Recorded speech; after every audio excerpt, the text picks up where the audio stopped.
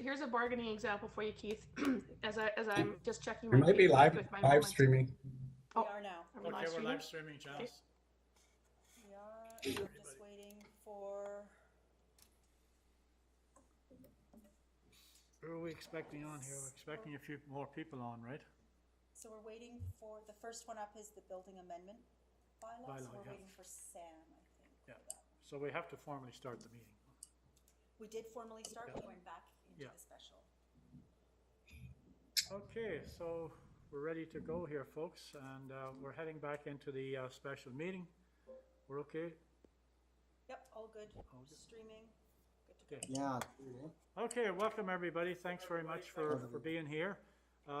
Wearing my mask. Hopefully, those of you that are keeping an eye on what we're doing at City Hall, just remember, wear your mask, wash your hands, keep your social distance, and we'll do just fine. I'd like a motion to adopt the agenda of the special regular meeting, please. Jesse, and second by Keith. All in favor? Carried. And with that, I'd like to read the Aboriginal Acknowledgement. We'd like to acknowledge the land on which we're gathered. This is traditional territory of the Tanaa, Silex, and the Sinix peoples, home to Métis and many diverse Aboriginal persons. We honour the connection to the land, rivers, and respect the importance of the environment to our strength as a community.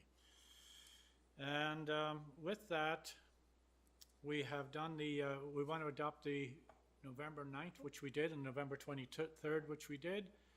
And we're heading now into the first, which is, sorry, number 8, bylaws, and we're on 8A is the first one, the building amendment bylaw step code. And who do we have from staff on this? Do we have anybody on from staff or not?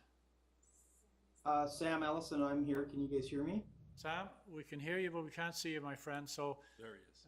Oh, yeah, there you are. There you are. Thanks, Sam. So if we have a question or two for you, then we can bring it up. So yes, there is a full staff write up on this particular issue, and I'd like a motion from council for the recommended resolution is put forward, please. I will. Councillor Renwick, and seconded by Councillor Page. I think you had your hand up. Now, are there any questions or comments from? I do. You do. Yes. Okay, starting with the mover, then the seconder, and then we'll go beyond that if that's necessary. Councillor Renwick. Thank you, Mayor. Sam, when you presented this to us, you know, a couple of times I think you were here and spoke with us, and to me it made a lot of sense, and it's something that it's coming down through the province anyway, so eventually we're going to have to, you know, to be at the various steps. I had a very interesting discussion in the last couple of weeks with Frank Maida, who is not a fan of this, and I heard the other side of the story, and my concern is that this can make things a little more unaffordable for people if we rush into this. Now, you had said that most people are building, or most of our contractors are building to step code 3 now without having to go there, which is fine, but I guess where I struggle is if we're going to put this to say you must build to step code 3, that does make things a little bit unaffordable for those that are, for somebody like Frank that builds spec homes that sell on price versus a lot of the contractors in this town that work on cost plus. Doesn't matter to them whether it's step code 2, 3, 4, 5, whatever, because they're just adding the cost on to the consumer or to the person that they're building for, and not everybody can afford to do that. So I mean, we're going to get there anyways, but so if we move up the ladder a little quicker, like what really is that benefiting us? Whereas if we just stay where we're at, move along as the province mandates us to move along, it slows the process down a bit, but it does keep things affordable for a while longer. well, theoretically, and this is sort of what the energy advisors and the province and what we've seen is that step 3 is supposed to still be something that you can achieve mostly through air tightness on your home. So it's about air leakage. So, you know, it should be something that you can do for almost a no cost. What I just have done, I've just sent a grant application away to Fortis, hopefully for funding in January, to help to fully fund mid-construction blower door tests. So that means that the energy auditor could go in there when the insulation's in, but before the drywall's up, do a test and find any of the air leaks. And if we get this funding, that should be fully covered. And what I'm hoping, and what the energy auditors have told me and everybody else, is that if they can get those leaks plugged at that stage, which is some tape and stuffing, that should get the air leakage under, and builders, you know, I actually was kind of doing it partly in benefit for builders exactly like Fran. Supplemental? Yes, thank you. Councillor Renwick? So, Sam, I've also heard... And then Councillor Pate. I've also heard that I know that Kimberley has adopted Step Code 3. They're having some issues with moisture and what have you, because some of the contractors don't know how to properly deal with some of the new products out there. I've also heard that insurance companies are very concerned because of that fact, that things are not being done properly or proper procedures, that they are also increasing their insurance on homes, which makes things unaffordable as well. And I just think that maybe we should slow this train down a little bit and have a further look. That's my point. Thanks, Councillor Renwick. Councillor Sam, did you want to follow up on that? Or? Well, I just was going to respond quickly. I know the building official from Kimberley quite well, Andy Christie, and have talked to him quite a bit. He hasn't related that to me. I know they have definitely quite a bit colder climate there, which can make things more difficult for sure. It's a consideration. Thank you. Councillor Page, and then Councillor Luchtenberg had his hand up. You know, as I was listening to Councillor Renwick, I think I see more inspiration and opportunity here. Like when I look at the contractors and think of, you know, guys like North Construction and the expansion that we're seeing in the workforce and the technology envelope that needs to be pushed to like meet this next stage, and like the workforce that we're developing in this town that then has the capacity to reach out and do projects elsewhere. I think there's a lot of reciprocal benefits to being ahead of the curve. I hear your point, maybe not too far ahead, but like listening to the Kimberley piece, thinking about the mayor over there and the kind of technology and projects they're kind of interested in. And like, if anything, we should be partnering together and seeing how we can share best practices between the East and West Kootenays to like roll this out and do it in some sort of uniform way where our learnings are shared and we're both moving the thing forward and being able to get on the other side of some of these friction points that we need to do in terms of training. So I see the 4%, kind of the increased cost that it can do. I hear, like, for me, the mid construction blower test makes perfect sense if we can like take that kind of skill set and make it easier to access for that contracting crew so that they can go through these steps and achieve those results in the most efficient way possible. That sounds like all great stuff. So I'm fully in support of just being just ahead of the curve so that we're developing the skill set here and exporting it out to the rest of the province and the region in the Southern Interior. Thank you. Councillor Luchtenberg. I hear the concern about affordability loud and clear, and I'm also concerned about affordability, but I'm concerned about it in a different way, which is that if we don't do the work at the time of build, then we're just going to have to do the work at a much more expensive cost in 5 years, 8 years, 10 years, when you have to do the retrofit, and you will have to do the retrofit at some point. And so it's the contractor's sort of out of the game at that point. And in fact, if anything, they've got an opportunity to get more business when it comes time to do the retrofit to clean things up. But ultimately, the homeowner is the one who's going to have to pay And so that's just a little bit of where my concern is, that we would just otherwise be sort of deferring the cost by a couple of years, and ultimately it's going to be a lot more expensive to do than at the time of build. Councillor Woodward. Thanks, Councillor Luchtenberg. Thank you, Mayor. Yeah, I think what I picked up out of this, and I just want to say, Councillor Renwick, I do understand. I mean, housing is tremendously expensive. There's just no doubt about it, and we live in an expensive area.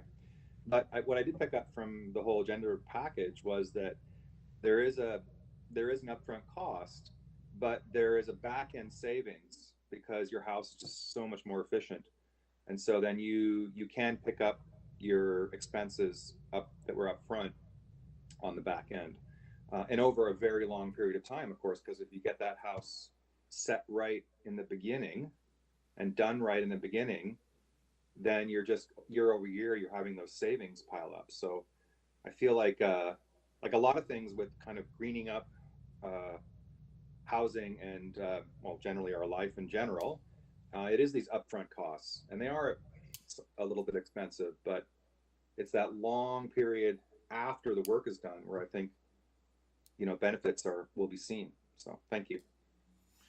Councillor, thanks very much, Councillor Woodward. Councillor Page. Just a little supplemental there, but thinking about the story you've just told us, and I think it's a really important story. I think that's a lived experience that someone is having in the market right now. How are we connecting that to training opportunities that are valuable to that individual, then that class of individual? How are we saying, okay, this is what it is, but here's how we're going to help you step up your game and take it to that next level so you can incorporate that workflow into what you do. That's my question, is how do we take this and say, this is a good thing to do, and know that we need to do the training, and we are, and I know there's lots of programs we've been doing with different contractors. How do we keep filling those gaps? And as those stories come up, being able to connect them to resources so it's not this big burden on their business. Can I just maybe answer that one a little bit? Because this one has been a bit frustrating for us, and the point Councillor Renwick brought up about these been installed properly, and it's not just these new air handling of whether it's a heat pump, etc. These systems, these HVAC systems, are definitely more sophisticated. These are more are getting similar to what you always had in a commercial building. You'd never build a commercial building without a mechanical engineer as designing those systems, and we're sort of forcing that into the residential sector without the the depth of understanding. And we did propose a pilot with Fortis where we would actually take on, hire somebody on a contract basis to take on that, to design and make sure they were installed properly. And so there is actually Fortis does have a grant out there that covers that energy advisor, this person to design and this HVAC system the proper way to make sure it's installed properly. And they've also identified there's a real gap. There's no local people that are doing that work and have that skill set to do that work fully. Each of our contractors, depending on who they are, have some skills in that way, but they're all small businesses and they're all busy and they're all trying to just get the system in place, and they don't have the time to research the myriad of different options and how to do them. So we're still strongly pursuing that with Fortis. Certainly we have support locally. We're just really running into a problem corporately, whether they'd fund that. And if you just think it as in terms of being that design team for now this group of say 30 or 10 contractors, instead of them all having to be their own design team, they'd have one designer that could do that for all of them until it matures and maybe that skill set is just a normal skill set they have, but they're all scrambling to keep up with this technology and the changes. And part of this came up from when our director of development services was trying to install a heat pump in her house and basically got nowhere with it, and nobody really had the expertise to say you should do it or shouldn't do it, or this one you should use it. But Sam pointed out that's even with a normal gas furnace, you have the same challenges of, you know, there's kind of modeled A, B, and C, and they select A, B, or C, where maybe B plus was the right solution for that house, the most efficient. So we are trying to work on that. And I also say, just from building a house, you know, you don't have a do again if you don't do it up front. For example, we're getting to step code 4, and that involves 3.5 inches of insulation under our slab. So you can't come back later and put another 2 inches of insulation under your slab. Our walls are going to be built basically 8-inch walls with offsetting 2x4s, and the mayor pointed this out, that, you know, that's where the heat loss is actually your wood in those walls. So by separating those walls, and I think the mayor, you mentioned in Europe that's been done forever, is you don't have that connection between the, you know, the inside of your house and your outside, where that heat loss and etc. happens. So again, can't do that later either. So there's a number of things that you either do it now or you never get that opportunity again. What you do, you know, our alternative would be put rigid out insulation on the outside. You create that gap between the wall, but now you pull off all your siding, and, you know, so a lot of these are hard to do afterwards. In fact, most of them are impossible to do after the fact, but I think that skill set and is one lacking. So now you have me worried, Cal, that you know you know, that HVAC system isn't going to work properly and cause problems inside the house. Councillor It would be amazing. Yeah, sir. Councillor Renwick's up. Well, yeah, and you're right, Kevin. And from what I understand is, you know, someone like yourself that's having a home built, they're learning on your house as they go, and they might get it right, and they might not. And if they don't get it right, who's going to pay? And what if your insurance company says, no, that shouldn't have been done that way, and we're not going to cover you? And like, we know we're going down this road, you guys. Like, the government has brought this out, and we're going to get there. And, you know, back to Councillor Page's point about being ahead of the curve, we don't have to be ahead of the curve on everything in this city. We're ahead of the curve on a lot of stuff. We don't have to be ahead on everything. And I just think we should be very cautious here and slow things down, and maybe get Sam to dig up a little bit more information on us. But when I hear of moisture problems in Kimberley, you know, yeah, Kimberley's a little further north than us, but we're pretty cold here too.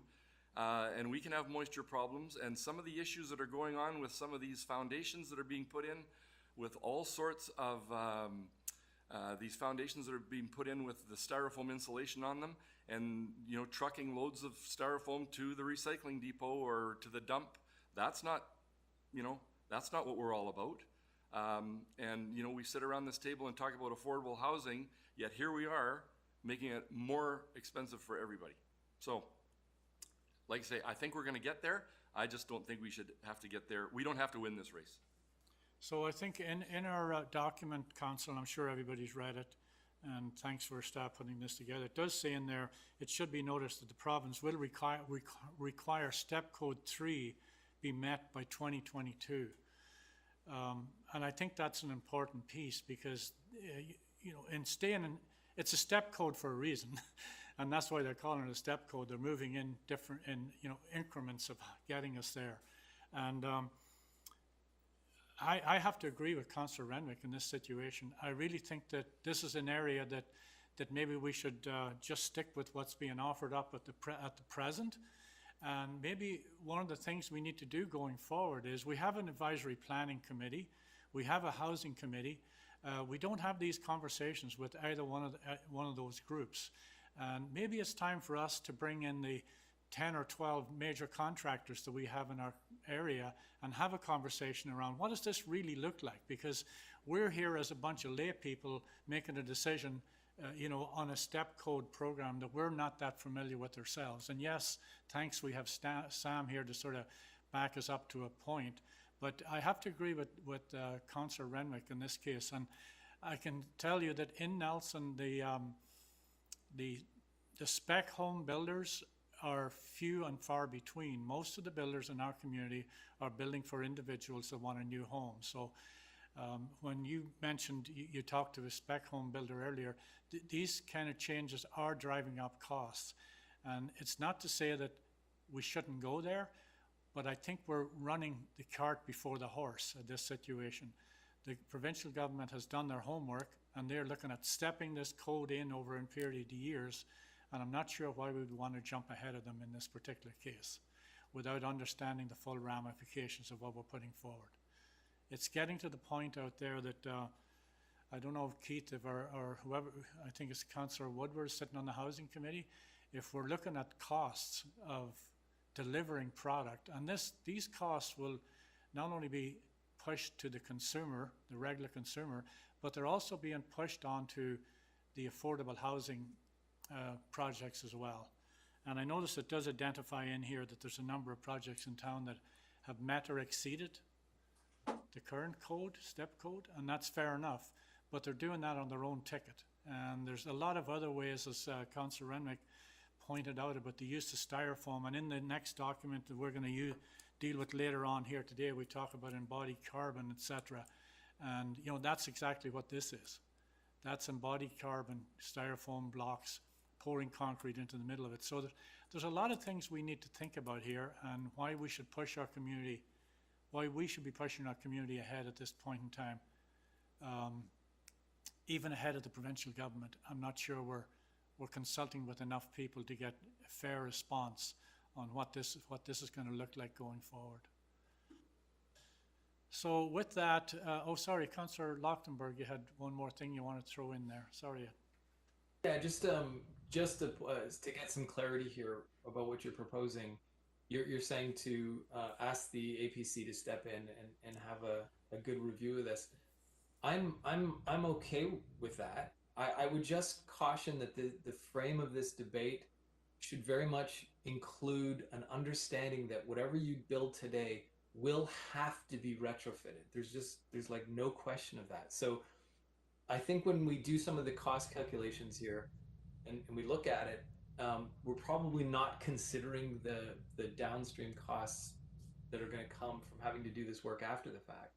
And so I just want to make sure that we're not losing sight of that fact, because it's easy to say, when you balance the scales and you don't include that, you're probably not getting a clear picture about what the costs are. So well, I can assure you from my limited experience that when I built my home, it was up to the code, and even when I got the blower test, it tested very, very high, and it was built in the early 80s on the blower test. And I can assure you that the homes that are being built today are far in excess of where I was, and even though I met the code and exceeded it at that particular point in time, it doesn't mean that I'm going to go out and retrofit my home that was built in the early 80s today. The retrofitting is, we're talking about homes that were built 50, 60, 70, 80 years ago in our community that have actually newspaper in the walls for insulation and so forth. Yeah, but those certainly will be first. I'm just thinking, after that first run of the big ones, you're going to get to the next ones as you try to hit these even provincial and federal targets of net zero. They're going to come on that they'll have to be dealt with. Just wanted to raise that. And the second thing I just wanted to raise is I do agree that the embodied carbon part of it is very much should be a part of this when we look at it. So I totally agree with you on that. Yeah, and I think it's actually identified in the preamble here by staff. And for me personally, I think, and I think for council, for value for council, it wouldn't hurt for us to sit down with and listen to 12 contractors just what this looks like. Now, get up front, I'd have to say I wouldn't necessarily say that they'd all agree with the step code period, but at the same time, you'd get feedback from people that are actually in the industry and how they can adjust and adapt to this. And Kevin made as did Sam, a few good points about offering up additional services for them, but then there's a cost attached to that as well. So, Councillor Page, I'll give you one last kick at the cat here. You've been on 3 or 4 times already. Sorry about that. I just want to remind us when we look at this report and how it's coming to us as final adoption of something we've already had a debate around in a document that we're going to be discussing later that speaks specifically to being a model. And I look at what we're doing here as we adopt finally this, and I hope it does finally get adopted, that we can do this. Like, the guys on the road can figure this out, and if we give them some wind in their sails and work with our partners in Kimberley and figure out regionally some of how we share those problems with each other and how we identify, correct, and like immediately implement, we can do this. These guys are smart. They can do this. Let's just there's no question. give them that wind. You know, but we don't want to be experimenting on the backs of the consumer either. So there's no and question. We have this. We're not. Yeah. Let's let them do this. That's my kick at the can. Okay, so I just had one other thing on that, because, and Sam, maybe you can add to this. You know, so the problem of the design is a real one, and the people that have that skill set, and I don't want to, you know, go to the leaky condo issue, but there have been real issues in the past on, you know, getting in too far in front of the curve. And Sam, I'm correct that I think BC Hydro and maybe Fortis are both looking at not giving rebates unless there's a certified installer. So that's the direction they're going, which puts us in a catch-22 here is when we don't have certified installers and we have regulations that say you have to meet this, and then now you won't be qualified for the rebate. We might be in a, you know, bit of a quandary of how we do that. So, you know, I think we have to put strong pressure on whether it's the Fortis or whoever, that we need some way to solve that problem if we're going to continue down this route. And I guess maybe that would be the only one reason I would maybe at this stage say maybe we want to just put this on hold for right now and see if we can get clarity on that and get that solved. Because on a cost side basis right now, and I know ultimately someone pays for your natural gas or whatever, or electricity, right now those costs are primarily being covered through rebates. So there's, I think, a $3,500 rebate for my my energy advisor to add, you know, these additional things I have to do to get to that step code. The problem is, do we have the expertise to install that correctly in my house, that I don't end up with a problem down the road? And if BC Hydro and Fortis say now you have to be qualified to do that, and we don't have anybody qualified in our region, now I can't even get the rebate, although if we pass this, then I'm forced to actually do this without rebates. That would be my only concern at this stage. Janice had her hand up. Oh, so you're muted, I think, Councillor Morrison. I'd like to have Sam just respond to Kevin first, please. Yeah, sure, absolutely. Sam, do you have a comment there? Well, just a couple quick things. I think the rebate right now for step 4 is actually $10,000, substantial. I just want to make the quick point that step 3 is achievable without any special heating systems, without any additional insulation, without, you know, with double pane windows. Step 3 is and that's why I sort of had recommended it. It's a step that's just achievable with some air sealing and no significant extra items. And I do share the concerns about the embodied carbon, and that's, you know, I'm involved in a project right now to move forward on that. So I wouldn't recommend step 4 or 5, and that's where you really do get into complications with mechanical systems and other things. So I just feel like, you know, step 3 is a really achievable goal, and I would, anyways, I'll just leave it at that. Okay, thank you, Sam. Any further? Janice, you had your hand up? Thank you. So, in terms of this, is that I'm in favor of moving forward with step 3 for the reasons that were just cited by staff, by Sam. I'm also comfortable if somebody wants to say refer this for 3 months so we could talk to more contractors, like the mayor was saying. My issue about they don't know how to build to these standards is that most of these contractors, or at least the ones I've spoken with, do belong to associations. I remember going to a meeting, and I believe that Mr. Ellison was even present at the meeting I went to in Castlegar when they were first introducing the step code, and that a number of the contractors, local contractors, were there because it was giving them credits for their licenseship. So I'm a bit confused about contractors that sort of know it and contractors that don't know it. I heard this argument at the RD table when we couldn't even agree to go to step 1, which they delayed and now have finally gotten to, based on contractors didn't know how to apply the codes.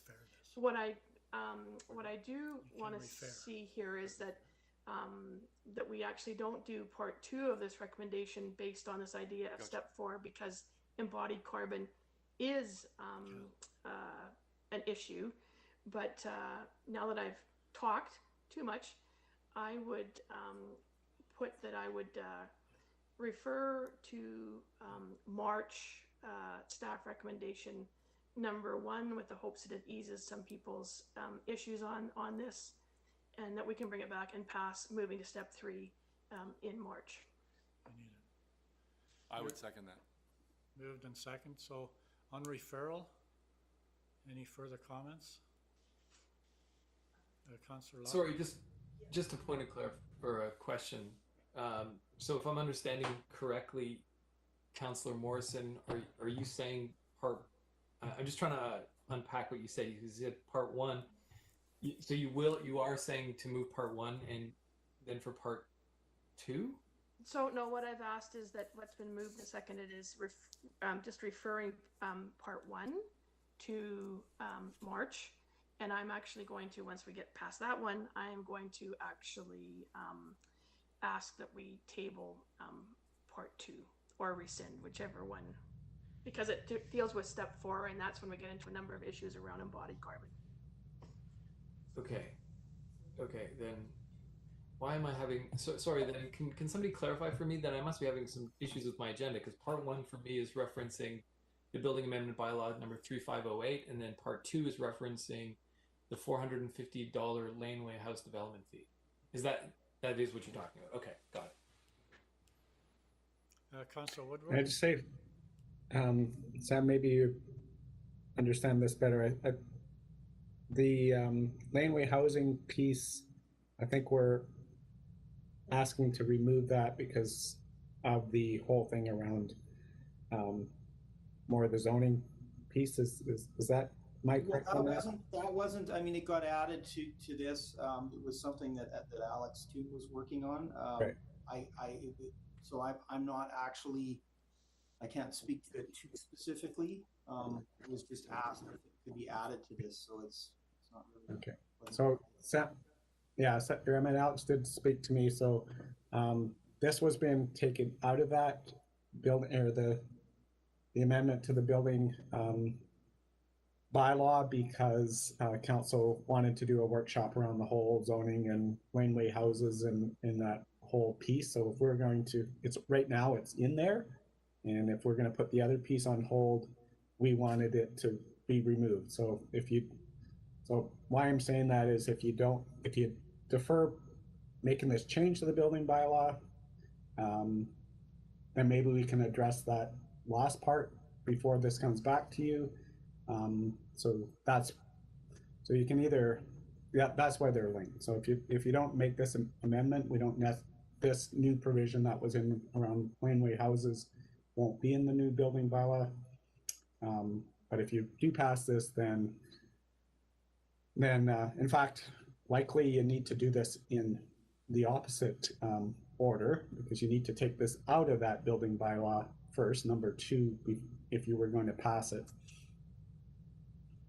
I know that's confusing, but that's basically this provision number 2 is in there, and we're recommending you take it out because we're not dealing with laneway houses until we have the workshop with council around zoning, that piece that Alex brought to council, I think, last week. So we can if you're we can do thinking that. of passing this amendment or this final reading now, you need to do number 2 first and remove that. Sorry about that. Okay, Kevin, so we can remove number 2 at any time. We don't have to remove it. That's why Janice was laying it on the table, right? Yeah, exactly. Sorry. So Janice is putting it Yeah, on sorry. All I'm saying is you probably have to do this in the opposite order. Maybe you want to deal with 2 first and get it out of the building bylaw, or postpone it, and then whether Okay, make it a little clearer. then if this passes, amending the building bylaw, it's out.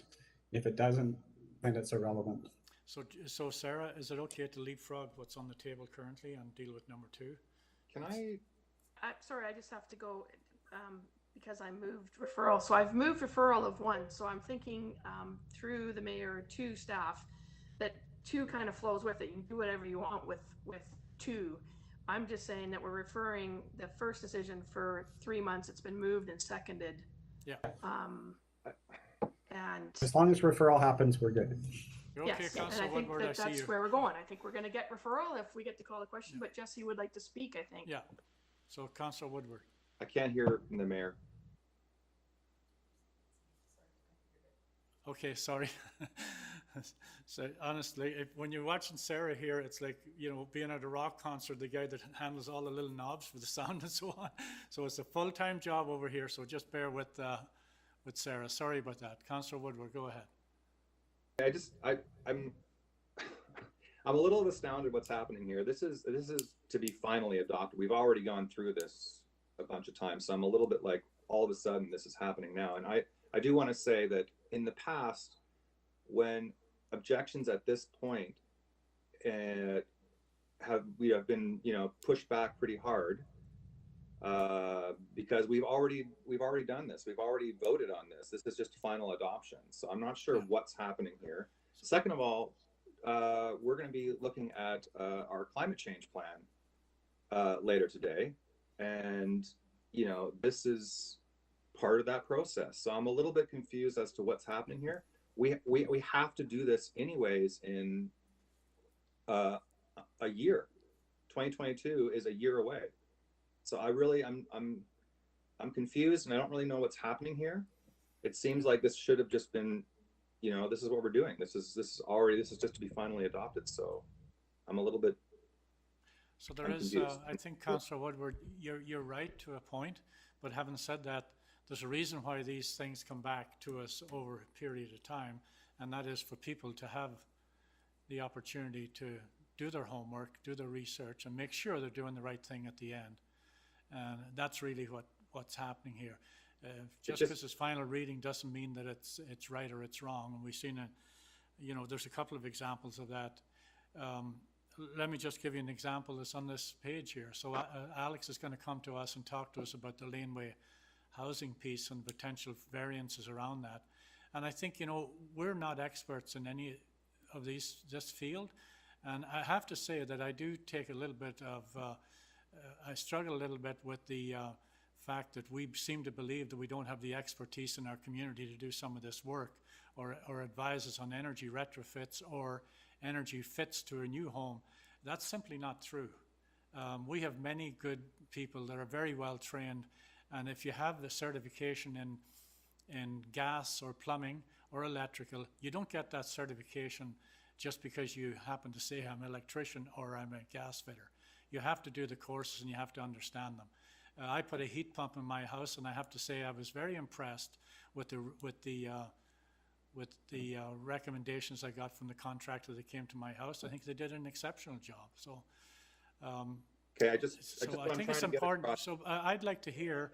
I think what we're asking for here is through referral is an opportunity to actually have this conversation with some of the people that are actually in the field and delivering some of this product as they go forward. It's not a case of not going to the step. We're meeting and exceeding what's being asked of us now. We're just not going beyond that till we get further clarification. And in 2022, as you say, we'll go there because the province will hand that down. Sam, I got a question for you, if you don't mind, if you're still there. Rick's been waiting for a while. For some I- reason, sorry. I'm going to John.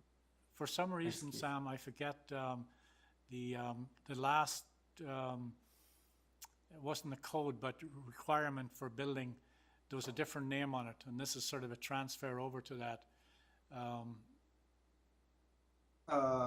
In regards to step code, you mean? Or? In regards to, pardon, sorry? I think you're probably referring to LEED. LEED certification, right? So, LEED was something that wasn't provincially mandated or put in the code. It was an independent. It still exists. Yeah. So I think LEED's wasn't LEED's. Just for clarification here, as we go forward, because if we're going to refer this, we need to have these conversations. But to the best of my knowledge, that LEED's was mandated in all provincial buildings at one point, because we have a couple of them that were built right here in our community. Anderson Street Place was an example of a LEED certification project that was built in Nelson. And is that gone? Is that gone now? Well, no, it's not gone. But what the province has done is they've transitioned to their to step code. So Step the new code, exactly, housing projects in town are all built to step 3. Exactly. And that's really where I'm going here. This is not a new thing, but the LEED certification was a part of that, getting us to the step code program. And so I'm gonna call the question on referral at this point. Sorry, John. I just had a question Sorry, about I couldn't that. see you there. Yeah. It's okay. Because this is a new thing, it's kind of a new set of discussion. I just want to, I want to have a question for Sam about what building projects or starts we have coming up that this might affect. If it's kind of irrelevant and like nothing, it's not going to impact any projects between now and March, and it gives this forces us to bring a bunch of all of our contractor community together, knowing that this is coming. I would be okay because it's kind of it doesn't have any impact. But if it does have an impact on new development, and as you said, either this is kind of happening already with a few tweaks like that the blower test that happens mid-construction, those kinds of things, then it seems to me that it's otherwise projecting fear unnecessarily, because it's not going to really impact construction at all. It won't impact costs, and if anything, it'll give the builders a chance to get their feet underneath them before this really starts to roll in heavy. So my question is this going to have any material effect on new developments or new buildings that are going to happen between now and say March? So we've only had 2 houses recently that didn't meet step 3. So that just, we had 25 house permits in the last year. Only 2 of those didn't meet step 3 and should have been able to. The only project that I can think of that would be significantly affected if the seniors housing project on Vernon Street were to proceed in that period of time, then the requirement for them to meet step 2 for that building wouldn't happen. And I'll just add in there, I think that the Ancron Medical Center across from the hospital might be the other one that might come in before March. Yeah, that's true. Yeah. Okay, so then what I'm hearing is there's a real concern that this unnecessarily would compromise those projects if we did delay to March. Given that it's not going to materially affect the cost, it will sort of get best practices going. We should not vote to defer. That's what I'm reflecting on. Okay. So can I ask Sam or Pam, are those likely to go ahead? When do you see them coming in for building permit? Well, the seniors housing one, they just renewed their DP, so who knows for sure. They're a ways away, right? Yeah, I don't know. They could come in January. It's really difficult to know right now. Mm-hmm. So step 2 is what, Sam, so just to be clear, step 2 is what's required now. 1. Step 1. Sorry, John, you just kind of stepped on Pam there. She was. Sorry, I couldn't hear. Pam, Yeah, I'd love to hear from I Pam. was just saying that I heard recently from the landowner that they were going to go ahead with the Ancron project fairly soon. Again, you never know when that is, though. Yeah, it's been on the table a number of times. It's a little hard to hear you, Pam, so next time, yeah, we did hear you, but it's a little difficult to hear you. So. And Sam, maybe just want to clarify between step code 3 on residential and step code 2 on commercial. Right, so the only requirement right now is step 1 for residential.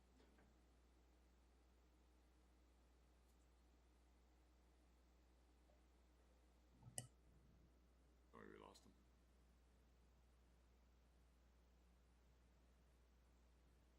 So I'll just finish that thought for Sam. So the only thing required right now is step 1 for residential, and there's nothing required for commercial. Sorry, Pam, there's nothing what? There's nothing required. There's no step codes required for commercial right now. Yeah. So it doesn't impact those buildings one way or the other. But it would if we voted to defer till March. There's a very good chance that this would impact the development of those buildings, in my opinion, negatively, because these are things that they should do. It won't really impact the cost. It'll just make sure that they check some boxes that need to be checked. It should be checked regardless.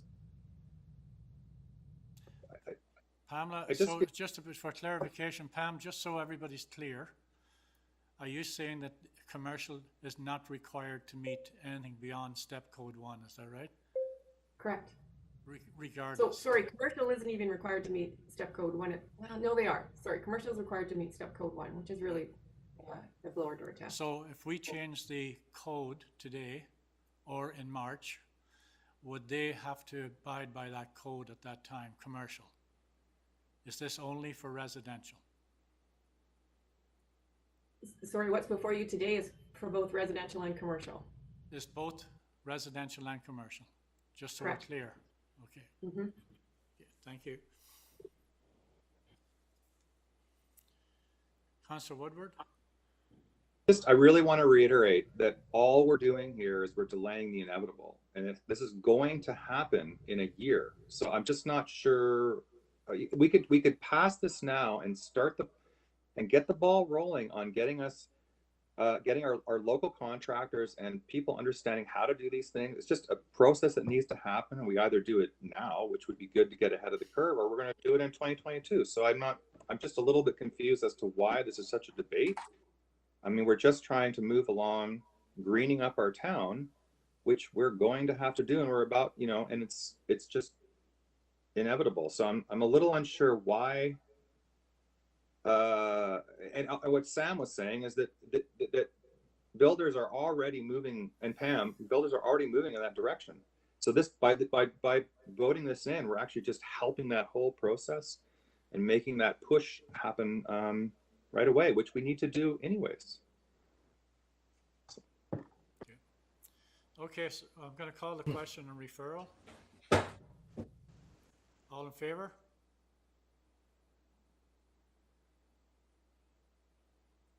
Opposed? Sorry, I lost a picture there. I don't see the vote hands. Things are frozen.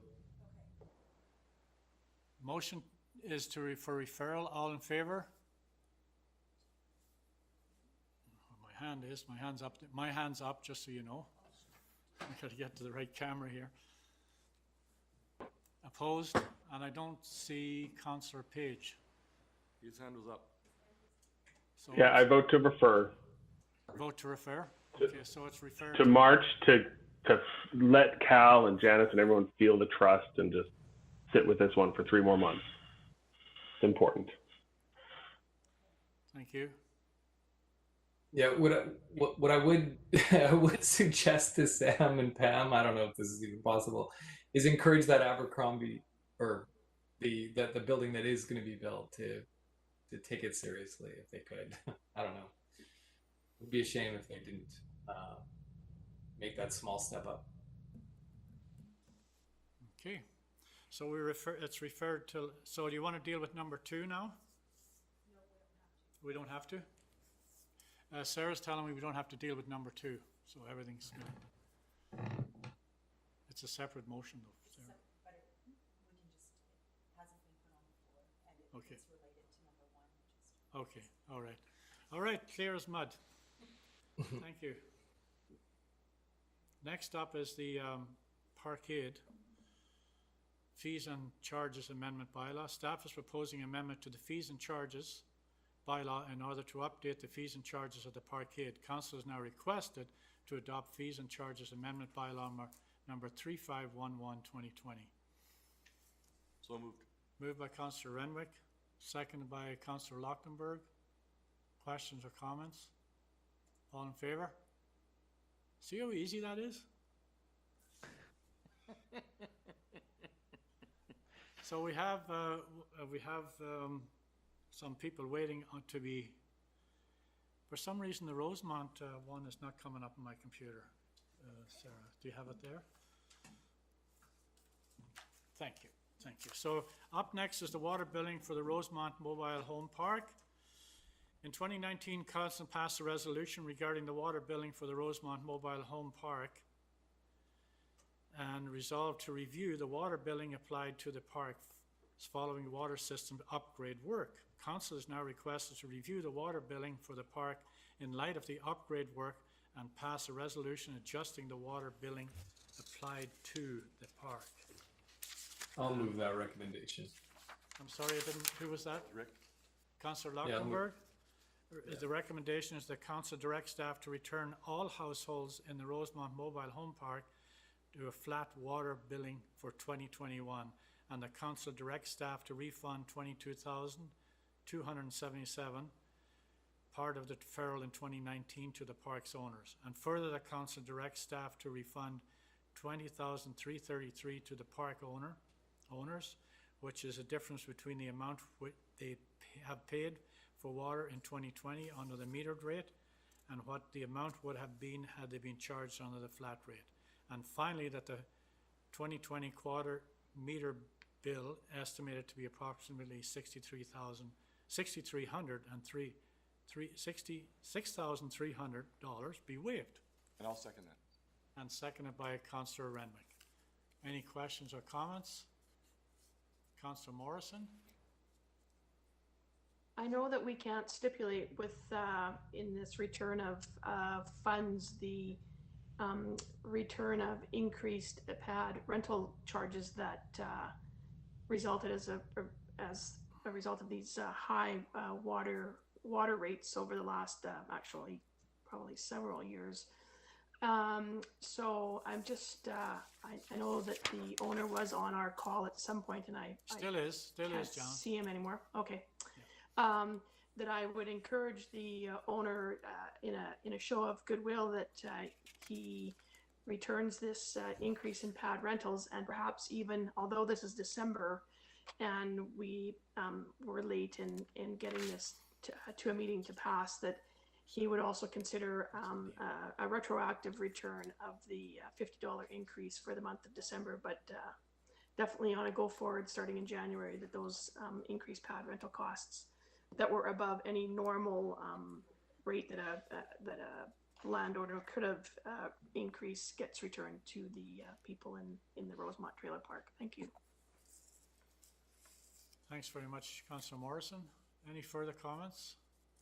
Hearing none, I just want to thank our staff and the owner of the trailer park for working together to solve that problem we had in the first place. And we look forward to continuing to work with you going forward. So, all in favor? Mayor. Oh, sorry. Mayor, just one thing that we had invited the owner on. I think the council had saw part of the RFD that there was some other kind of comments that he had, and I didn't know if anyone had any feedback. Obviously, the owner wanted to be on today because he has, in good faith, worked through this and had a few. In his own document, had provided a letter, and I think was wondering if there was any conversations or any comments from council that he might want to address or need to address. So you're on mute at the moment. You have to unmute your. Those words are used a lot these days. Can you hear me now? Yeah, and so are those words. Can you hear me now? That's. Thank you very much, Mayor. I'll just address Ms. Councillor Morrison quickly. Yes, I did provide a document to Mr. McClure. The rent will go down. There was a little bit of confusion, I think, when we did increase the rent to by $50. part of that was a 2019 provincial increase of 4.5%. So it wasn't truly a $50 increase based on the water. With that said, in my conversations with Mr. McClure, I do want to reiterate, we have been charged the metered rate or portions of since January 2019. I did give Mr. McClure a copy of what we were charged and what we could have been charged. Now, this council in December 2019 voted on a discount for part of 2019. I was also hoping that we would get over and above the discount because it wasn't a full refund. I did give Mr. McClure what we actually paid in 2019 of almost $72,000. And in 2020, we paid almost $40,550, plus $17,000 just for the units that were put back on the flat rate. And again, I think where Mr. McClure's numbers and mine do not add up is that if we date the refund back to January 2019, we would be owed $55,000. And I believe Mr. McClure, his numbers are at about 42,000. So yes, the refund will be going to pay for some of the infrastructure, all of the infrastructure costs in the last 3 years since 2017 are $100,000 or just above. And the rent is what I put to Mr. McClure. We're projecting the rent can at least go down $15. So I say $15 just because some people don't pay $450, they pay $465 depending on their lot size or when they signed on. That $15 decrease, there's a few new people that moved in that are on a new contract versus the people that were subject to that larger increase in 2019. So most of the units other than maybe 3 would be reduced by $15. So again, those are my views. I'll let maybe Mr. McClure speak to why we have those slight differences on the money, but I would hope that we would get a full refund dating back from 2019 when we first get put on the metered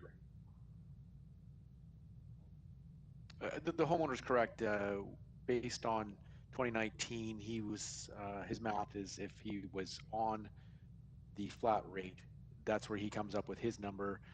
When we had done the work last year in 2019, basically 6 months of both sides on the metered rate is sort of where we kind of that's where my calculation had come from, and part of that's only because when we did that work and we brought forward and council had put on a deferred the refund, that's where I had based my numbers just off of the 2019 results, being that the trailer park owners had done some work on the south side, and so we basically said, okay, after the 6 months of metered rate, you don't have to pay anymore on the metered rate. And then we had some on the north side because there not as much work had been completed, and so that's where council was thinking, well, we'll keep this in, and that's the number we had calculated and I had held as a potential deposit, and that's why I referenced it in my report. But that's where the difference is that is the homeowner is saying, well, look at in 2019, yes, maybe it took me longer here, and you put COVID in and you put some other kind of reasonings behind why we didn't get started, sort of some mistake by the city in providing an invoice that only had 1 meter on it at the beginning, and the homeowners thinking that they had got some work finished and were ahead of time, and so we're not thinking that there's as much of an issue. So there's a few things that are going on there, but basically he's correct. The math is that the owner is saying, if I was on the flat rate in 2019 for the whole year, this is what I would have paid. I did pay this, and that's the difference. Whereas I've just gone off of what we had calculated at the end of 2019 from putting the mobile park on the metered and then giving back a refund because of the good work they had done on the south side. So that's where that difference is. Hopefully that explains it. Thank you, Colin.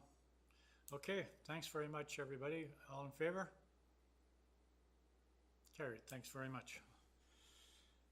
Next up, is everybody okay right now? We take a break. Do you want to? John, can we take 2 minutes? Yeah, exactly. We can have I'm just going to ask for a short recess so everybody can get a coffee or go to the washroom, whatever you need to do. So 10 minutes. Back at 11. returning to our agenda. I don't see Councillor Woodward and I don't see Councillor Lochtenberg, and hopefully they're there somewhere. Oh yeah, there's Councillor Lochtenberg. There's Jesse. And Councillor Woodward. Yeah, good, thank you. Okay, everybody, thanks very much. And the next item on the agenda is Nelson Next. I have a hard copy here, and no idea what happened today. There we go. So we're going to get Kate and the staff, Pamela, I think, is on there, and Kevin as well. So we're going to go through this. I don't know if we're going to go word by word, but Kate, you're going to give us an overview, right? And this, by the way, folks, is a draft at this point in time, and we'll be listening to our staff give us some of the details anyway. Go ahead, Kate, you got the floor. Great, thanks so much. Yeah, no, I certainly will not be going through the entire plan today, but an overview, and afterwards we can have some discussion. So I have prepared a brief presentation. I'm just going to share my screen and we'll go through it.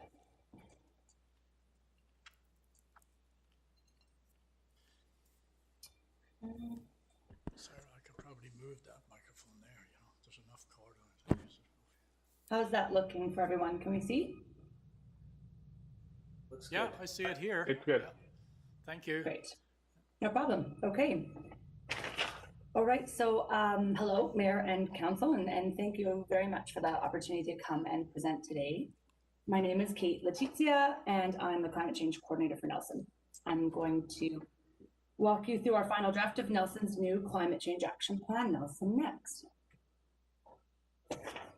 So I've prepared this brief presentation to walk you and anyone from the community who's listening through the high-level process that we've utilized to develop this plan, the results that emerged, and some of the brief key implementation milestones that we're considering for 2021.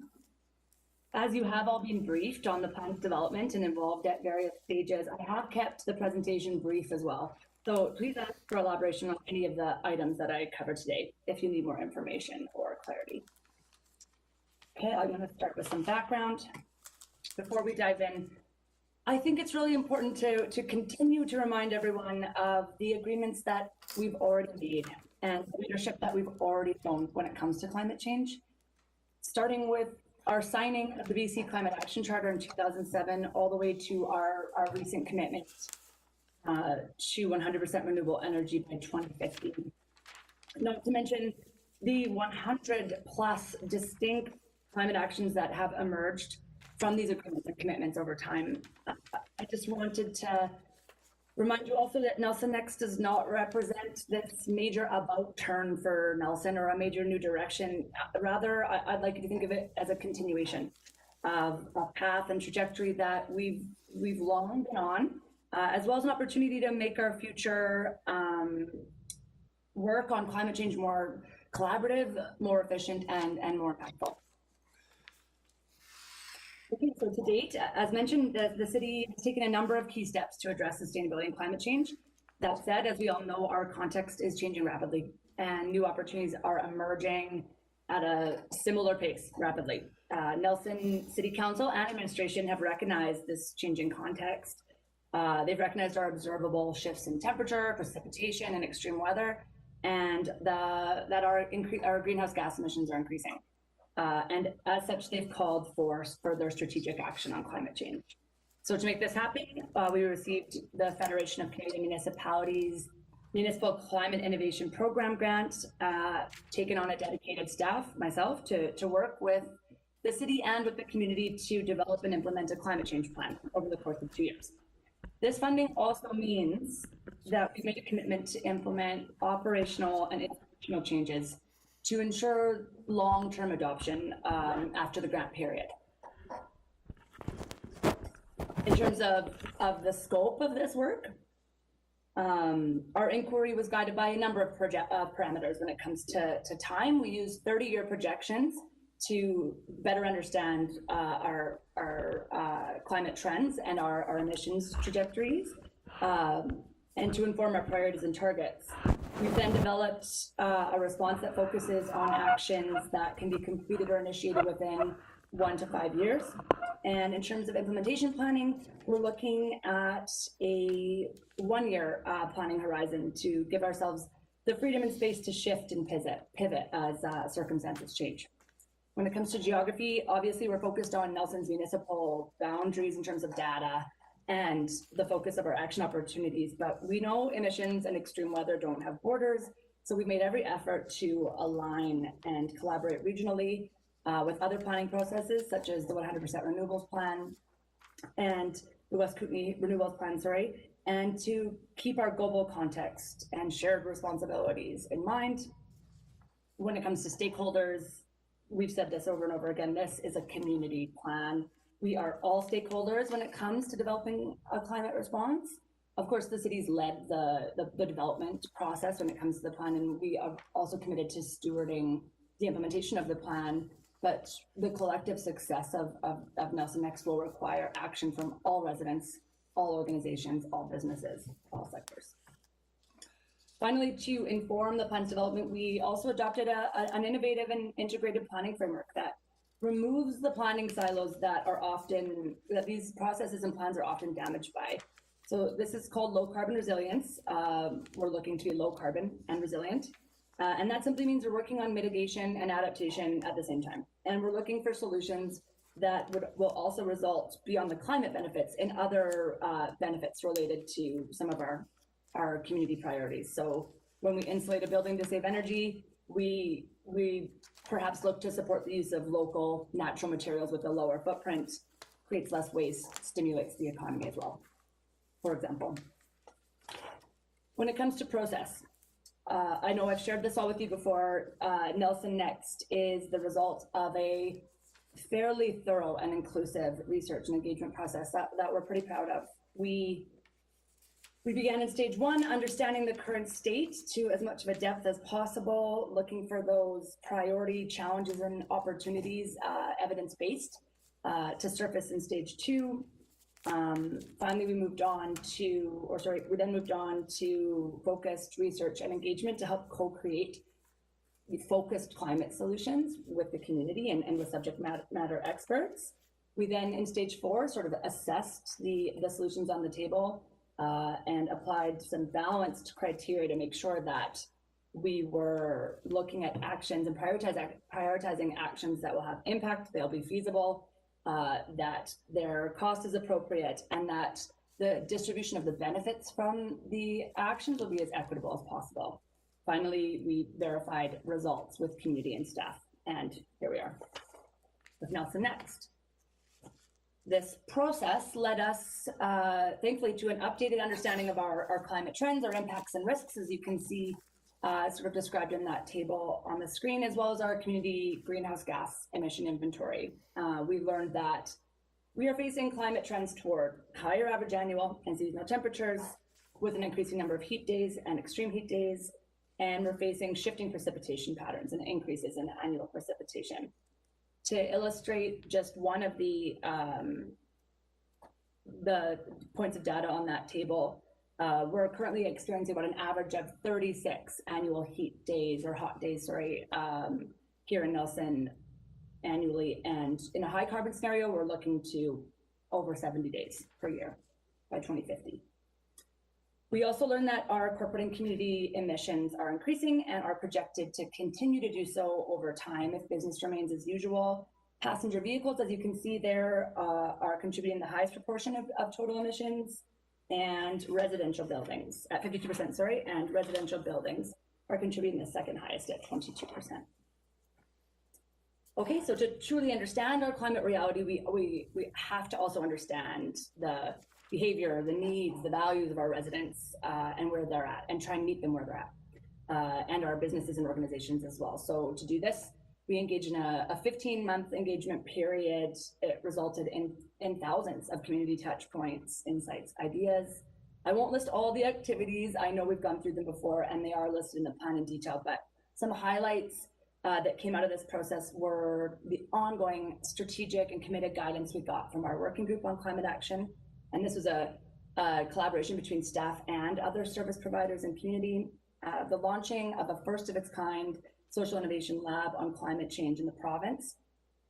to support community, to work, to develop solutions that work for them, and the regular ongoing interactions and feedback loops that we engaged with a range of partner organizations and subject matter experts, including the RDCK, Selkirk College, their Rural Development Institute, and the West Kootenay Eco Society. Okay, so we learned a lot from this engagement, and it was hard for me to just pick a couple things to highlight, but essentially, we learned that Nelsonites are concerned about climate change. Over 88% of them, they feel we need to act now to address it, and they're really keen to take increased action themselves and collaboratively in lots of areas that interest them most: low carbon and active transportation, energy efficiency, and prevention and recovery, to name a few of the top ones. When it comes to the expectations that community told us they had for this plan and our new way forward on climate action, they asked us to focus on energy efficiency and renewable energy. They asked us to build something and build actions and a plan and tactics that appeal to a broad audience, to a lot of different people. And they asked for ambitious targets and timelines. I think we delivered. They also asked for broad and municipal leadership and more strategic partnerships focused on climate action. Finally, something I always like to highlight is that they told us that the most commonly reported, the most common barrier to not taking climate change action in Nelson is a lack of understanding about what to do that will actually have a true measurable impact. And I think this is where this plan comes in, or at least it's going to definitely be a start. Okay, moving on to results. Nelson Next is guided by evidence-based aspirational targets set by you yourselves, by council, on a reflection of the local research and the commitments essentially required by cities across the globe to limit global temperature increase to 1.5 degrees. To do this, we are proposing a 75% decrease in emissions by 2030 and net zero emissions by 2040. To ensure resilience in the face of a changing climate, we're also committing to addressing priority climate risks, protecting at-risk groups from climate impacts, and integrating climate change data and risk assessments into our operations. Moving on to the heart of the plan, the aspirations and strategies. We have 7 aspirations, 23 strategies, and a wide range of priority, medium, and long-term tactics in the plan. The aspirations, oh my gosh, how do I mute this phone? The aspirations are to be thought of as the long-term desired, aspirational, frankly, future state that we plan to achieve through climate action. While the strategies and priority tactics focus more on the shorter-term strategic outcomes and activities that we plan to pursue to make those aspirations a reality. You can see by just a few of the highlighted examples here, the wide range of outcomes and sort of maximized benefits that we're looking to achieve. So beyond the climate outcomes, less congestion and pollution has health benefits. A multi-capable building sector and increased local food production will also strengthen the economy, for example. Like I said, I won't read or go into these in detail, as I know everyone's quite familiar with them, but we can dig in if we have to. A final reminder about these aspirations and strategies and tactics. They are a reflection of our data. They are a reflection of our expert community and continued staff input, and they also align with other communities in BC and Canada with similar contexts. We cover all of our priorities, and we do so in a way that aligns with what the community asked for and is keen to move forward on. Okay, final section of the presentation, just a little bit about implementation. So when it comes to making progress on these tactics and actions, we are going to employ as responsive of a framework as possible.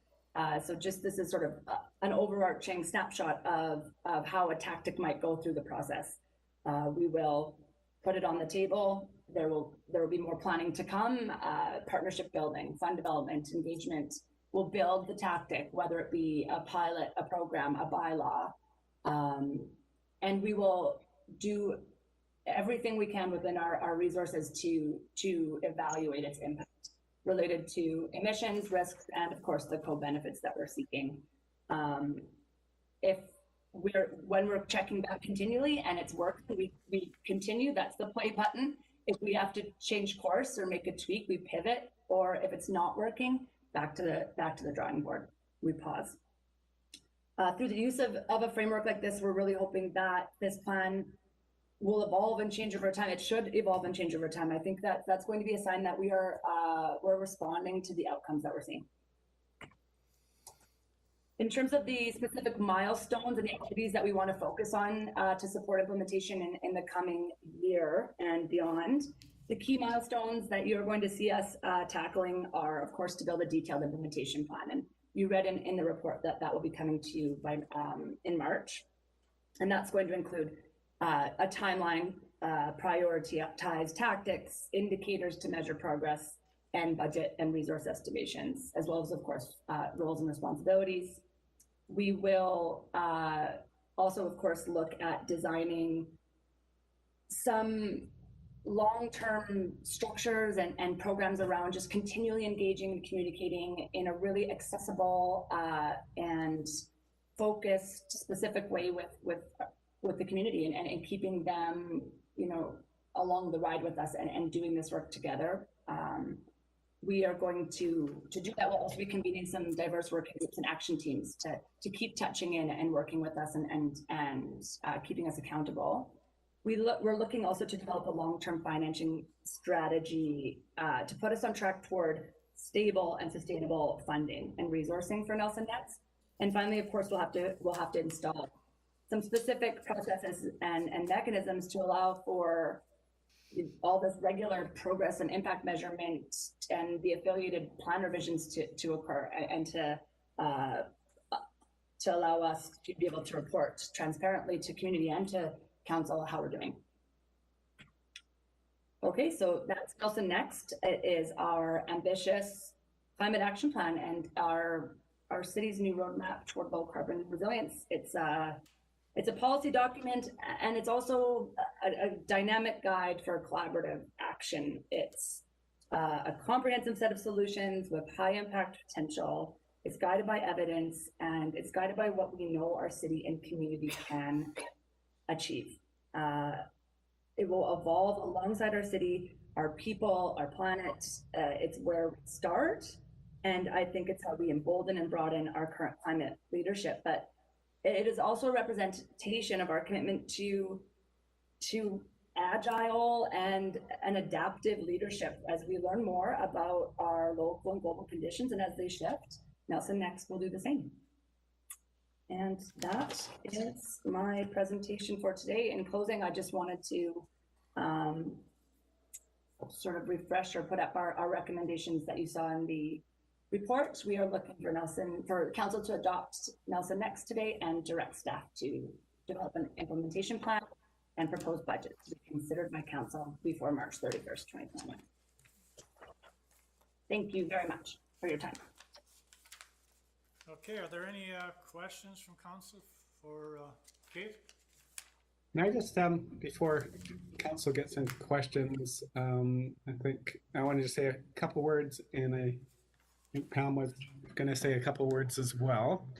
The first thing I want to say is, what we focused on to get this to you today, and part of that was, I know Councillor Anderson wanted to be part of this, so we were trying to reach her, meet her timelines. Unfortunately, she didn't quite make it to the 18th, so that was some of our timing, and we probably could have had, if we had a bit more time. I think we still want to refine, some of the, the wording and etc. Especially in the introductory piece of it, we want to make sure that relates to our community as a whole, and there's nothing, we don't inadvertently have trigger words or whatever that turn off a certain segment of the population. As Kate said, we need everyone to relate to this, and we need everyone to see themselves in this. And if there's things that you from council that you feel might not do that, then let us know, because we have some time on that front end piece. So we did focus on the aspiration strategies, etc. That's really what we're doing, and that's really the direction we want want to go. And I think the actually the earlier discussion on step code is a really good actually example of, you know, this isn't going to be easy work, right? This is, you know, even the step code, you know, working with our community to understand what it means, working with our contractors to so they're not fearful that this is going to drive costs, or working with that we know it's successful. All those things. That's one little piece of a larger plan is, and it's complex. You got your a lot of it in my mind. I've always said is it's behavior change, right? We all know that the quickest way to reduce GHGs from vehicles is all of us walk more. You know, that's not a hard concept, but to get people to walk more is not the easiest thing in the world. People get them to ride their bikes more, not the easiest things in the world. So we need to ultimately, any of the tactics or strategies we adopt need to have that wide appeal. How do we, like, if we don't get uptake for these things, you know, they're great ideas and will make low movements, but if we get 100% of people insulating or doing weather stripping in their homes, that's a big movement forward. If we get 10% of people doing that, that's a you know, then we're not successful. So that's, you know, we're going to really have to focus on some things and do them really well, and then move on to the next things. And even, sorry, just going back to the step code, not only, you know, was there that consultation with, you know, that, you know, the consultation with the homeowners, the builders, but as you heard from Sam, we've gone out to try to get grants so that blower door tests can actually be done early. So, and I was just talking to him between these meetings, and he said, actually, even, you know, the 2 homes that didn't meet step code 3, it wasn't about not doing anything additional. It was just they didn't have the air tightness by not their, I guess it's their vapor barrier was not installed properly, and then that's all it was, or they would have been at step code 3. So those are the, you know, little things that, you know, just make or break the initiatives you're doing, and that care to attention, and that is why we're applying for grants to, you know, assist our community to do the blower door test so it doesn't cost you more, to have that design professional that takes that pressure off that contractor having to go do another course and try to find time to do that. So all those pieces are going to be critically important to make any of this viable. Pam, I don't know what you want to add. Yeah, I just wanted to say a few things briefly. As we already mentioned in the report, while we know that there are many people in Nelson that are very concerned about climate change, we also know that there are people who still have questions about it. And so, you know, as Kevin mentioned, there might be some language in here that's potentially alienating for some people, and so that's not our intent at all. And I just want to emphasize that this is an evolving document that we will be, but there's lots of opportunity for updating it as we go along to make sure that it continues to work for us and for the community. And so I just want to emphasize that the important piece is part 2. So the aspirations, the strategies, and the actions. It's important that we agree on those and that we can start moving forward on those actions. And like I said, this will be an annual update, and there's plenty of room to make changes to this document if that's what we need to do. Thank you, Pamela. I have two speakers so far, Councillor Woodward and Councillor Page, then Councillor Lochtenberg. Well, to get into debate, I think I'd like to move the motion. Second by Councillor Page. Okay. So can Mover in the second or first, and then Councillor Lochtenberg, you're next. So just to clarify, is that both parts or part 1?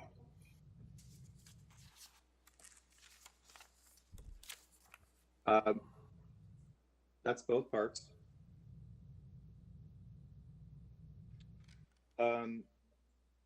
May I go ahead, Mayor? Absolutely, yeah.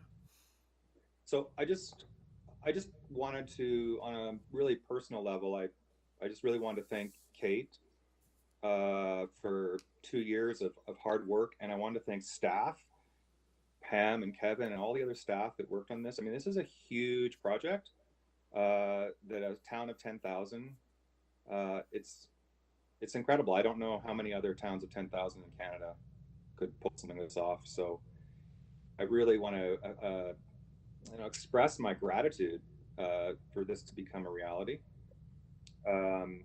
And I also want to acknowledge that, within that document, there is, clear evidence and pointing at what the UN is saying and what climate scientists are saying.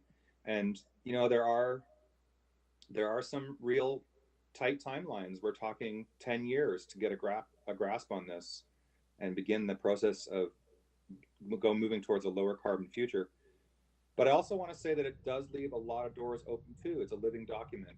And so we can move and shift as we need to, but that it's like a vehicle, an electric vehicle, to move us down the road towards what we're all responsible for. And I think that's the part that got me as I was reading through all the agenda package, is that we're all responsible for our actions. And what we put into the atmosphere individually adds up. And that's our individual responsibility and our community responsibility. So I really appreciate the total scope of the document. And thank you very much for putting that together. Councillor Page? Yeah, I would echo Councillor Woodward's comments. I think it's a great first step, and it's a lot of really amazing work. My biggest pieces right now, as we go on a go forward basis, obviously I would support this, and I hope we get a lot of support for this, is the data literacy part. I want to make sure that we're going through the graphs, and we've seen some really good work from the water utility side of things, and we're putting someone who really understands that science communication piece. There's a graph here on the transport section where we're comparing bar graphs of money and CO2 out, and bubble graphs that expand could represent that data in a much more clear way. And I just want to make sure when we're making this and updating it and giving it life, making a digital copy of it perhaps, that those pieces are really thought about. What does that metric look like on the page? So when people are trying to put it into context, it's really, really easy for them, and they can start from that strong footing on a go-forward basis, because this is a document about storytelling. It's how we're going to hold that conversation as a city and then as a community, and bring all of those stories that people hear from their colleagues and their peers about step 4 versus step 3, and whether it's going to impact the cost this way or that way, and get at those roots, and have like a rumor strategy, and have an ability to hear those and then say, well, here's some information, some for the records we put together. Here's some trusted peers in the community that we can refer you to understand that these are really good things. Like, it's unfortunate that the generation that is alive, the generations that are alive now, we have to carry the cost of the drawdown that needs to occur, because that hasn't been carried up until we're getting to these very clear documents in these places. But it's a cost we have to pay for in order to guarantee the thriving success of our grandchildren. So it just, it's just this work that we're called to do at this time. So that's all I'll have to say on it. Councillor Luxembourg? Yeah, I just want to say, well said, Councillor Page and Councillor Woodward. I want to echo the appreciation that I have for Kate and Pam and Natalie and all of our staff who participated in the creation of this document. I thought it was such a great model for how this broad scale planning should be done, to engage the community at the outset and really make sure that this is something the community wanted. And it seemed clear that it is, very strongly, in fact. And then I also want to appreciate all of our community volunteers who really stepped up and helped pull this together. And then, of course, to council, to every one of us on council who, participated in the workshops, helped set the direction that's sort of led this plan. And I can't say enough how much I appreciated working with you all in those workshops and on this to get to this point. And the product is wonderful. It's such a strong document, and I think like Pam said, it's going to be a living document, and I'm anxious to see how it evolves over time. But one of the things I really appreciate, and I'm really happy that we're doing this, because it also feels like a very responsible document. It feels like not only are we living up to our moral commitments and the commitments we're making to our children, but we're also helping the city position itself to be shovel ready, in a sense, for provincial, national funding opportunities to do this work. And really, by having this document, we're not going to be one of those communities in 2 or 3 or 5 years that are left out of the funding opportunities that are going to come to take on big projects because we don't have this foundational document in place. So wherever you might stand on climate change or its urgency, it's a responsible document for taking care of our city, both fiscally and in terms of the benefits that are going to come outside of emission reduction. There's all of the adaptation things as well. So a lot of appreciation. I'm excited to pass this and to get to work. So thank you, Kate, and Kevin, and all of you. Thank you. Any further speakers? Councillor Renwick? Thank you. Yeah, I have to echo, I think, some of the sentiments that people have spoken about, particularly Pam and Councillor Page. I am struggling a little bit. I mean, my concern, I guess, is that the language in the document has to be, as I think you both touched on, it's got to be soft enough that people that aren't on the green, on the far side of green things, understand what we're doing here and what's going on. That they accept it. But the bigger part for me is that we're being asked to approve a climate action plan that we have no idea how much it's going to cost. Like, there's nothing here, there's no sort of number at all, and I'm really, really struggling with that. I think that before I could vote for this, and I'm not against it, but I need to see some kind of number that says, here's what this is going to cost us on an annual basis, and where's the funding coming from? Because at the end of the day, I read in here about implementation of Nelson Next will require a significant financial contribution from all levels of government and the community. What if there is no funding from the government? What if due to COVID, the provincial and federal governments seem to be doling out money like it grows on the tree behind the legislature there, and they start to cut some of this funding back? So does it fall upon the citizens and the taxpayers of the city of Nelson to continue on with this? That's significant contribution. So that's where I'm struggling right now. I really need to see a number. Can I just maybe address that one? Just in terms of how your documents work. So this is what we'd call a community planning document, and that sets broad direction. Actual action is based on either a bylaw that requires something or a budget, a financial commitment around any of these. And that's why we're comfortable. This is much like the Path to 2040. It's a community planning document, so it doesn't commit council to any one of these expenditures. It's just saying, if you want to achieve this, these are the type of actions that you need to do to achieve those. So what you will, just like I said, any of those other planning documents, you don't actually commit either council or the community to anything until you actually do other steps. Either put that in your financial plan that you're going to do something, or put it in a bylaw that, for example, step code that people have to comply with certain things. So I just want to make that clear. Nothing in this plan commits council to doing anything at this stage. Those are further steps, and that's why you saw one of the recommendations will be to, on the implementation side, is to say, okay, do you want an EcoSave program? Here's how much that costs, the EcoSave program. Here's what that's structured at. Here's the staffing you need, etc. So that's how the financial side of it works. So just to make that clear, this isn't committing you to doing any of these things.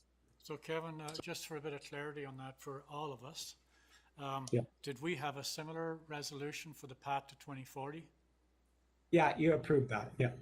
with a similar resolution? I think that one was even more, this has an implementation aspect to it where the path to 24 had a number of goals and et cetera, et cetera. So yeah, similar process. So what happened with the path to 2040? A number of those things were eventually included in your OCP. So your OCP is the implementation part of the path to 2040, whether it's zoning, all those sorts of things that you would ultimately have put in your OCP. And again, some of these things Pam's probably better, might end up in your OCP.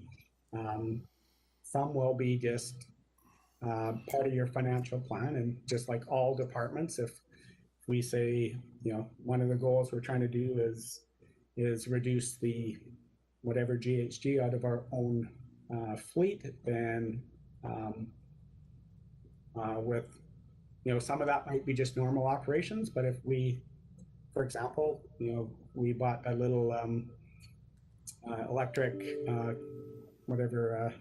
vehicle there to pick up, garbage from our parks and stuff like that, then, those things come forward to council and say, here, we think we can make, buy a new vehicle that achieves our operational goal and our GHG goals, and that's a premium of $2,000 to move to that vehicle. So there'll both be a operational part. There's some policy stuff, but all those things lead out of this. This is not an implementation plan at all at this stage. This is a path, very similar to the path to 2040. This is a path of how we get to those aspirational goals, and ultimately councils will have to decide. And as Councillor Renwick said, if this is as we've done in the past, we've been very effective at getting those other grants to establish something like the EcoSave program, establishing these things. And some things we've been able to just do because we have the structures and the expertise to roll things out. The EV bike program really wasn't an additional cost.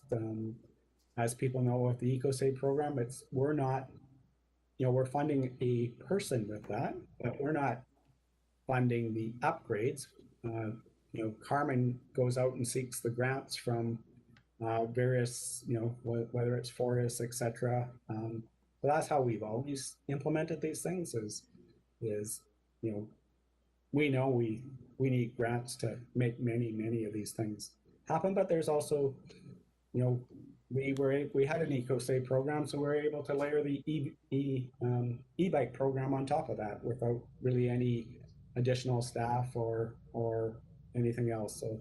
So it'll be a combination, but just to assure you that nothing in adopting this plan commits council to taking any one of these steps. That will come forward when Pam, comes forward with her work plan, or any other department comes forward with a work plan, and you ultimately approve or not approve it through the financial plan process.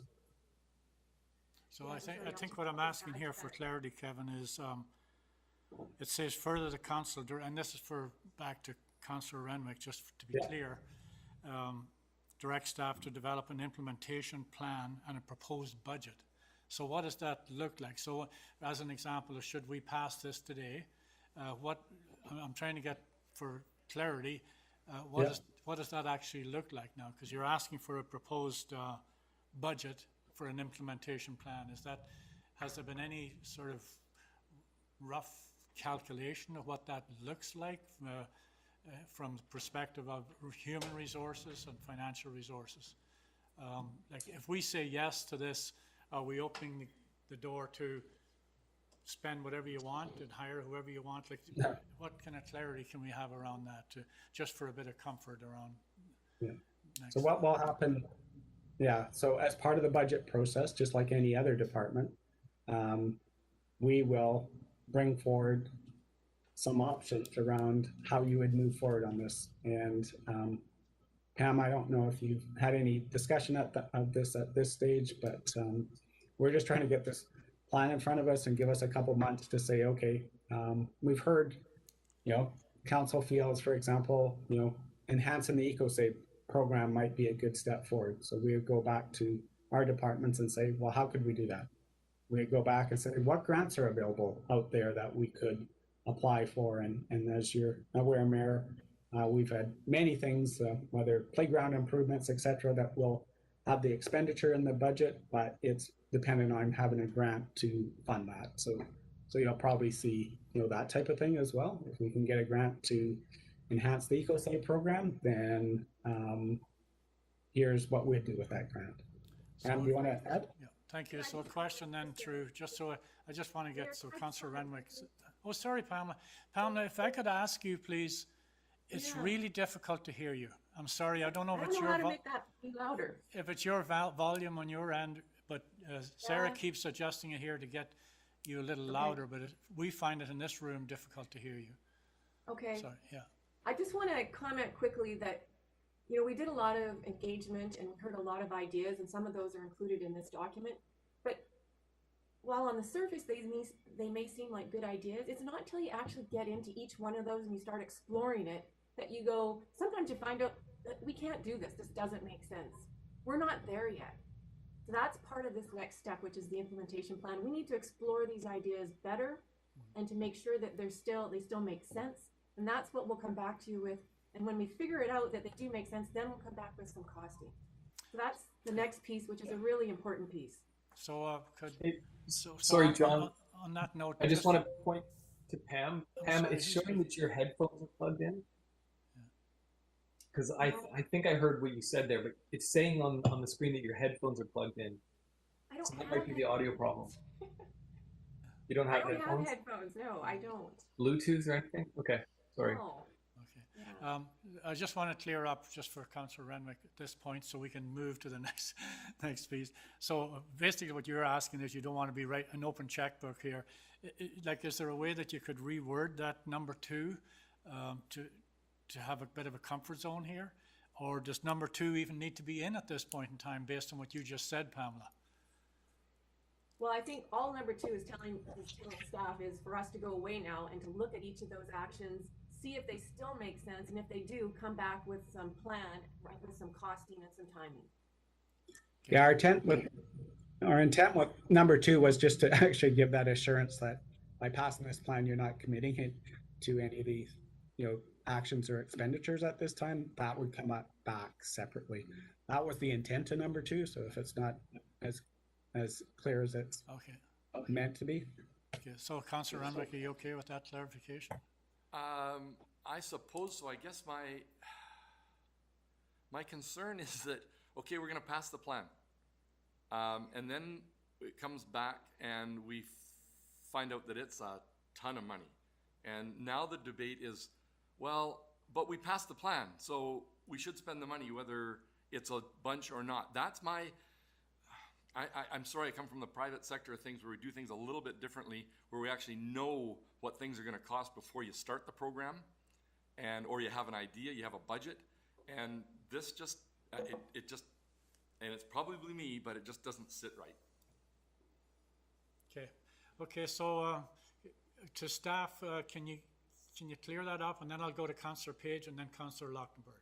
So I'll just add my point in there. So when we took forward the Railtown plan, so this is how we brought it back to council, that they approved the plan and that we would come back with an implementation plan that said, this is what we're going to do, this is the cost, and then council would either approve or not. So it's a pretty standard way for us to bring forward items to council. Yeah, and that is in every single plan that any, Path to 2040, the community energy plan, the Railtown plan, the downtown urban design plan, the downtown waterfront plan. Every single one of them has what you're doing is you're setting your policy objectives where you want to go in the future, right? This is, 10, 20, 30-year plans, right? This is where we're trying to head to.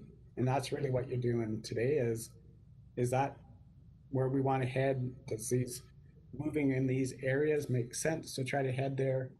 And then, you know, and then the implementation is really, you know, a year to year thing of, you know, of the steps that you start to take towards there. And those are 100% driven by what grants are available, what, you know, what opportunities are available. And, you know, this is 100% consistent with every single other, you know, large community plan that council has already in its books. And yeah, so this isn't different. And I do hear you, Councillor Renwick. It's, you know, I too, I'm an accountant by trade and like to know what the costs are, but you know, some of these, you just, until you, as Pam said, until you get into the details of what that looks like and how aggressive you want to be, you know, we could throw numbers out there, but right now we'd throw a number out there and say, we expect to get 100% of that in grant funding.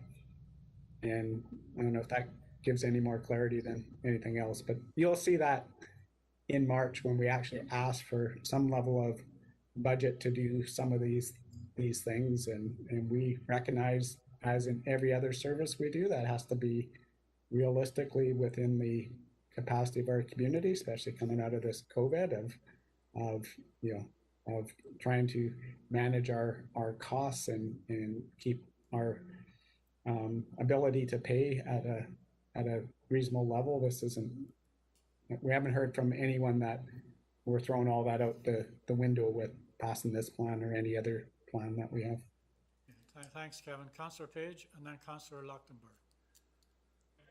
I hope I'm not belaboring this point. I love this discussion. I think we're really kind of making sure we're getting at the nuts and bolts of what we're agreeing to, and I think that's nothing but good. How I kind of see this overarching document, and Kevin obviously and Pam have touched on this, and Kate has put some really great work into it, along with all that engagement and all those stories and that shared perspective. But like, if we look at the last few things we've done to mitigate carbon emissions, we've got the civic center agreement or cladding that's going on, and we have the long discussion we had in last year's budget about whether or not to do a hybrid vehicle for the police budget. And one of these is 11 tons for 2,000 more, 20,000 more, and the other one is $1.5 million for 76 tons, and it works out to being $1,000 a ton versus $20,000 a ton. And how I see this whole document is by having these broad aspirational pieces that cover the big areas of under our control, and having these tactics, but going specifically into that, what savings could we get? How would we implement it? Like, going down into this implementation plan, I would hope to see the support around this table and with you for the low speed electric vehicles in town and the policy changes that need to happen there. If it pans out, if someone can look at that and say, okay, if there was 15 of these around, what would that take off the road, and what would the cost be per ton? And then be able to say, okay, let's take these specific projects and implement them, because they make a ton of sense, because we cast the strategy or the leading star that we're pointed to broad enough that we allowed flexibility to say, okay, how are we actually going to cross that river? How are we actually going to get through that valley?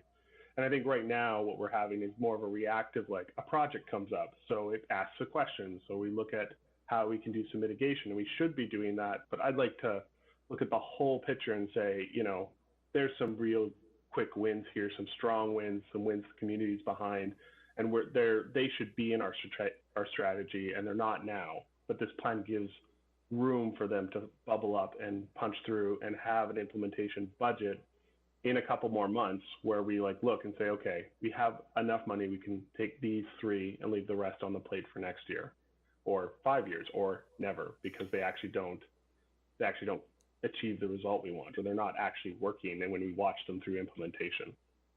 So I'm really comfortable with passing this where we're at and seeing that budget in 3 months. Thank you. Councillor Luchtenberg. Yeah, I am too, in part because I think the alternative would be to say, well, let's not pass this plan. In fact, let's move to item 2, which is to go to the implementation and the budget. And then once we have that, then we pass the plan. And I think that is a bit of putting the cart before the horse, because we would be saying to staff, we want to commit more staff resources, more time on with the possibility that we're going to pass a plan in March or so forth, where it does seem to make sense. This is us saying, do we agree this is where we want to end up, more or less? Is this the direction we're going? If so, if we agree to that, then it makes sense to invest some of those staff resources to take the next step in the implementation plan, as opposed to the reverse. So in that sense, the plan itself makes sense. And I totally agree with Councillor Page in that, once you have the numbers and you can weigh the carbon, the dollar per carbon savings you'll get, you'll be able to identify what things we should focus on to get the biggest bang for our buck. And I think that equation has to be done almost in real time, or certainly kind of on a year by year basis, because technology changes will change that equation and so on. And so it has to be a kind of a living document that we're constantly reevaluating. And further, I would just say, in final, is I was really heartened to hear Aaron O'Toole this week say that the Conservative vision is to hit net zero for Canada by 2050, which is a very aggressive target, and it's not far off of what we're saying here. And so the Liberals, the NDP, and now the Conservatives are all saying this is where the country is going. And so for us to align our document with what all the major parties are saying makes a lot of sense, because then it puts us to the front of the line potentially in all of the grant opportunities that will come down the pipe. So fiscally, it seems to me it makes good sense almost regardless of where you land on the issue. Okay, thanks, Councillor Lochtenberg. Any further speakers? A couple of questions. When I went through the document, which I actually had to do it last night because I couldn't download it in my computer, I did send out an email to Kevin, Colin, Kate, and I did not receive a response, which was disappointing because I maybe could have had some of my questions addressed this morning before we started. But as an example, I just want to, so we give the community a little bit of comfort. I'm okay with the concept and the idea, but to give the community a little bit of comfort, let me just give you a couple of examples that are embedded in the document. Say on page 35 will be an example, bottom right-hand corner. Large subdivisions will be required to contribute to active transportation fund embark for active transportation infrastructure upgrades and connectivity. Now, would that mean that they would be alleviated from their so much a door going towards the affordable housing, or would that be an additional cost? Now, I do know that we do require some upgrades for sidewalks and so forth currently in our bylaws, but is this an addition to what we're currently doing? Would be an example. Like, I wish I could have, like, I have a list of questions here, and I really don't want to drag this out today, but I think the devil could be in the details if we're not careful. I want this document to be successful. I want the community as a whole to buy into it, but I see some lightning rods in here that could potentially put us in a position where we get some pushback. And also in here, there's a reference to ramping up, getting to the through the step code, which seems to me that we're talking about that in this document, which is a bit ahead of the curve as to what we talked about this morning about step code. So do you understand where I'm kind of going, Kate, here on this? And I have a number of others. I have about 15 other pieces that are embedded in this document that I really think I personally, as the mayor, need some clarification on. I'm not saying we're not going the right way. I'm very much in favor of where we're going, but I think the community will need some clarification on at least some of these questions that are in there. I noticed Kevin or somebody was able to slip in the internal combustion engine, ICE piece that we beat the living daylights out of here about a month ago, and I thought it went out the window, but now I see it's in this document as an example. And one other one that may cause a bit of a question, and Keith, I think you're liaison to the chamber, and Cal, are you Cal. also? Cal. Yeah, I mean Cal. Cal, sorry, yeah. And it says here, increased parking rates in designated downtown areas to reduce congestion and traffic noise and pollution, and allocate a portion of the parking meter revenue to the active transportation fund. Like, those are real shifts in what we're doing with. So are we going to increase parking rates downtown? Like, you know, how is that going to go down in the community as an example? Where I'm trying to go here is, I want to see this be successful.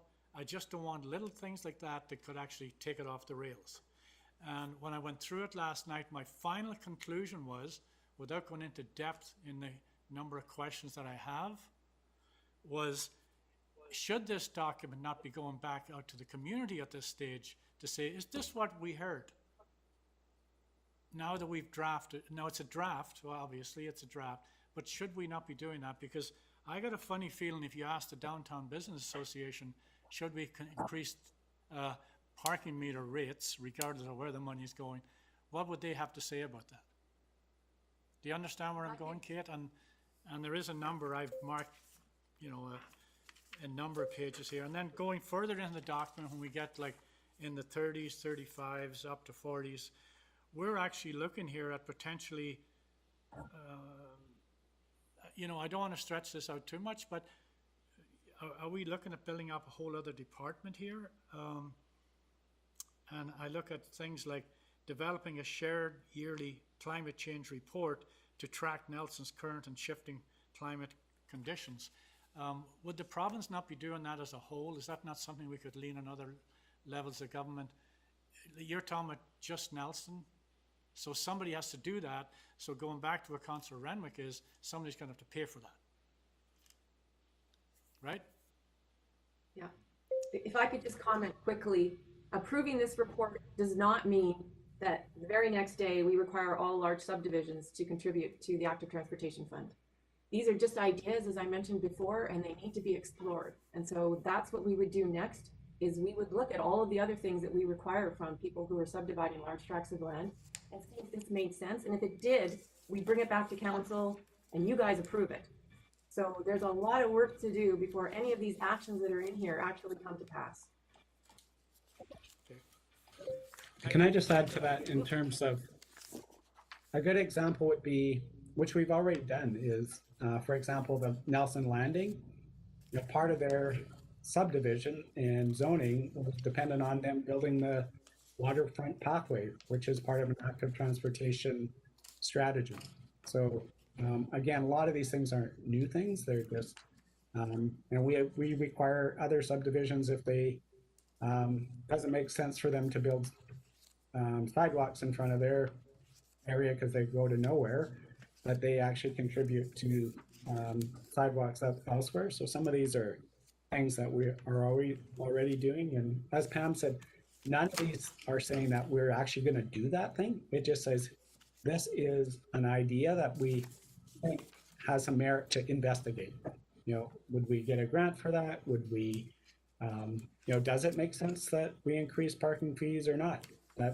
We can't, our legislation doesn't allow us to, you know, do that without consultation with our community. And, you know, again, we've done that all along. These aren't, we wouldn't implement any of these that have impact on others unless, you know, we do the next step, which is, we're not at that step. We're just at the ideas step. Thanks. So that's all we're at. Thank you, Kevin. Janice? Hi. Really interesting discussion by everyone, and I hear everybody's concerns. I support this document. A lot of work has gone into it, and I think that I read the plans and steps as more of ideas.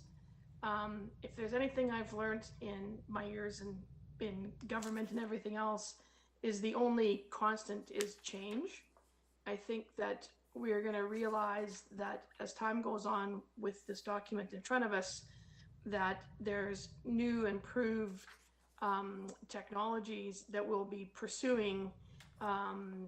You know, talking about parking meters, we've increased parking meters in the past. I would imagine that we were going to increase parking meters again potentially in the future. It never crossed my mind that it was a key driver of a climate change plan. It's just the cost of doing business in some regards and going on. So I see this plan as being very fluid, like many of the plans that that we have had over the years. Some have stayed on the shelf, perhaps because they weren't fluid enough. I think this one has lots of opportunity, but what I see is that technology is going to actually drive this plan, and we're going to see change. And probably, you know, to pick an example of something that we're doing is that you know, windrow organic composting has been around since probably the 1800s, at least for sure since the 1900s. And that's it. This is 2021, and we're about to invest $2 million in doing an organics composting on a very old model. And you know, the city of Nelson has decided that we're going to try a different model. We're going to try food recyclers, and who knows what else we might dream of over the next year before we have to become fully committed to some kind of curbside pickup. It's all fluid. It's all moving. And I think what we need to be open to is picking the next or something that works really well and works for Nelson. I hate this we always talk about we're ahead of the game and we're ahead of our weight, but I think that technology is going to drive this plan. I'm probably the most dollar concerned person on this council, and have been for a number of years. I'm glad that Councillor Renwick has joined the team so that he's also looking where the money's going. So cost is always primary in my mind, and then I make decisions after that. But I am happy with being able to stick my hand up, vote in favor of this plan, and look at going into implementation. As far as sending it back to the public, I personally feel that at this junction would be, it's like referring something back to staff because you don't really want to make the decision to pass it today. I saw my email box has been full of people saying that this plan is great, get on with it. There was a ton of public consultation. It doesn't mean that public consultation stops, but I don't think we send this document back out again at this point. Thank you for your time. Thanks, Councillor Morrison. My question there was not sending it back out, but just to make sure we followed all the steps and everybody's engaged, and it's a question like everybody else's. And when it comes to prudence around budgets, I can tell you I can stand on my record any day of the week as far as that goes. So that's going to be important to me going forward, that we're doing the right thing. I like what I see here. I would have really liked to have some clarity on my questions, but I'll talk with Kevin and Kate after, and they're not showstoppers by any means, but it's just so I can feel, because my job as mayor will be to come out to the community and have confidence that I can sell this document. It's just no different than anything else we do, because I'm the face of this council, and I'll be asked, and I want to be able to step up and support council's decision on this document, and therefore I'm going to need some clarification on a few issues and items that are in here. But having said that, I'm fine with where we're going, so thank you very much. Okay, so on that note, any further questions? Okay, I'll call for the vote. All in favor? Carried. Thanks very much, everybody. Thank you. Okay, so we're looking for a motion to adjourn at this point in time, right? Yeah, temporary recess till 1. I'm your guy. Cal, seconded by Councillor Page. All in favor? Carried. Thanks very much.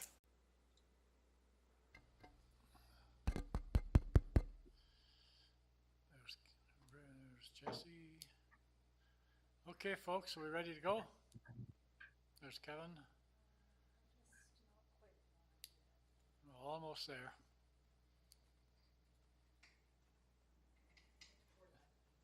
Okay, it's kind of like launching the space shuttle.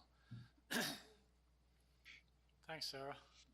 Okay, everybody, let's motion to convene our meeting, please. Cal, and second by Jesse. All in favor? Carried. Thank you very much. We have a presentation on our budget, and I think, Chris, you're leading this? Yeah, I think I heard that Kevin had a few things he wanted to say off the start, though. True, and the other part, Council, that I'm a bit concerned on is that I sent you an email that has the document that Chris will be going through as our starting point. So again, I apologize if you're like, what are you talking about? Or I don't have a copy. I understand you don't have a copy, but I'm just hoping that if you check your email, you would have the list of items. It's similar to when we go before, where we're going through some of our pros and cons of what's looking at for capital and operating for 2021. So if anyone doesn't have it, it'll be in your inbox in your email. Colin, Yes. Are we going to screen share that? We certainly could. Otherwise, I think we have to flip back and forth, and I don't have a second machine. Yeah. That's, yeah, we'll have to figure that out. I think it's in PDF I have, so I could probably share it. And I think that, I'm not sure, CAO Cormac was going to go over, I think, strategic priorities first, which is always a good thing to remind council of all that we already got on the plate as we head into a new budget year. So I'll probably let him work on that, and I'll work on getting ready to share the screen, and I'll let Chris talk to it. I'll be his Vanna White. So. Oh God, we have to That's take a you away. stretch.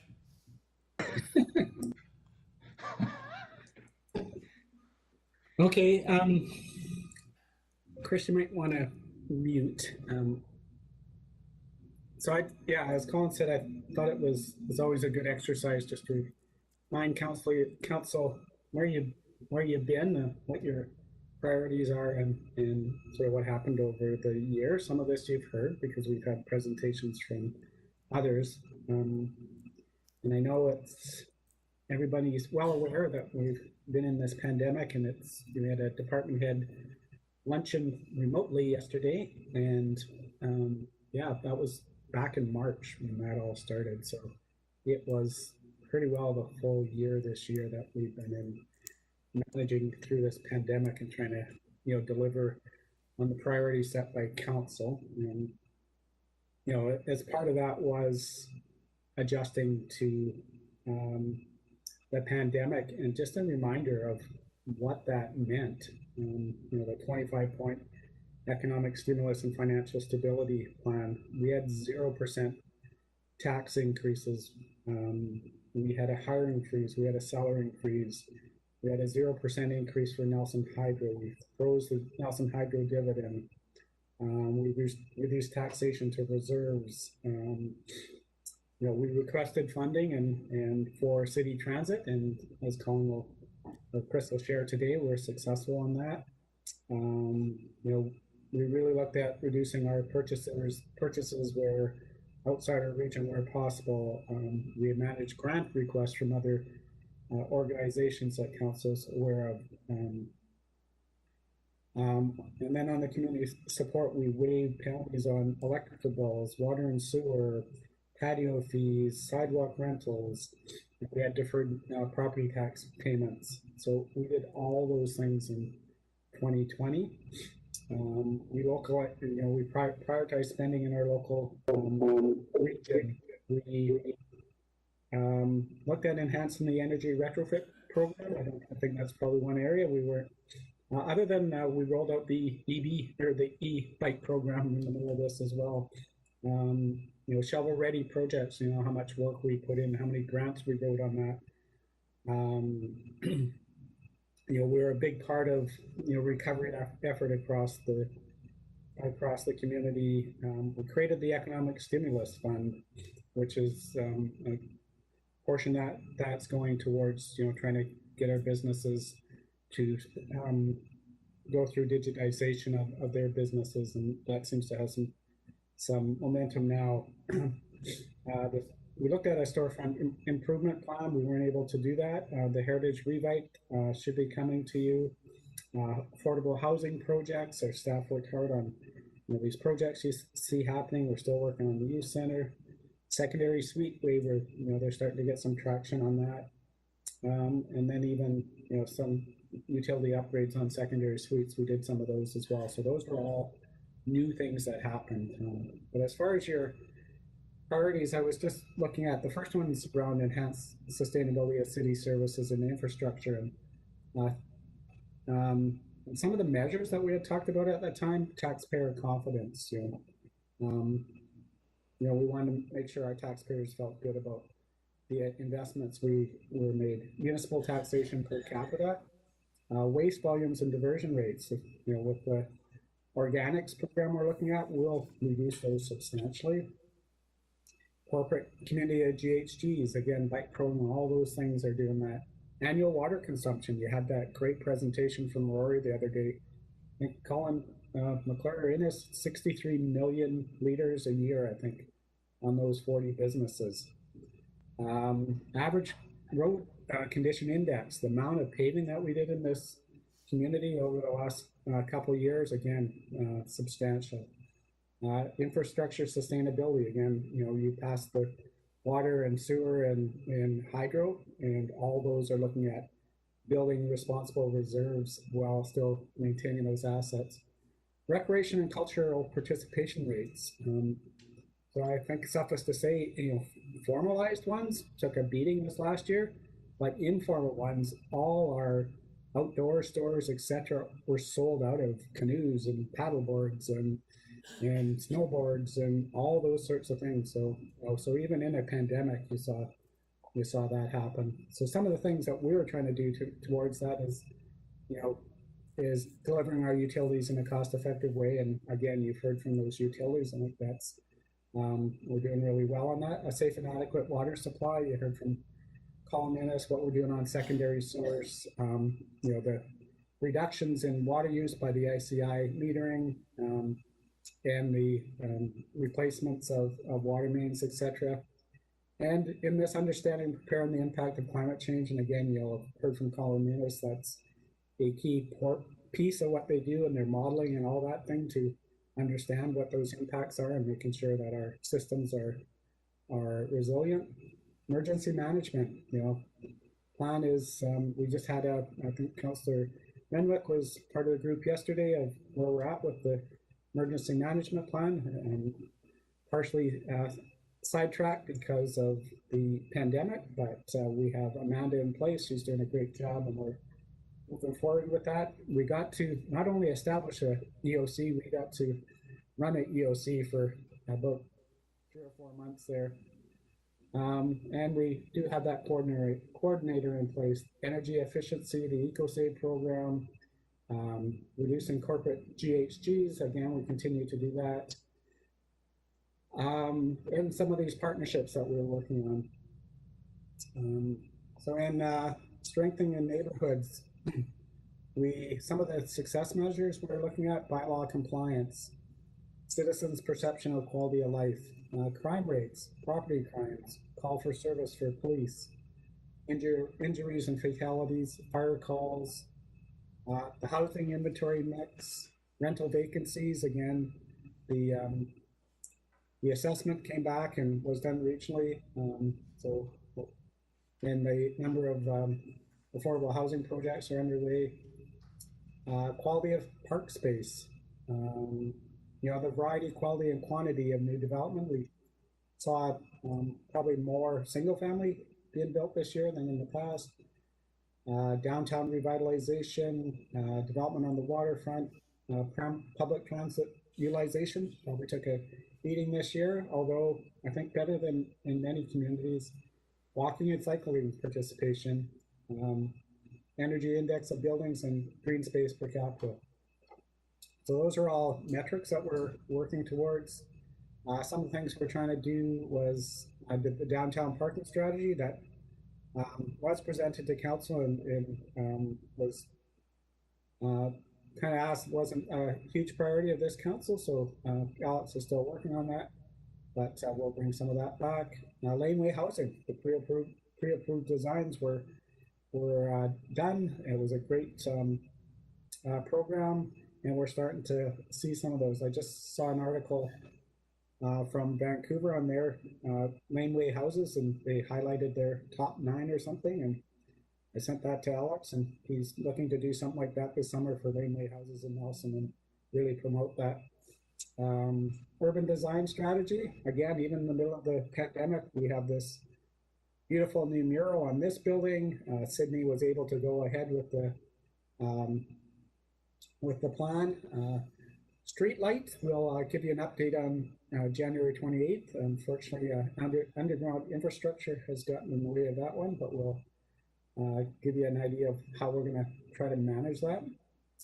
Active transportation plan. So not only was it updated, we are actually constructing those cycling lanes. So again, I think good progress there. Around housing, we're still working. It looks positive on the youth center housing, all these affordable housing projects, and just the mix of housing you're starting to see, whether it's a laneway house, a suite, etc., are all happening there.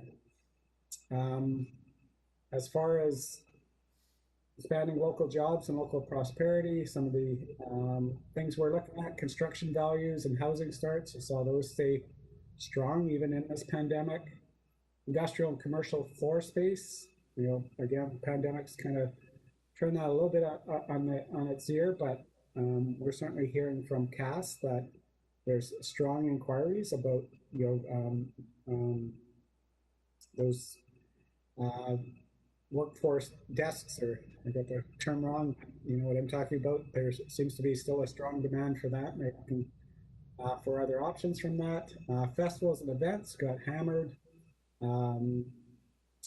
Nelson Fiber, you've seen that grow, the number of customers. Our commercial, industrial, residential versus residential tax base, again, we're still very heavily residential. Number of visitors this summer, it was incredible with in the middle of a pandemic that we were still able to attract the visitors that we did. New residents, again, we're hearing that that's strong. And employment in the tech and creative sector, again, seeing strength in that area. So some of the things we're doing is, looking to leverage on our assets, everything from fiber to the innovation center, looking at the downtown OCP in terms of downtown waterfront. One of those was closure of the landfill at 70 Lakeside Drive. We are making progress. They have done some more testing there, and there's more work to be done there. Policies, again, council did quite a bit of policy work to encourage new housing and variety of housing units. Expansion, attraction of businesses. Again, I think we're doing pretty well, especially on that creative tech side. Inspiring, making sure our public realm, our parks, our downtown, all of those are attractive, and even through the pandemic, that was a priority to make sure that our community looked good and felt good. And I think even the expansion of the patios in the downtown this year really led to that. And sports, vibrancy and sports and culture, again, maybe not the organized sports, but again, I think our reputation as a sports and culture community is still strong and growing.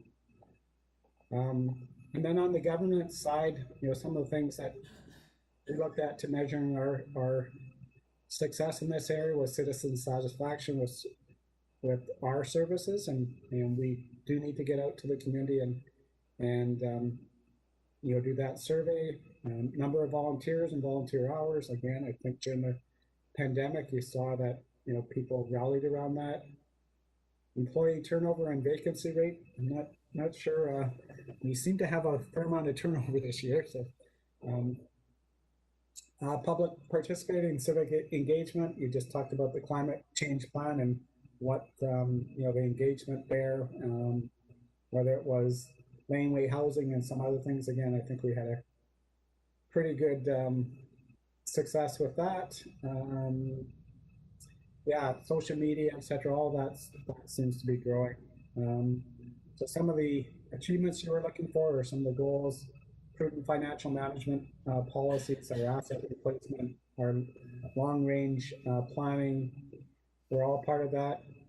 Building strategic partnerships, supporting our employees in terms of their growth, encouraging citizen and neighborhood engagement, and then just improving customer service through various means. We were able to work through that pandemic when all our offices were closed, and we were able to still meet our customers' needs, whether that was paying a bill or getting a building permit or trying to get a variance through. So I thought we did pretty well in all those areas. So that's a quick overview of what council's strategic priorities were and how you were going to judge those. And I think that's a good frame of when we're looking forward. Is are we moving in the right direction on those things? So that is all I wanted to have, just that quick little overview. Councillor Woodward. Thank you, Mayor. I can barely hear you, John. Do you have a? Yeah, I've got a different microphone now. Okay. Kevin, that was wow. that's an amazing list there. I am sort of amazed at how things keep rolling along, even though there's this huge disruption. But I'm wondering, like, out of all of that, do you feel like there's something that council, or there's a couple pieces that council really needs to keep their eye on in terms of the pandemic effect on, like, the arts sector definitely is pretty heavily hit. Any kind of summer event, all that kind of stuff is pretty badly damaged. So that seems to stick out. Is there anything else that you would consider sticking out? Yeah, I think probably one area is definitely those of you that are on the rec commission is, where is organized sports going, and what kind of impact has the pandemic had on those type of sports, and is it time to pivot into some different things, or is it time to try to rebuild some of the traditional things? Because I know, just the ones I've been involved in, there's definitely volunteers that are really working hard and really trying to maintain their recreation activities, and yeah, I think those were another one that were really impacted by this pandemic. Thank you. Anybody else? Okay, so Chris, you've got. Sorry, Mr. Mayor. The only other one is, I think council has to recognize the tremendous impact that's had on your staff throughout the organization. It hasn't been easy to juggle all these pivots and still keep that energy level up. And we asked our park staff worked with minimal numbers this past year. I know there's various things that got a little bit behind, or we're not quite where we are, or things were a little rushed, but all of us are juggling so much and trying to keep all this stuff going, and it's exhausting. It's taken a big toll on every single staff member you have. Thanks, Kevin. You do. Sorry, John. I just want to know what could we do for staff? Keep going. Yeah, I just think that understanding that we all take great pride in what we bring forward to you, and we take great pride in trying to meet deadlines and respond to customers. And there's a certain service club that felt we were not doing as well as we should, and making some of those decisions were just a reminder that we're juggling so much trying to make this happen. Some of our other labor relations going, some of those decisions were made in March and April, and we didn't even know what the direction the next day was, let alone trying to get everything right and dot every I and T. And I think just that understanding and a little bit of leeway that we might not be delivering all 8 cylinders all the time, but we're really trying to do our best to get there. Thank you, Kevin. Thank you. Chris? Okay. I don't know if Colin is able to get a screen share there, but I will continue on here. But so I just want to say first, I'm happy to take this opportunity to kind of go through, like Colin said, some of the challenges, some of the opportunities. When I look, here we go. When I look at this list of things coming up. I think, a lot of this is really exciting. There's a lot of opportunities here. And again, there's some challenges as well. Don't be misled by some of the numbers. There's a lot of question marks on here as well. So as those get filled in, these numbers will change slightly. So if you're looking at it going, wow, look at all this revenue we have. Page 2, there's a lot of question marks, and of course there's some things that are probably not on this list.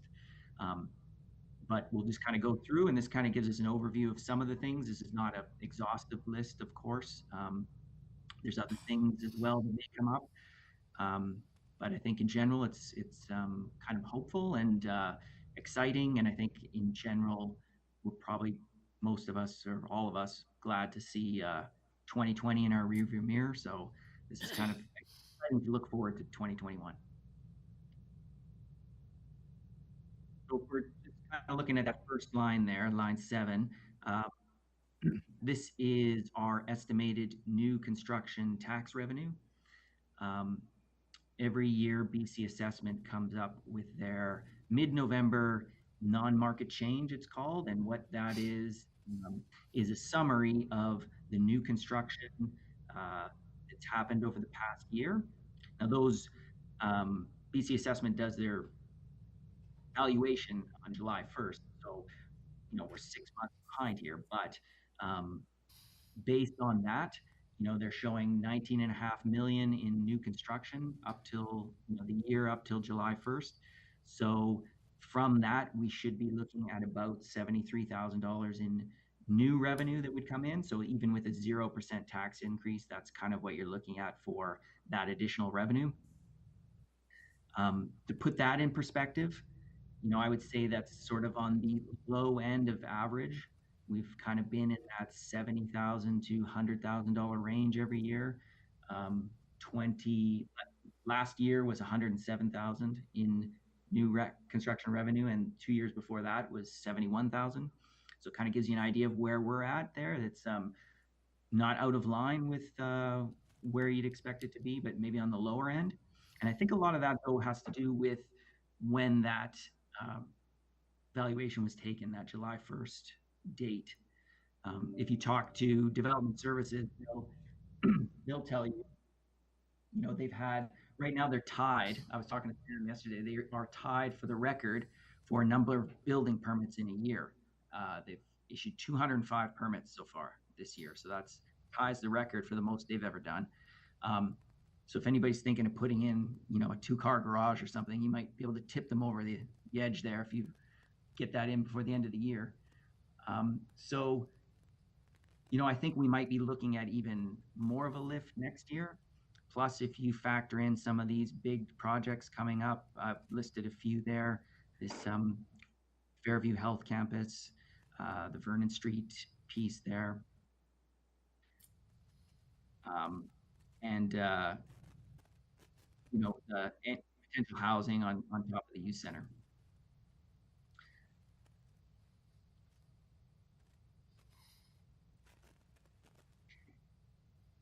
Any questions? Feel free to jump in, or Colin or Kevin, if you have anything you want to add, that's fine as well. Chris, the only thing there on the revenue from new development. Yes. That, like you highlighted that very well. That can fluctuate, so it's not a great model to hang your hat on a regular basis either. So a lot of communities that got caught in situations where they had a huge upturn in construction and built their budget around that kind of revenue, and it failed the following year or the year after, so it's just a word of caution around revenue from new construction. Yeah, that makes sense. There's definitely some volatility in that, and we've been lucky in prior years to have some big projects come to town. And in a year where you wouldn't have that, then yeah, you wouldn't have that revenue piece either. So for sure. Councillor Woodward. Thank you, Mayor. I'm just this Coogee School of the Arts rental income. Yeah, we'll get down to that piece. Okay. Yeah. let's just hit these two hydro dividend portions, and then we'll be down there. Thank you. So the Nelson Hydro dividend, we're just showing a small inflationary increase in that dividend for 2021. That's what we requested from the BCUC in our rate application. There is potential, and Kevin has probably addressed this a few times in the past, but through the COSA to be able to earn a better return on our investment here and maybe be able to do more with that dividend than just hold ourselves to these kind of inflationary increases. Flexibility in that area. So for this year, that's sort of what we're looking at.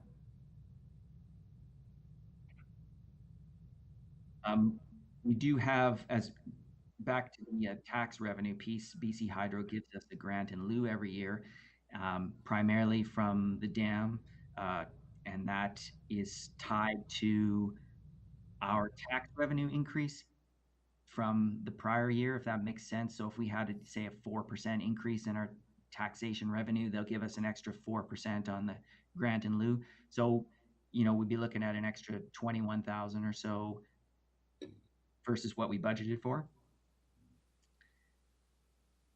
When we get to Kootenai School of the Arts, so they had a lease with us that was for $1 for 25 years. And that expired on April 1st, 2020. So after that point, their agreement was that they were to pay us, I can't remember what the percentage was, but some factor of the assessed value of that property. And so for 2020, depending on what the assessment is next year, probably in around that $56,000 range.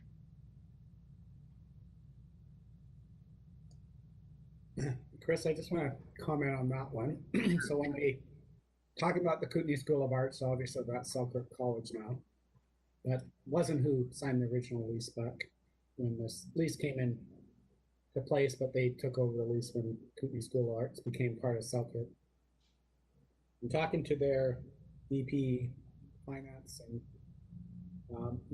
they may approach council asking for relief on that. In fact, I think they are, so I would just put it, that will be completely in your control, but that's what I've heard directly from the VP Financing. I think they're facing a $2.5–3 million deficit this year, and so they're looking for ways to mitigate that, but that will be coming down the road, I believe.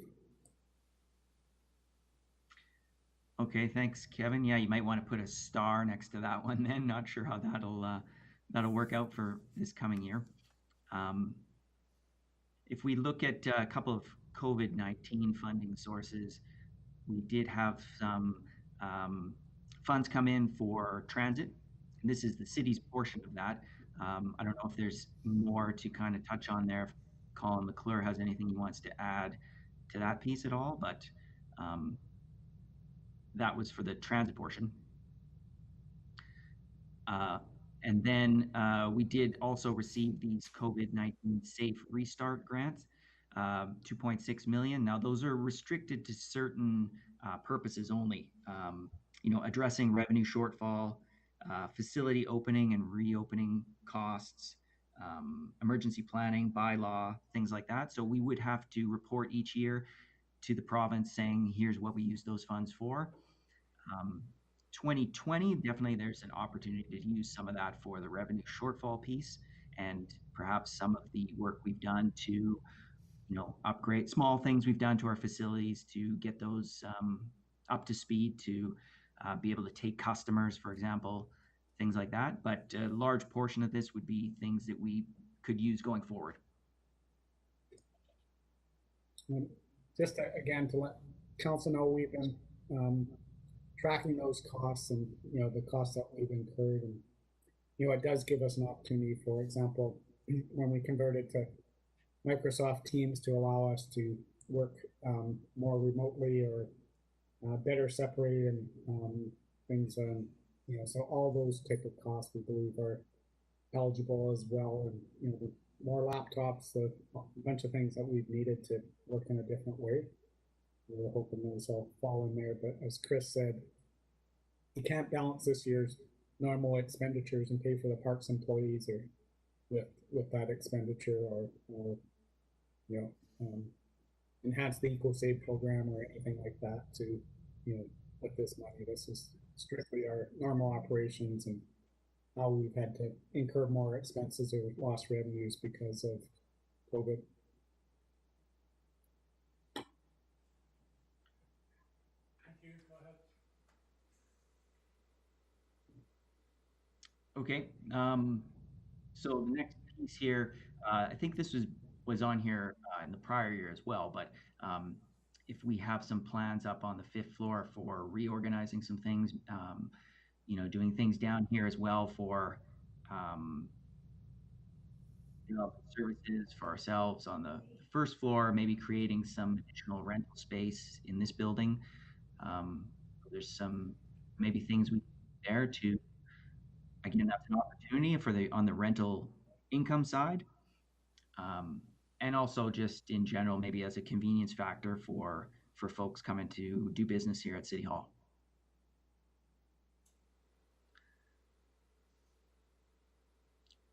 Next, we had some increases this year with Bylaw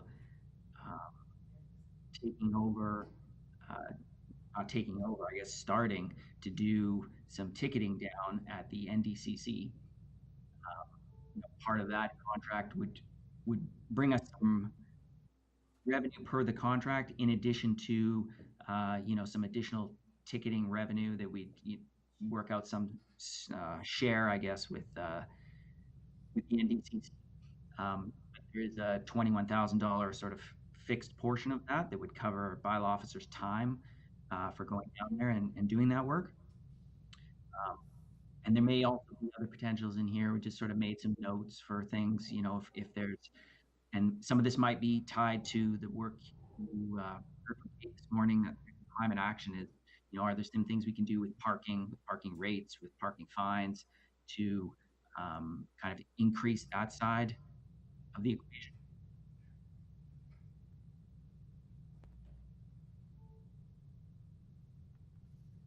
And then tied into parking, we do have a collection agency we've secured.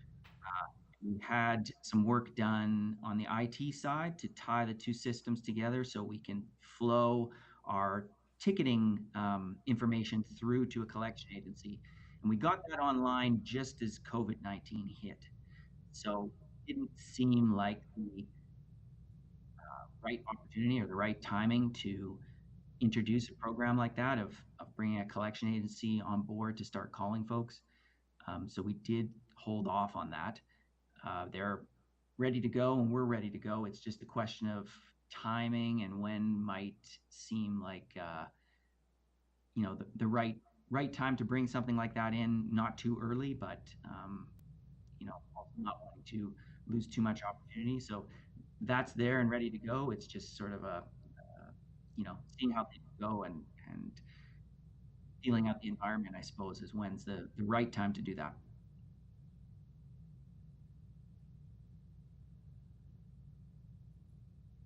And the last piece on here for the revenue side was just some opportunities, I guess, with the small municipalities. We do some work for them on the finance side, but to be able to also provide them some HR services. They struggle to find staff and to realize some efficiencies of not having a dedicated HR person in a small municipality or a dedicated finance person. So this kind of making use of the skills we have here to share with them on something that they maybe wouldn't need on a regular Monday to Friday type of basis, I think is really great opportunity for them and for the region as well, just to be able to bring costs down for everybody.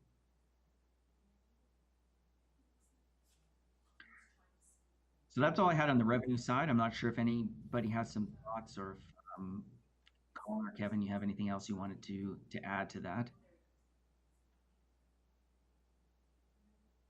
questions? Colin, I think you're not connected to us somehow on your voice. Oh, he's got his hand raised. I see that. I think his mic might be muted. Oh, there we go. He's trying to speak, but for some reason we can't hear him. You have a wireless, is it a wireless headset there, Colin? Looks like your Bluetooth is disconnected, or there's little arrows beside the microphone where you can select different input sources and output sources. Maybe you've got those swapped around. If I run, I could get over there in like 2 minutes. IT, counselor and IT. You could just share your screen. I could walk you through this. Ginger's going to come over, Colin, and see if she can help you get unmuted. Okay. Well, maybe we can. Can we continue there, Chris? Unless there's no questions from council at all? Yeah. Is that better? Oh, I hear something. Can you hear me now? Yes, I can. Okay. All right. All right. Well, thanks, Mayor. Okay, so if you can hear me, there's a few things I was trying to get in there a few times, which is probably better for Chris. He's actually got to talk. There's a few things I wanted to know. Oh, Colin, I think you're muted again. Sorry, I don't know what happened. You got to charge those things.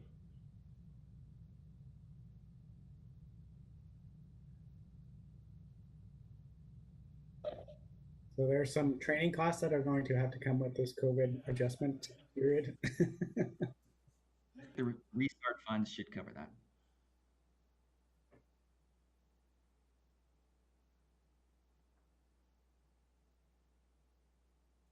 Can you just get rid of the headset, Colin, altogether? Maybe that'll help. I think he likes it too much, John. Oh, I know it looks good. You just turn it off. Unplug it. Plug it back in again. Colin, maybe rejoin with your computer audio, or switch it to computer audio. Let's listen to my IT skills.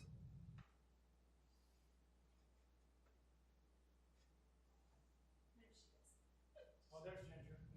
Sure. Hi, Ginger.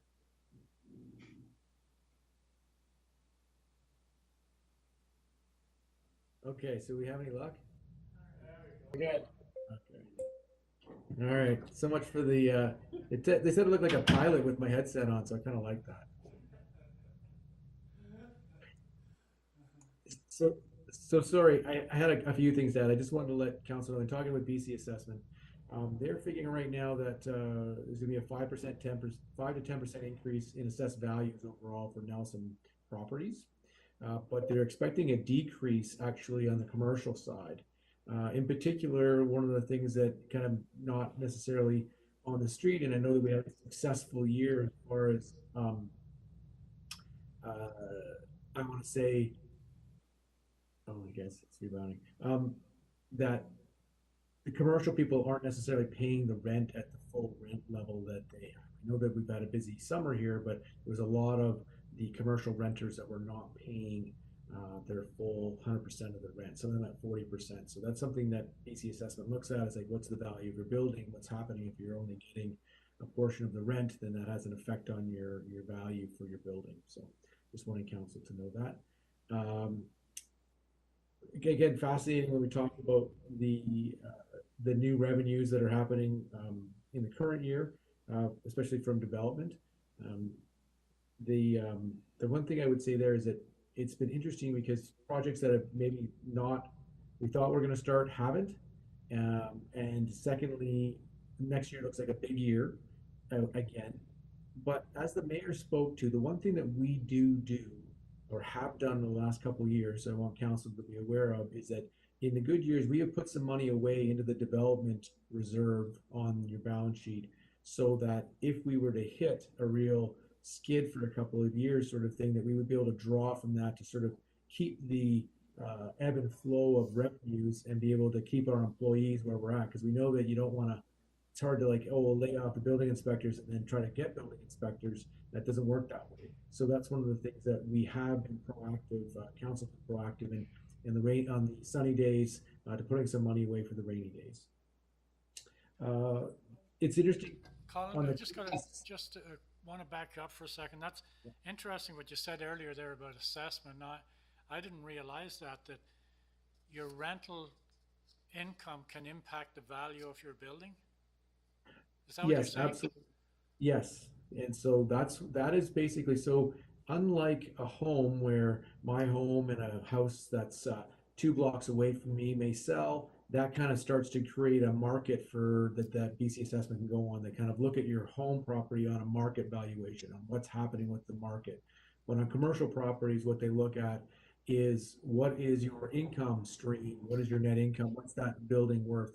And in particular, when they classify as a cap rate, which is sort of basically a way of saying, what is the return that you would want to get on a risky asset, a riskier asset than your GIC? When GICs are almost at zero, you could say, well, I would take a lower cap rate for this building, which again has an effect on its value.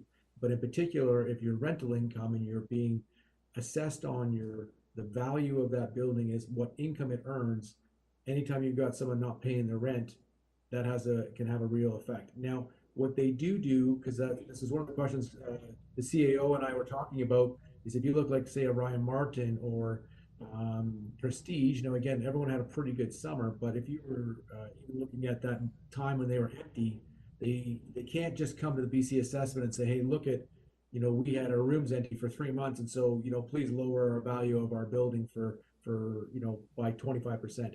They use an average of, I think, 3 to 5 years of income. So they will take that into consideration. So they may get a bit of a lift, but it's not hey, you had a really crappy year in 2020 and therefore your assessed value plummets for 2021. Okay, so just on that note, have we any indication what's happening with, this might be a little bit outside the budget, but it may have an impact on our decision, what's happening with insurance rates for commercial properties? Yes, going up considerably. Mayor, you are correct. Certainly hearing as well that there's been some absolutely astronomical jumps, 300% in in insurance rates for certain types of businesses. Again, obviously the insurance industry, even for the city, we got hit higher, and we tried to push back and had some effect even on the municipal insurance that we pay. Just because the industry itself, whether it's from wildfire, flooding, different catastrophes that are going on, and the markets, the insurance companies aren't making as much money as they need to, and so they're having areas where they've got risk, they're increasing the rates. I know that I talked to Tom Thompson from the chamber, and one of the things that they are doing is they are getting out in front of letting businesses that may have insurance starting to be instead of just waiting till you get your annual, hey, I've got insurance today and my renewal comes and I've got 2 weeks to figure out what my insurance is. If you know it's coming, that you should get out in front of it and see if you can get a quote on it. The challenge is that people are going for, you can't have time for a quote and then you don't have any insurance. So they're almost stuck with going for the increase. So definitely proactivity on the chamber, trying to let people that have insurance coming due to get in front of it to get quotes. Thank you. One thing too, and I know that CAO Cormac, I always find some things fascinating. And again, we know that Selkirk has been, is important to our community, but I also struggle with some of their decisions to not pay us any building permit revenue when they did their buildings and to go around us because they can. So I understand that they're trying to save money, but that's again places where they're not putting money back into the city on a building permit revenue. But it's again, when I think of the value of those buildings that they have for us, and again, wanting to have a college here is important, but I just always be preempting that with council balancing the the needs of all our commercial and residential, even with our institutions. And I just wanted to put that out there. One thing I also wanted to add was just a point on the transit funding. So we just did get an announcement last week that the province, now this would be outside of the COVID-19 restart funding for the municipality itself, we did get some from BC Transit. And so they're planning on sort of putting that into, we got 414,000, but we share that with our regional partners. So it's about 250,000 that's available for the city. And that's to help offset some of the revenue that we lost and to help out with some of the additional costs that are going on. Now, my thought process is that we would not deal with that until 2021, because in 2020, the fact that they lowered the lease fee for 6 months, that really had a positive effect on our bottom line. And our numbers are pretty much where we budgeted them for revenue. So I'm feeling pretty comfortable, but it'll be something I think that will help us into 2021. The one thing about it though, and we were right in the process of doing a fare review, because at 225, that's pretty low to go from Balfour to Trail. So we thought as a minimum, we were looking at 250. And again, those would have effects on passes and things like that. But to take this funding, we have to agree not to increase our fares for 3 years. So that's one thing that council should be aware of. The other part that's a bit interesting is that we have to come to an agreement with the regional district. So I can't say the city wants to do X with the money, and my regional district says I want to do Y with it. We have to come to an agreement.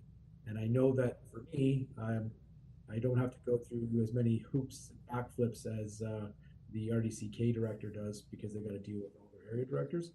But just letting you know that even though I may have a plan, we will have to find a partnership with the regional district on how we use this funding that we receive from the province for BC Transit.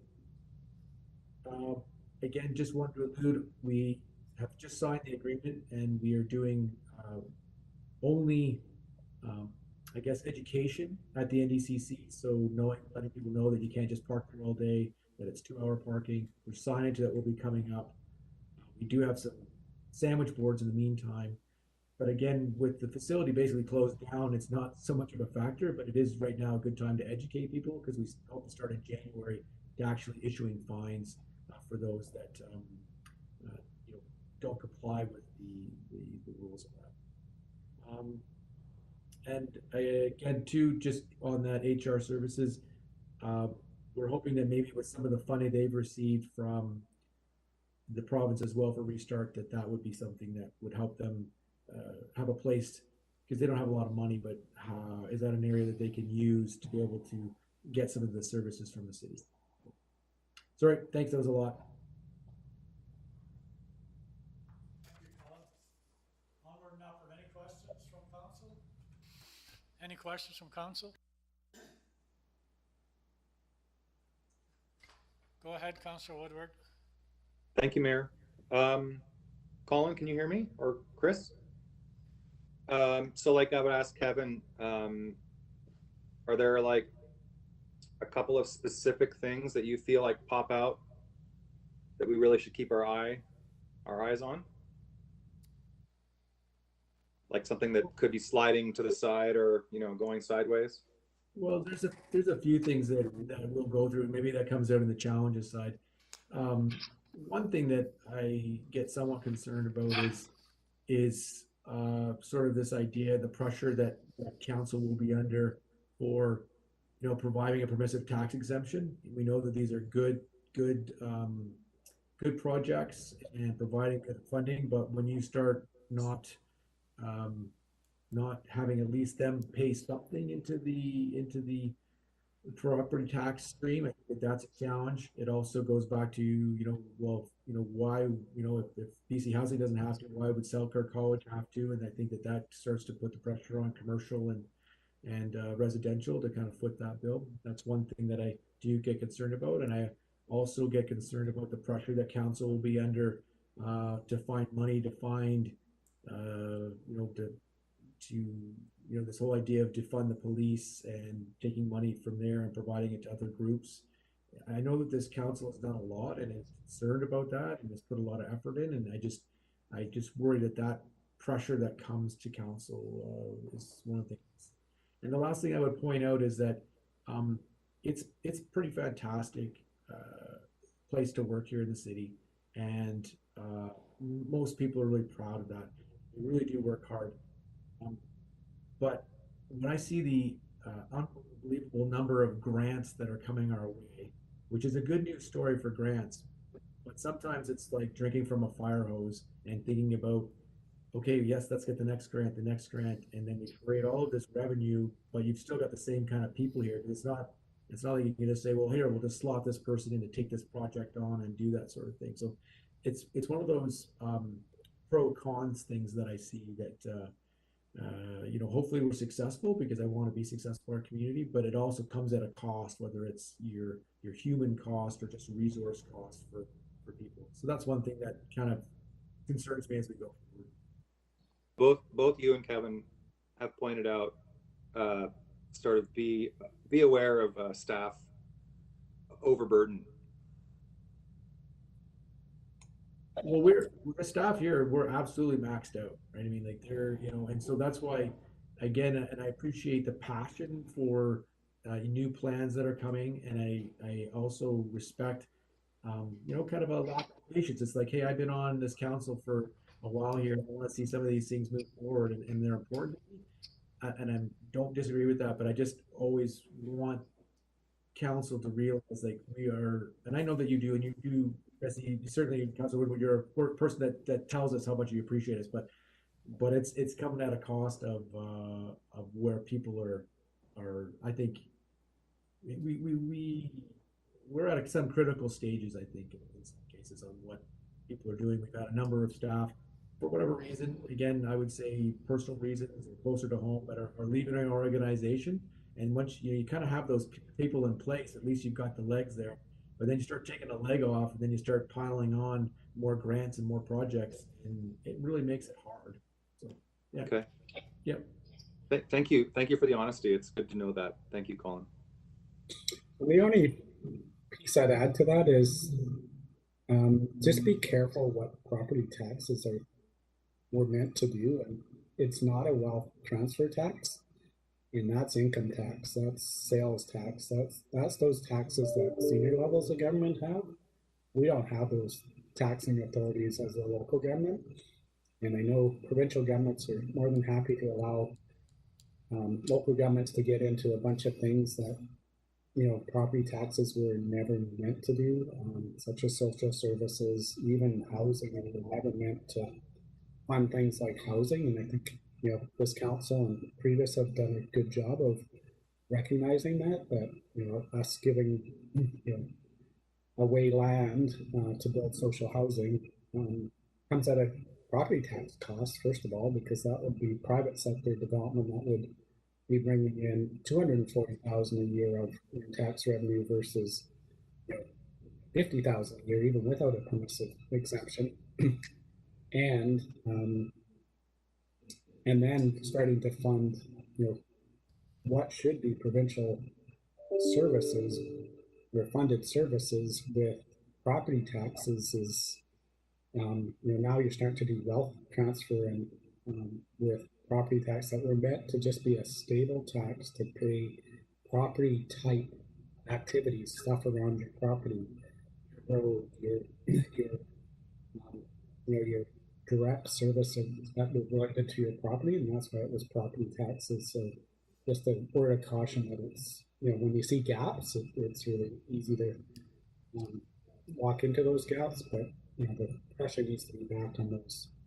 If there's a shortage of funding mental health services, that should be the province that steps up, not local government to step into those gaps. Thank you. Thanks, Kevin.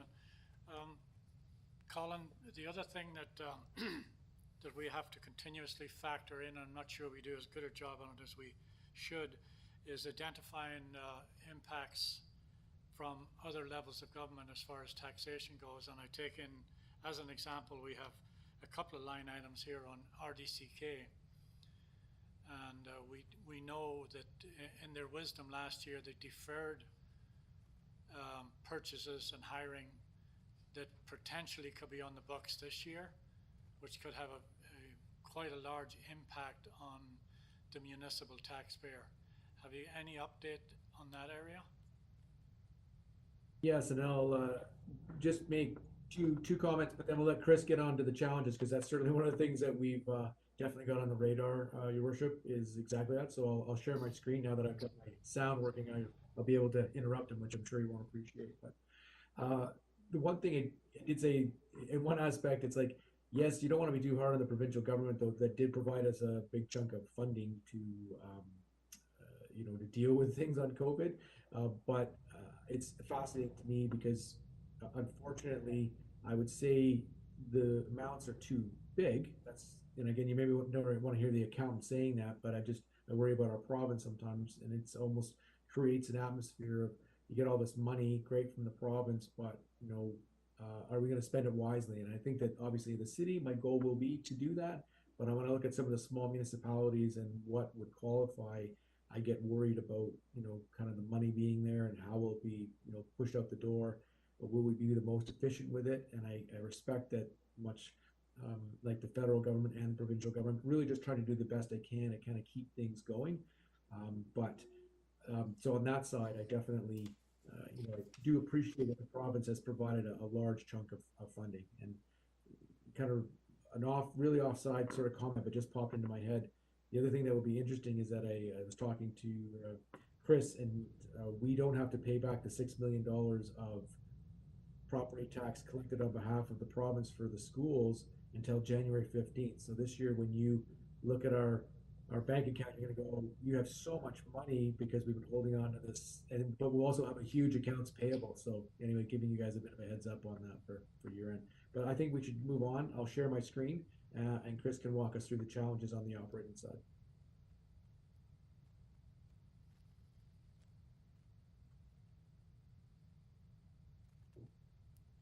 Okay.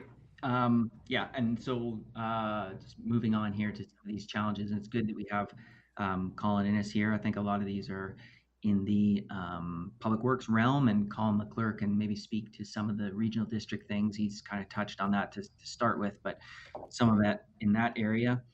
The first line item there, of course, we don't have collective agreements in place for, 3 of our, QP, fire, and police right now are not in a contract. So those are a bit of an unknown as to how that'll shape out. I know we had sort of looked to have them get on board with not having an increase for 2020, much as how the exempt staff did. But, we'll have to see how that plays out. Now, the police side, they do have looking at their budget, they do have a slight increase coming due to some staffing changes and things of that nature. So I've just kind of slotted that amount in there. And again, on the police with the prisoner maintenance revenue, they bring in about $100,000 a year for prisoner maintenance. Now, I think Colin has a little bit more information on this piece, but if they're looking at how they can make use of technology and things like that and it's one of the things that's kind of came about through COVID is organizations sort of learning how they can use technology to reduce costs. If there's one sort of silver lining, I guess, of this whole thing, that's maybe not the right phrase to use, but it's one of the things that's come up out of it that was maybe positive. But on the negative side, what does that mean for us here is, like I say, there's $100,000 a year or so that we're able to bring in through that. So losing that revenue would definitely be a challenge. I don't know if there's anything more you had to say on that, Colin, or we can move on.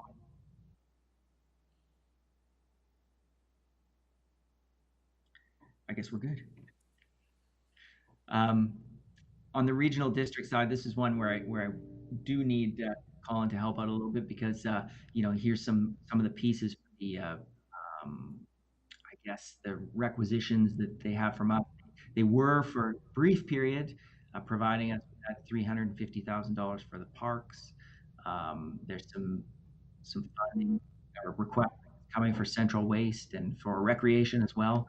Some of that known, some of that unknown.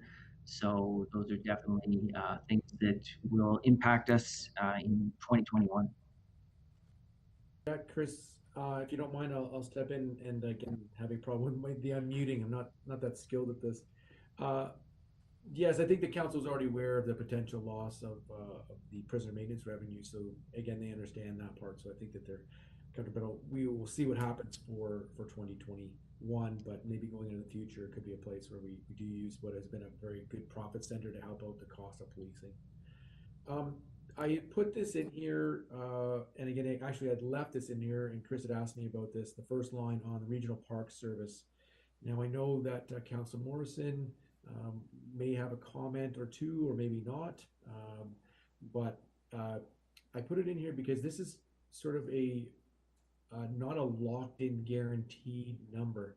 Now, a couple of years ago, we were successful in having the regional district provide this funding to us, but it is not something that is guaranteed every year. And so I put it here because sometimes it can be a bit of a place where there are challenges, which I believe that there will be for the cost pressures of the regional district and the different area directors not wanting to have increases in taxes, that this is a place that benefits the city, and if they're able to not have it, then that certainly makes some savings for their taxpayers.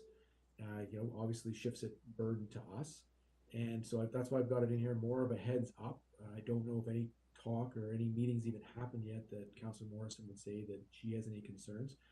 We know that we've had other conversations with them on what does the future of parks look like, and we know that we're in it this year anyway, so we're moving forward. And I believe that they may only be looking at inflationary increases. I'm just noting that as some of these discussions go on in budget, this one becomes a bit of a focal point for a couple of the directors, and they do have the voting power to take it from us, I would say. And so that's just one of those risks points.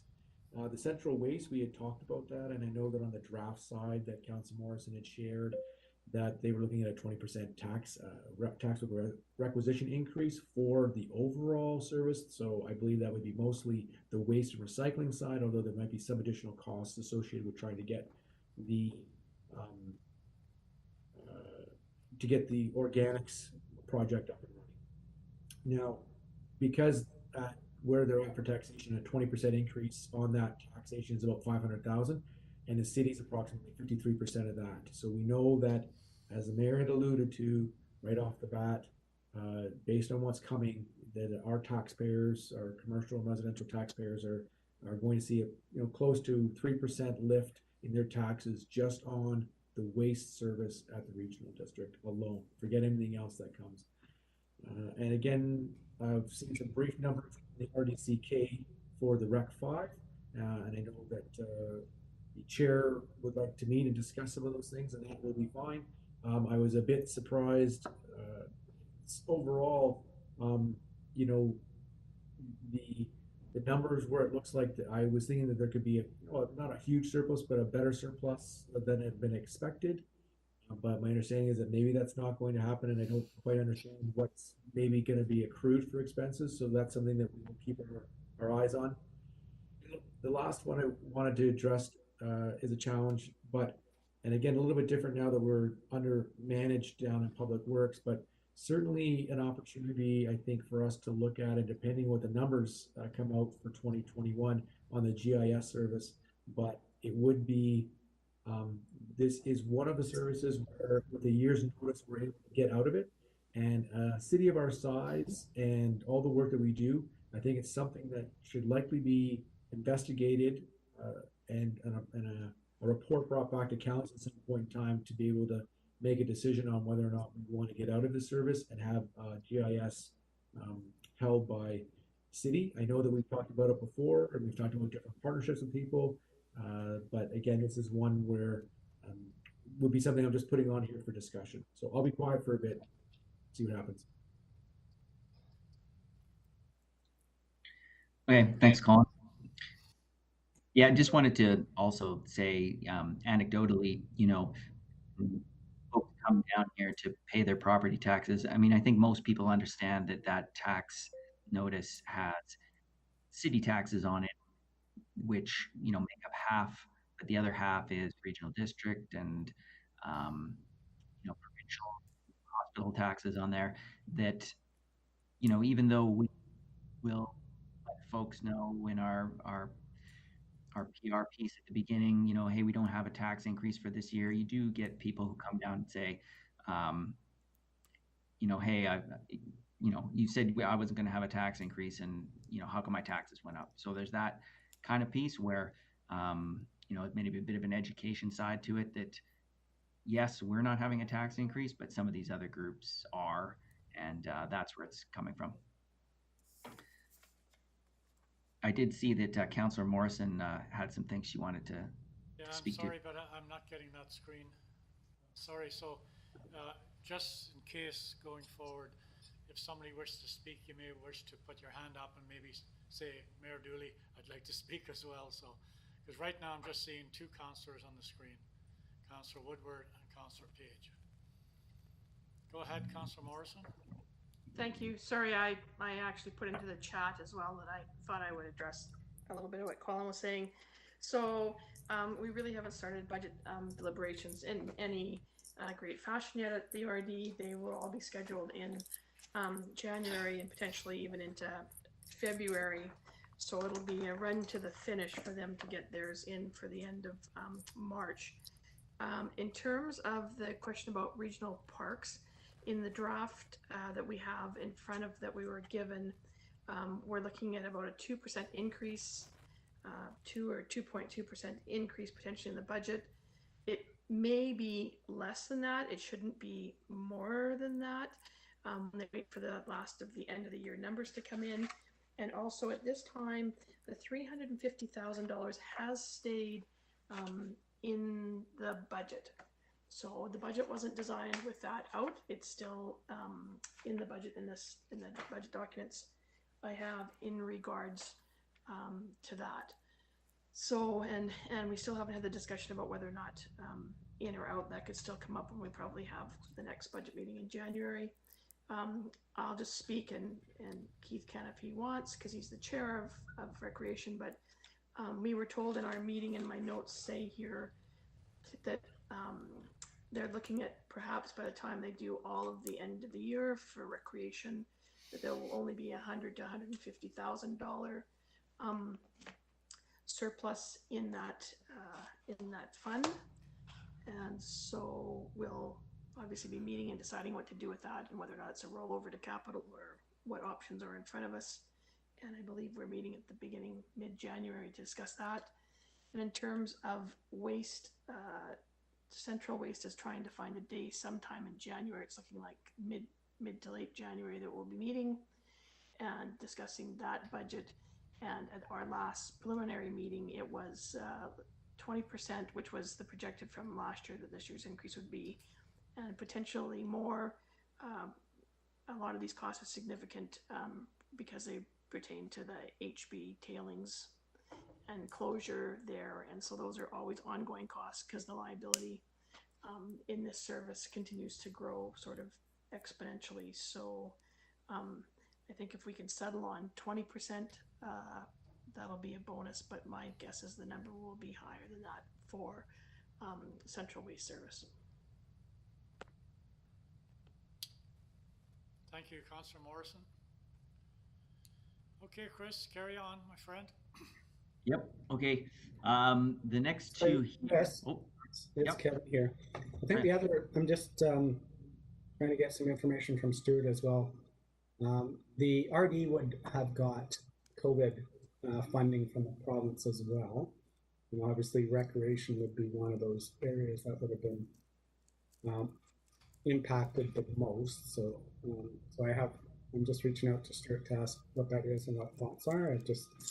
As a heads up to those of you that are on the Rec Council and Janice, is that will be, I would think, super key in managing their budgets this year and in 2020 and 2021, because there was not a lot of service at the Rec Commission or the Rec complexes, but significant cost. Thank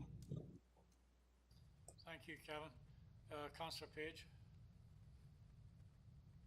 Yeah, thanks, Kevin. I think that makes a lot of sense. We did have a discussion when we look at the recreation budgets by way of explanation for Creston and Castlegar of how their cost recovery model is less impacted than ours may be, where a lot of it's driven by user fees. So whether the rink has 5 people on it or 25 people on it, it's still in there and it's still consuming power, and there's that opportunity that we have created for the when people can and cannot gather. And so that there's been a lot of impact on that side too. So we'll keep carrying that conversation forward. I did want to touch on a couple of the items before maybe we move a little bit further on for some more clarification outside of rec. How in the past, when we've talked about the GIS service, we've kind of spoken to the quality of service being provided, the resolution, speed, responsiveness. There's been some changes, I think, in the last year. Are we seeing that service quality being maintained over this last bit since those improvements? And is there pressure being put on that cost side of things, or is it that service expanding at an unmaintainable rate?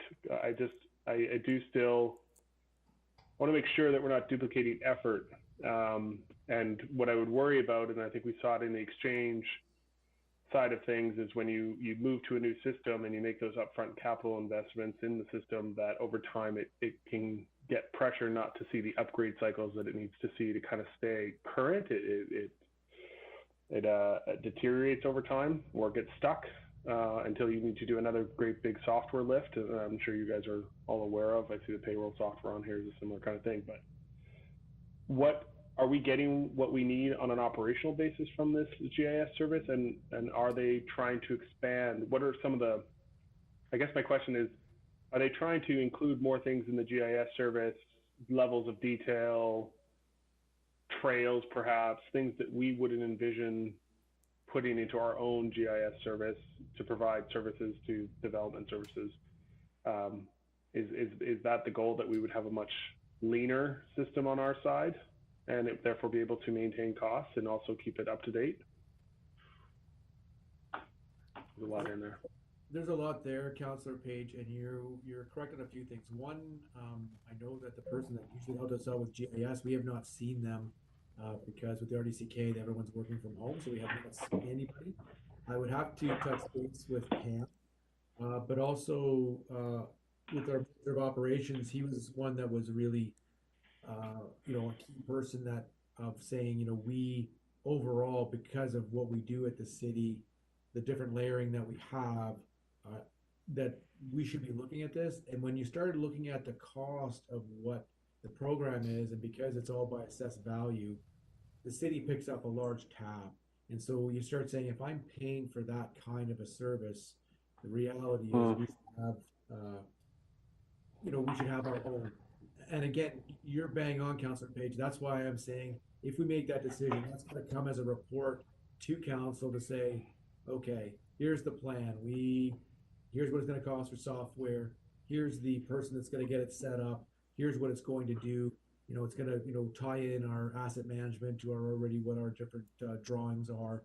There would have to be a plan that would come to you. I'm putting it on there because I don't want to lose it, and it's something that I think is important. But I don't. Some of those questions you have, I don't have answers, but that would become part of the report. Okay, supplemental if I may, Mayor. Yeah, absolutely. Go ahead. Sorry, am I stepping on someone? No, go ahead. Okay. I know there's been talk in the past, we've been talking about the 5th floor, I think, since the beginning, and the potential revenue opportunity there. And I think as we go into the summer and get increasing vaccination rates and things start to return to a semblance of normal, as the plans are playing out, that small cities like ours are definitely seeing an influx of tech migrants all over the place. And I'm wondering, what we need to do, if anything, and this might be solving itself on the back end. It's just simply a capacity and prioritization thing, which I totally understand and appreciate. I know everyone's at 130% for a sustained period of time across town. Do we have clearance and clarity about what we would do to reorganize that floor to get it into a revenue serving potential, or are we still using it as a buffer space for having people have areas they can expand out to for our own purposes, or are we committed to a path to get, you know, the interior reorganized and the tiles put back in place and fire escapes and everything done the way they are? Or are we still waiting for a key client to come up or something else to land to get to a place where that's actually earning rental income? So, Councillor Page, we can go ahead and answer this, but that was on our, we're on our challenges page right now. That was on our opportunities page. But Colin, you're welcome to touch on that if you wish.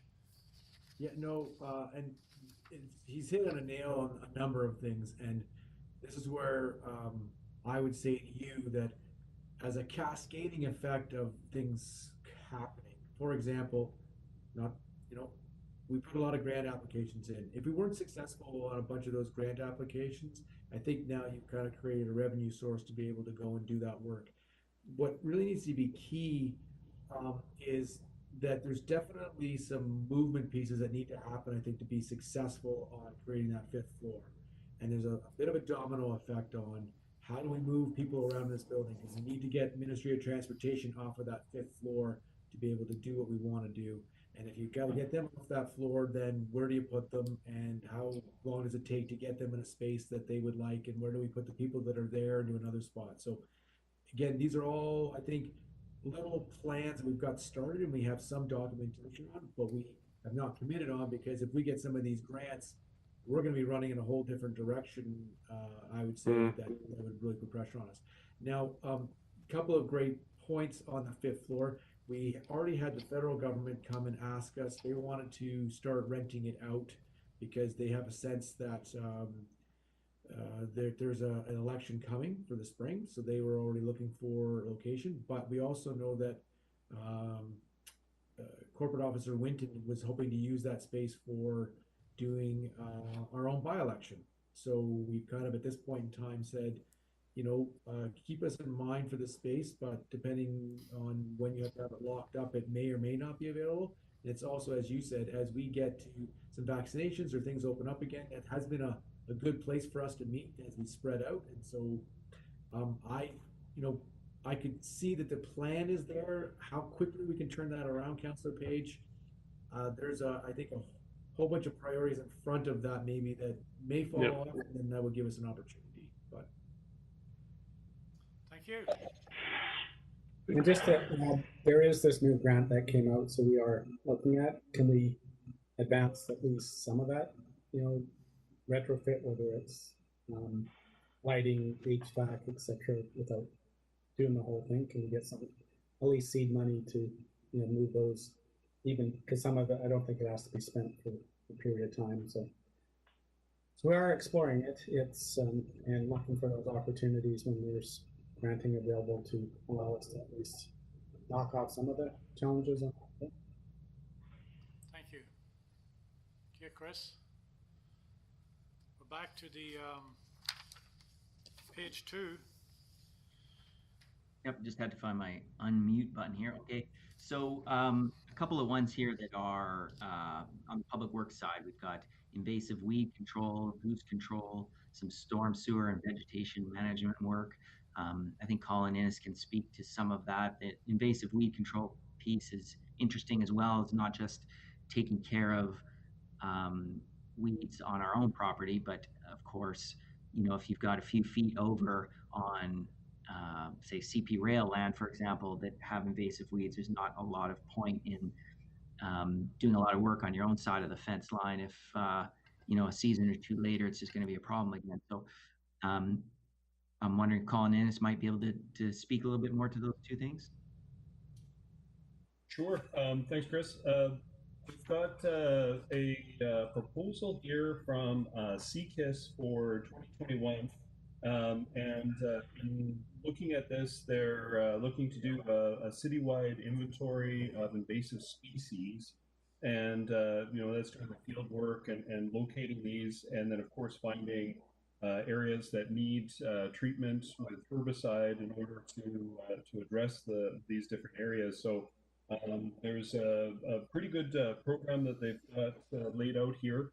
I know certainly with knotweed and tansy that we've got a lot of it, and as Chris has indicated that we could clean up along the airport. We've got a lot of tansy there, but there's also, you get into CP property, there's a lot of tansy on those properties. So I think this would probably be something that would go on. We need to do obviously treatments in 2021. However, I think this would be something that would have to go on for a couple of years to kind of get back caught up with this. We've had a number of years here where it's managed to propagate and get itself established, and I know it's going to take a little bit of time in order for that for that to get turned around again and to get that back under control. So that was what I had there for the invasive species there, Chris. Is that if I may, a question. Colin, just before you, Councillor Page, Colin, is that a company that's doing this, or a not-for-profit? Like who? What is it? Sure, Your Worship. It's the CKIS is the Central Kootenai Invasive Species Society. I'm certain if they're not for profit or not, but that's who's given us this proposal. Yeah, it's probably. We've had presentations from them before. Yeah, I think so. That group's got very good intentions, and they presented to us, in my experience, a number of times in the last quite a few years, but they haven't made much impact on the actual weed problem. So should we not be looking at somebody that can actually nail this weed and get rid of it? An example would be if we were to ask CP Rail to tackle it, they would tackle it and they would get rid of it, but we can't, like the solution from the invasive weeds folks was to pull it by hand. Well, that just hasn't happened. And I don't want to see us beating around the bush with the plan and resources and staff time to find out we're going to be sitting here at a council meeting or a committee of the whole meeting looking for volunteers to pull this stuff by hand. We're at a point now where we got to spray this stuff and kill it. Mm-hmm. Yes, Your Worship. What they have proposed here is using a foliar application of Milestone, which is a herbicide that they're looking to apply. Obviously, this would be a non-glyphosate based herbicide.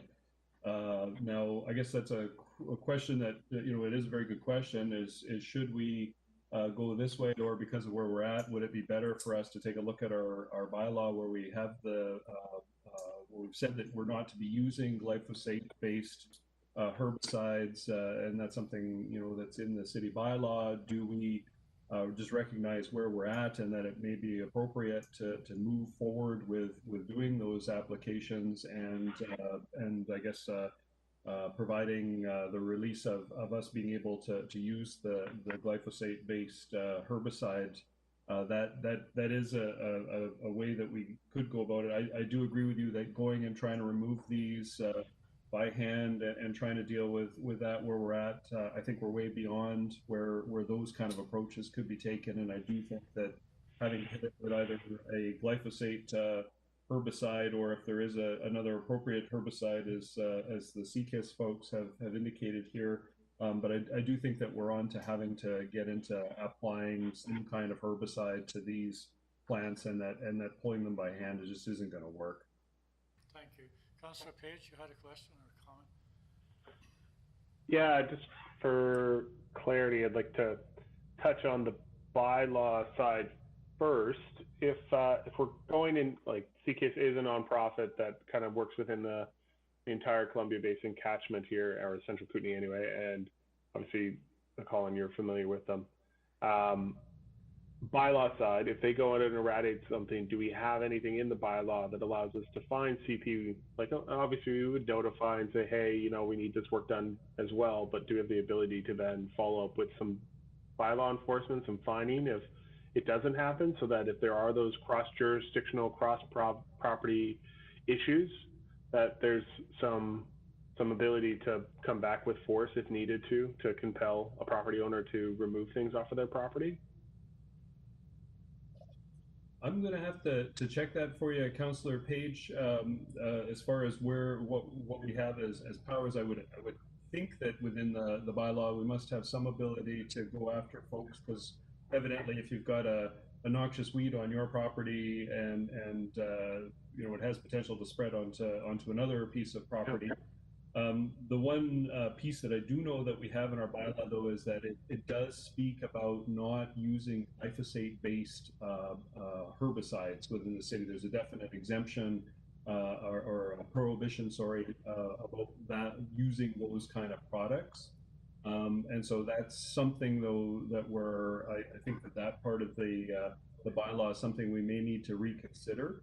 I'm going to have to check the piece, though, that you're asking about what powers we have to compel others, and so I can give you some more details on that.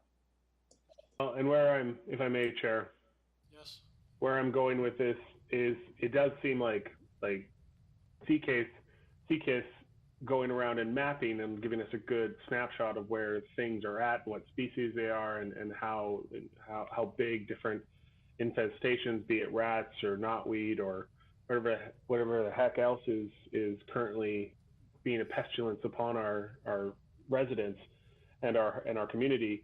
But then that ability to follow up with some programming, be it with the youth corps, be it with some herbicide or an alternative herbicide or something that works properly for these things, does seem to be a campaign and a program that we need to follow up once we have that mapping. And I want to make sure that when we are hitting a spot, that we have at least an ability for the neighbors to participate in that program. And if there isn't active and engaged participation, and ability to say, well, you can totally get charged and pay for not participating and being that seed that then spreads back out again over into the lawns. Like the old place we had over in Fairview had a ton of knotweed in a dead end of a back alley, and it was across the street and the other neighbors, and it was down the other neighbor, and it was up the other neighbor, and it was just, you know, we would knock it back off our property. And I drove by there the other day. We haven't been there for 3 or 4 years.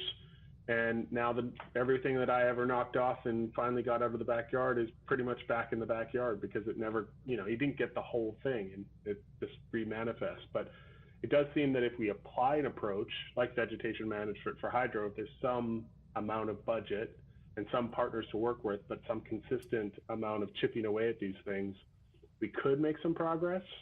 But I'd like to see it as a program of some sort, so we know we're covering all the angles. But I also think it probably fits even somewhere in Nelson Next, because it is, a lot of these species are moving around because of climate change. It's just one of those other commingling challenges we have to deal with. But can you find that information out a little bit more and see if there's more we need to do, a bylaw we need to pass, some adjustments to give you some more tools?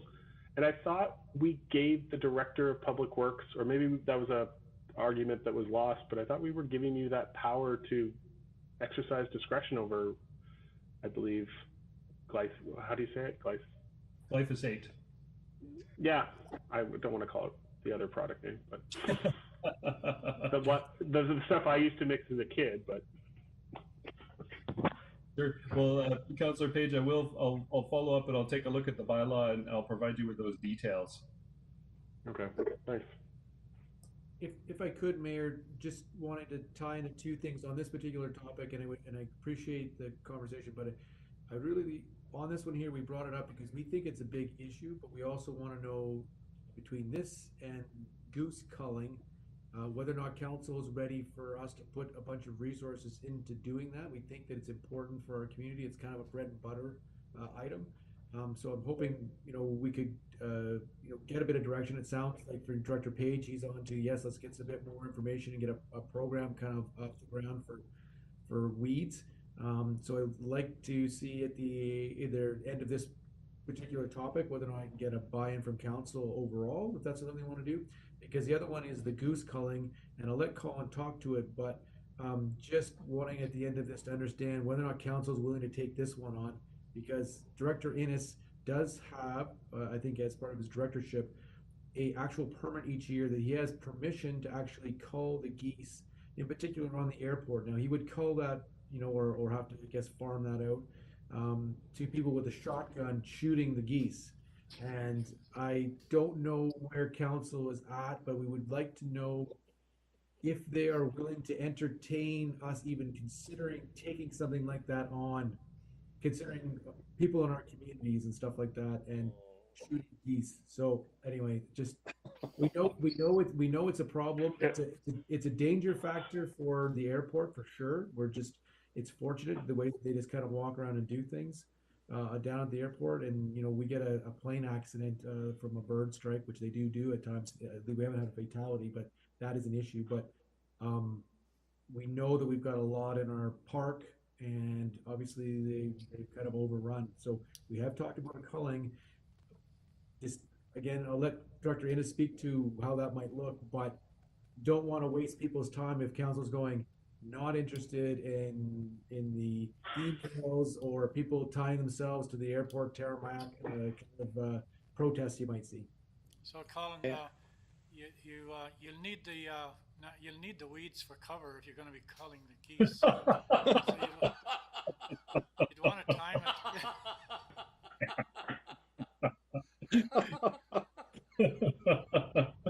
Yeah, very good point, Your Worship. Having the weeds there could help with the culling of the geese. Could I ask, where are the Colin? Yeah. Could I ask a question? So, the culling the geese is definitely going to be a hot button issue, but I'm wondering, can food be made from the geese, or are they not edible? That is a really good question.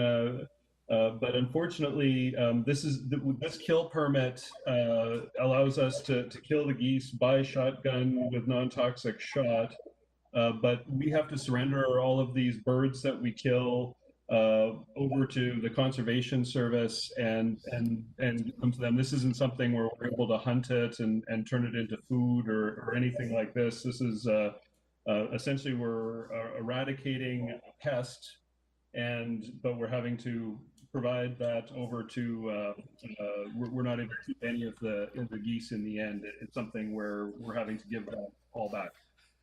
So I just had a supplemental. I'd only say that I think there would have to be a very clear, definitive communication strategy before this happened, because people are going to freak out.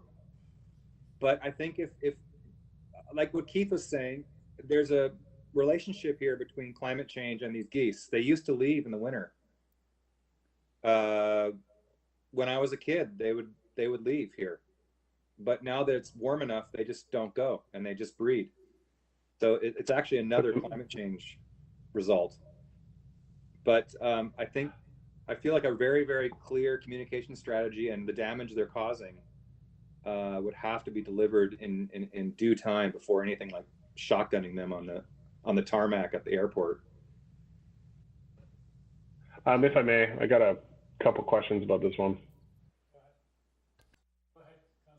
So the best practice, as I understand it, is like on this particular problem, which I've thought about, is the best practice according to the Canadian Environmental is the egg side of things, starting in early March of identifying the nesting. So like the first thing in my mind, and maybe just a quick answer before I ramble on some more, where are they nesting? Like where are the nests for these?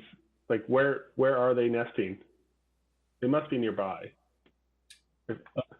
Councillor Page, the geese seem to loaf and nest all the way from, I guess, kind of 70 Lakeside Drive down here by the yard, all the way along the airport. And then, of course, once you get up into Lakeside Park, they've also found a spot in there that they seem to habitually return to. So we've got a pretty wide range of area here that they're setting up shop on. So one of the non-shotgun methods and considered the best practice, at least by the federal government, is egg shaking, egg piercing, and coating nests with with oil or like a light mineral oil to sterilize and disrupt the hatching cycles. And I think that is something that probably needs to be a concerted spring effort for a time to reduce the population. We could certainly knock it down with a call, but I think we all probably understand we'll knock it down, it'll swell back up, we'll have another debate, we'll knock it down 5 or 8, 9 years later. It's just going to be a cycle, but it does seem like a more empathetic approach and a more kind of ongoing low maintenance approach. I don't know how much staff time it would take or youth corps time it would take, but approaching those nests and disrupting that birthing cycle would be, and if they're all nesting within the city, then I think it's all within our control to deal with it. The other thing that I think I've seen that makes a lot of sense is a bird dog. And I know we don't have like an actual guy in a house down at Lakeside anymore that you could base a dog out of, but there are certain breeds for sure that you can train and work with that maybe just end up being down at Lakeside or with park staff during the day that specifically are there to disrupt the birds and chase them away. And over time, the birds are like, this is a crappy place to be. There's always this big white dog chasing us away. And those are two permaculture ways of kind of approaching this on an ongoing basis. So I'll just put them out there and I'll send you a link to this document that I have saved here. Right on, thank you.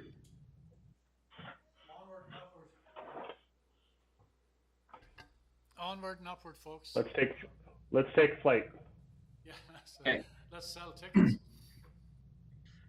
So still while we've got Colin Innes here, I'm not sure if you wanted to touch on the next point there as far as the Anderson. That's enough fun for one day.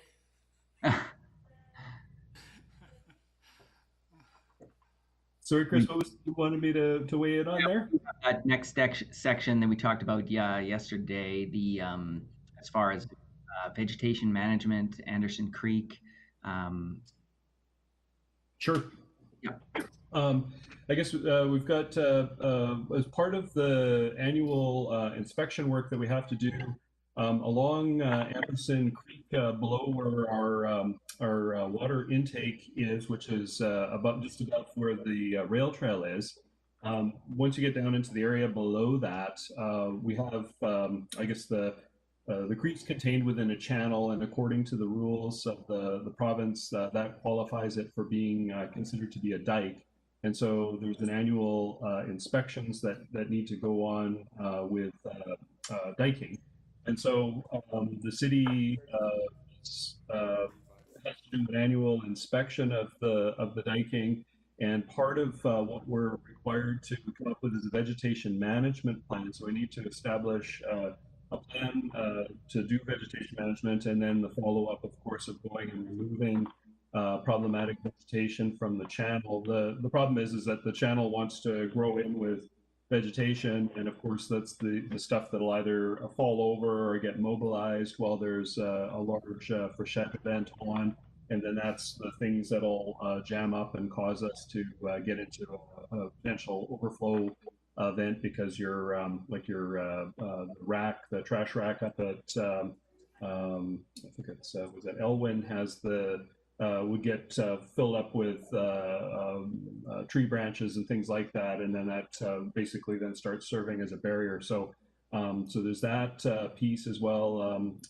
With the Mountain Station Reservoir, there's a bunch of vegetation management that they want us to do on the face of that as well, and we brought up a little bit of the talk about that when we were talking utility budget about the dam safety piece that's come up with the Mountain Station Reservoir. Thank you, Colin. Thank you. Does any of that management come under the Fire Smart program at all?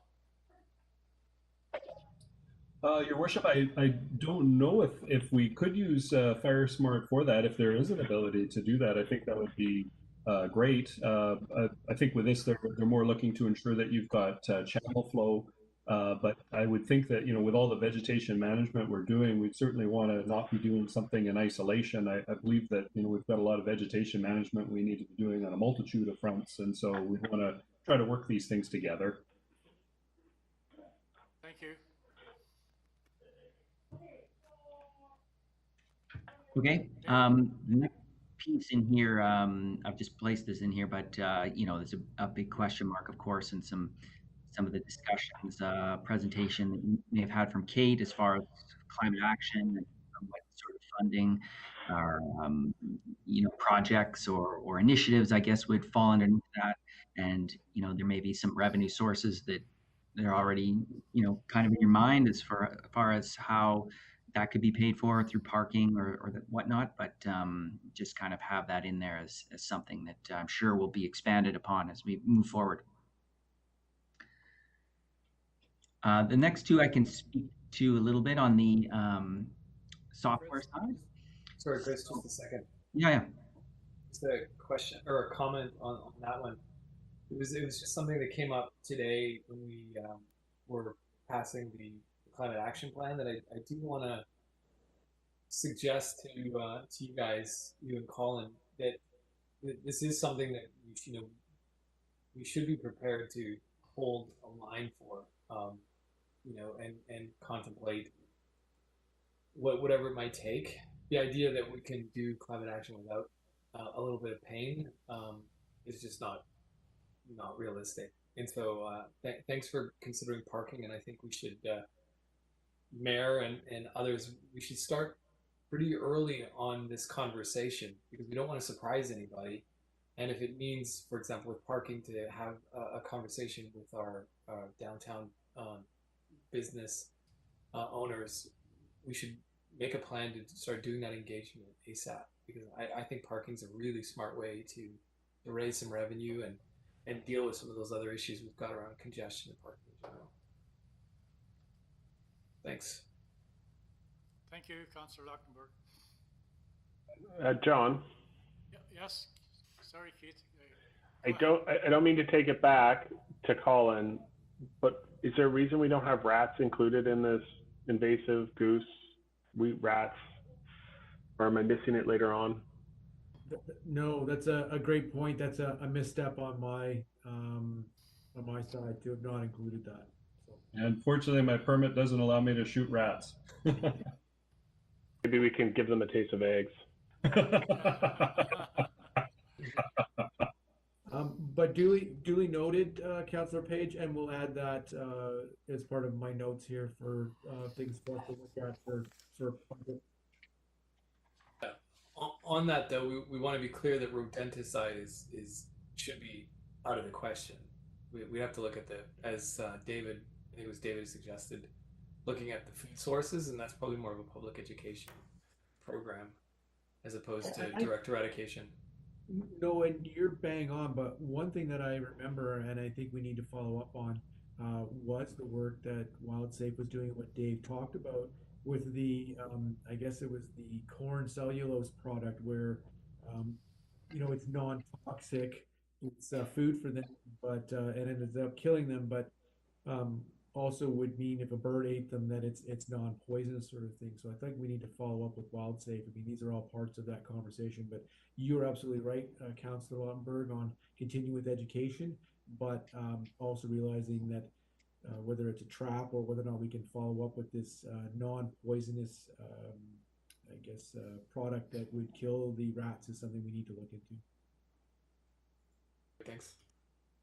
And on top of that, one thing that would be very fascinating to me to see as we look at rolling out the organics will be in a year from now, if people are doing this and not composting maybe as much, is that one of those food sources that we weren't thinking about that does help us with rats?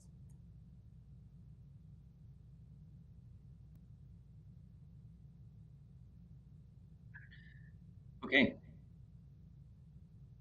So I'll just move on to these next two pieces here on the sort of the software side, and again, this one of these is in some ways sort of being forced upon us, but our payroll software, we've been informed that in the next 2 years, our software provider won't be supporting this product anymore.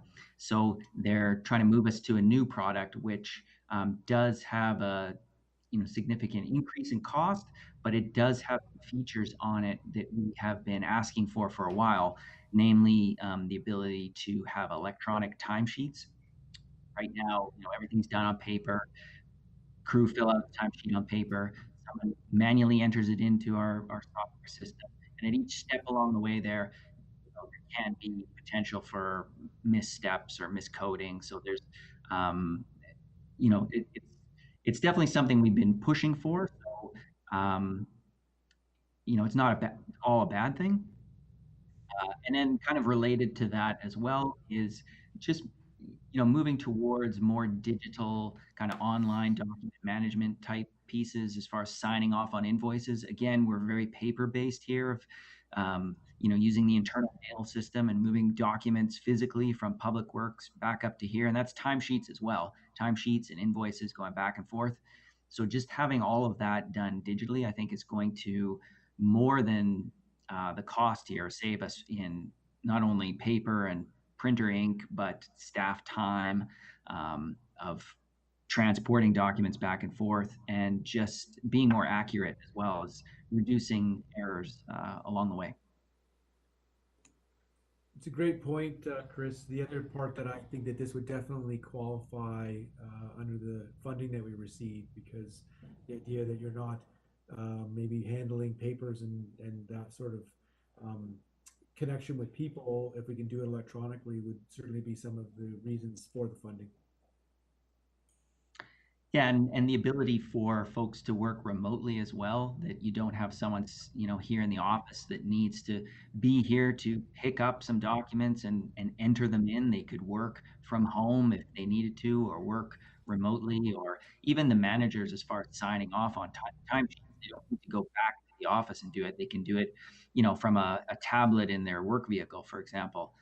So I think there's just going to be some efficiencies in that regard as well. So even though it's maybe not something that we initiated, I shouldn't say that. It is something we initiated. It's we've been asking for it for a while, so it's coming, in the next couple of years here. So that's actually a good news story.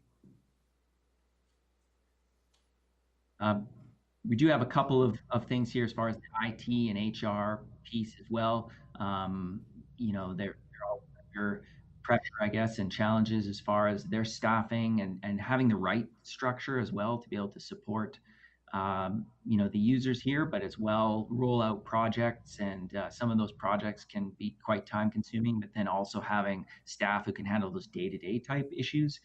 And we've had some turnover in HR as well, and kind of changing the structure there a little bit. So there's some challenges in those two sections as well.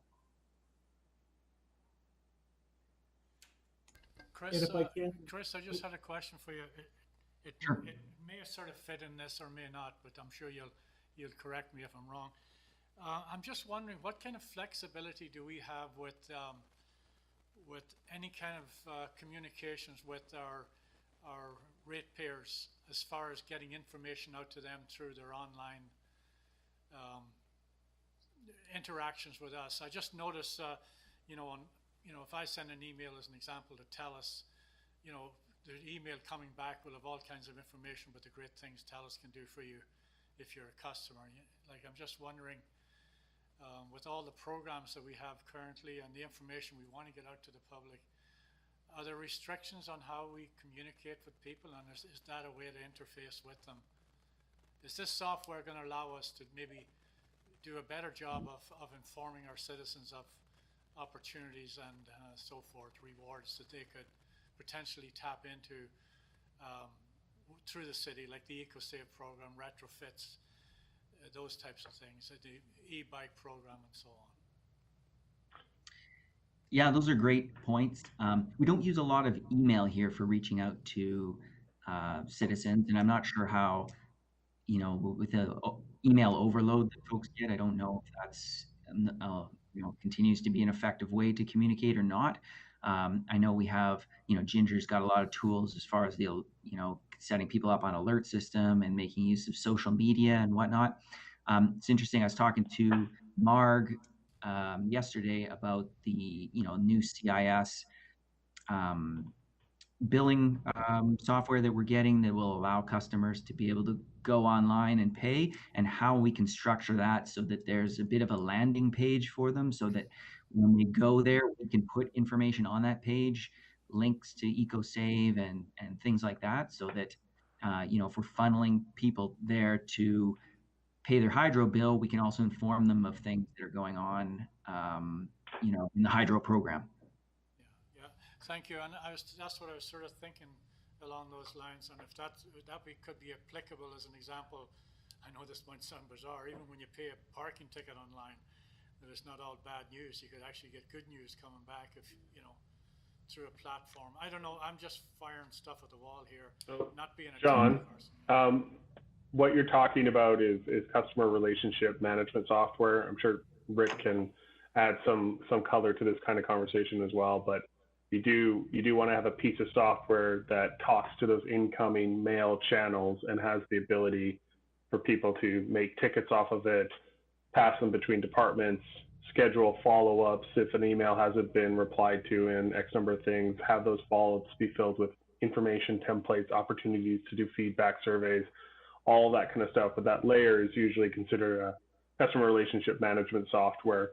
And my understanding, at least some of the exploration that's already been done in the public works side, Colin, you've talked to it before, is that that's not necessarily a project we're moving forward with in today or this year as we try and consolidate some of the other changes. But to my mind, that's a critical piece, is once we get a work order system and a customer relationship software side of the organization in place, then whether you're emailing info@nelson.ca or you're replying to the email alert that went out to Nelson Hydro, the way we track a communication conversation with a particular resident becomes a lot more, there's a lot more power we can unlock there. And once we kind of consolidate the Office 365 in my mind, and I don't want to speak for staff obviously, but I would want us to consolidate what we've done with Office 365 first, and then look for a product that works well with that on top of our work orders, so that these things are seamless. If I have an email, I can get it into the CRM software easily enough and out of my email, so I can focus on my email on staff to staff relations. But that's a whole planning piece that would need to happen, and we want to envision what that looks like, rather than having it fit within the online purchasing side of things. Those packages rarely come with what I think we would really need to be successful in that space, like TELUS is being successful with your interactions with them. So just food for thought. This is some great discussion, and I appreciate Mayor raising it even on the one level, because the one thing that has changed, and like I said, I see a year here of planning, if we can, find the horses to do it. Twofold. One is, I think we've got some funding that can help us with taking on some of these things, whether it's Robot 365, some of these other hardware or document sharing. But it's important to know that for the first time, someone else on there? Oh, it's me. I'm echoing, I'm sorry. You can mute the boardroom. Don't know. So I don't know if this is any better. That's good. Anyway, I will keep going. The one thing that the province has taken over your homeowner grant, and it's all now going to be online. So I know that it will be a year of transition of our staff having to work with people. I think probably have a station set up so that those that come in to claim their homeowner grant, as they usually would, we can walk them through the service of how they do it online. Many of us will know how to do that or deal with that. It won't be a problem, but that changes what's on our property tax notice. And the other thing that happened a number of years ago was the province changed the legislation to allow us to email people property taxes. And as you said, Mayor, when you start connecting with, hey, we're going to start now being online with looking at your account, getting your statements, I would suggest that we would be the opposite of kind of where maybe people are thinking. But if you don't, everyone will be on an online statement or will get it emailed. And if you want a paper statement, then you would have to pay for us for that. That would be my idea as we go forward on that. But when you start seeing what's happening with Hydro and what their plan is, and coupling that, like you said, with maybe now getting a potential email of your property tax notice. And all this information that we can share, the collection. I like this idea of this customer management software that many of you on the directorship team to know about, Office 365. I think that there's a big future here. And like I said, I believe that some of that seed money could be part of this funding that we got from the COVID restart. Again, the challenge, of course, is horses and being able to, put someone in charge of that that's totally focused on that and it's not off the side of someone's desk. One of the reasons we have sort of the IT challenges and HR structure, part of it, I want to tip my hat to Director Markin, who's taken this on. We don't have a full-time manager anymore. This is a director that is dealing with numerous amounts of HR issues, but has also been doing a good job. Probably she would be hard on herself, but I think she's doing a good job, but on the IT side and trying to manage that group. And we have had a great consultant that has helped us, but kind of the question is, what does that look like into the future? We know that we've had one full employee that's been dealing with the CIS outroll of the new hydro software, and having them hopefully wrapping that up now and having them back in the fold for being able to do work here. Maybe we'll be okay, but the structure of what we do in the future, I think, is important. So, Colin, I just to follow up. I'm just thinking the window of opportunity could be, in the next few months. Because... Thanks, Colin. Just really quick on that homeowner grant online piece. One of the things, and I mentioned this before, but one of the things that the province allows us to do, and they've always allowed us to do this, is they allow someone to act as your representative as far as completing a homeowner grant application. So we would, if you've got some of those folks who don't feel comfortable or not used to using a computer and they're used to coming and doing things in person, we can still, still come up to a CSR, and that CSR can go online for them right there and quickly put in their information and just say, we're acting as a representative for this customer. We're able to do that. So I think that's sort of the, the fallback if somebody really doesn't feel comfortable doing that on their own. So that should ease the transition a little bit. Chris, I don't think we'd want. Yeah. I don't want to belabor this too long because we're getting a bit tight for time. But with the funding we did receive from the province, this might be one opportunity to look at that as a way to serve customers better, since many people are not coming out anymore to actually interact with us face to face, and they're looking for ways to do that online, and that's an opportunity for them to get better service, but also for us to give them better service by giving them the kind of information that they may currently not be getting, or they may not get when they do come face to face in many cases. So the window of opportunity could be as short as maybe 4 or 5 months, and especially now with that plan we adopted today with the climate action plan, there's another opportunity to push information out to the public and have them tap into that and help us achieve our goals within that plan.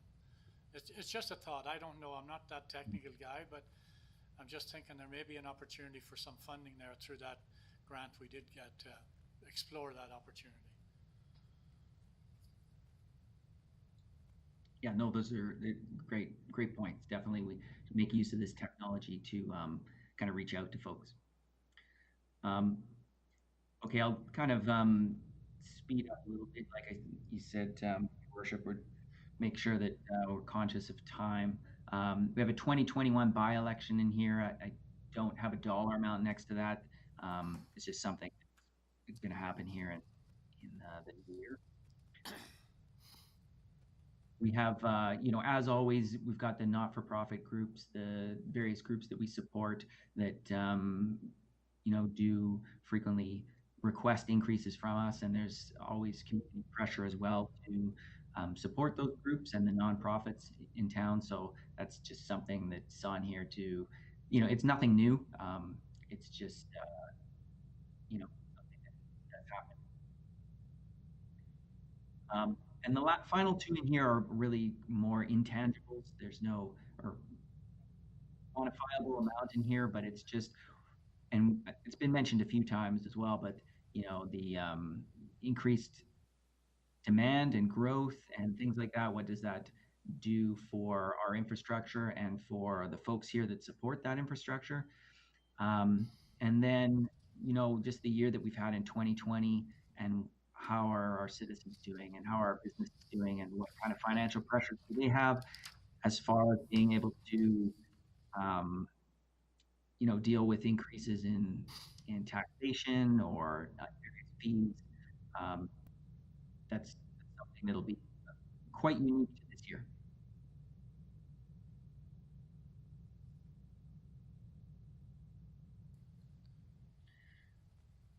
So if there's anything more on that page, we could flip over to the capital side here.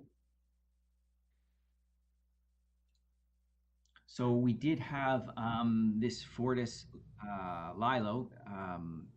We got a request from Fortis for the termination of that. So we had, the net result is about 800,000 in revenue after we receive the termination payment and pay out any remaining debt.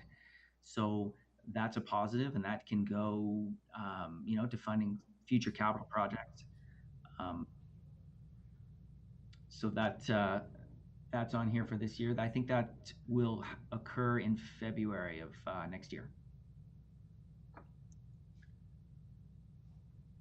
We do have some opportunities for paving, along the airport, perhaps other areas. Is there places we can expand our parking revenue?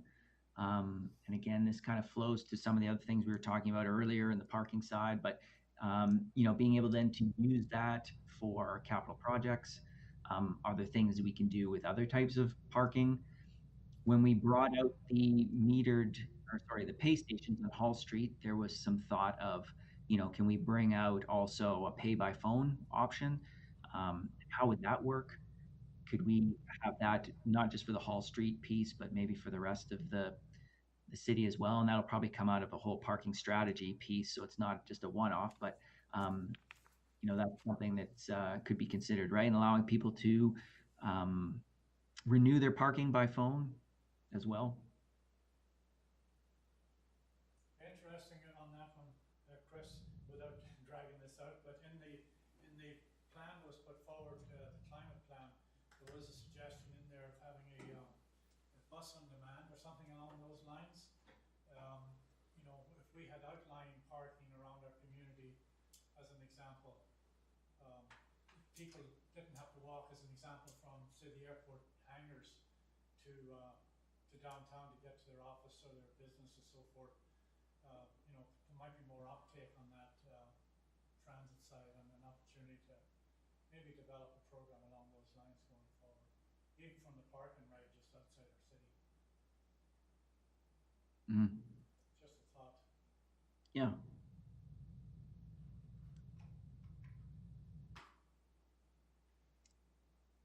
So the next piece here is, of course, mid or post-COVID, we've had a lot of grant opportunities come up, different funding opportunities. The Safe Start funds was one piece of that, but also a few other grants that we've applied for, and I'm sure will still be coming, other opportunities as well to help fund various infrastructure projects. So that's something that we're always on the lookout for. We've got some information on the transit exchange. Colin McClure might be able to speak a little bit more to that, but it's an opportunity with 80% of it being funded by grant. So if you're looking at $3 million, that's 2.4 million would be grant funded. That's a great opportunity to kind of have that infrastructure in place, but also financed or funded outside of the city.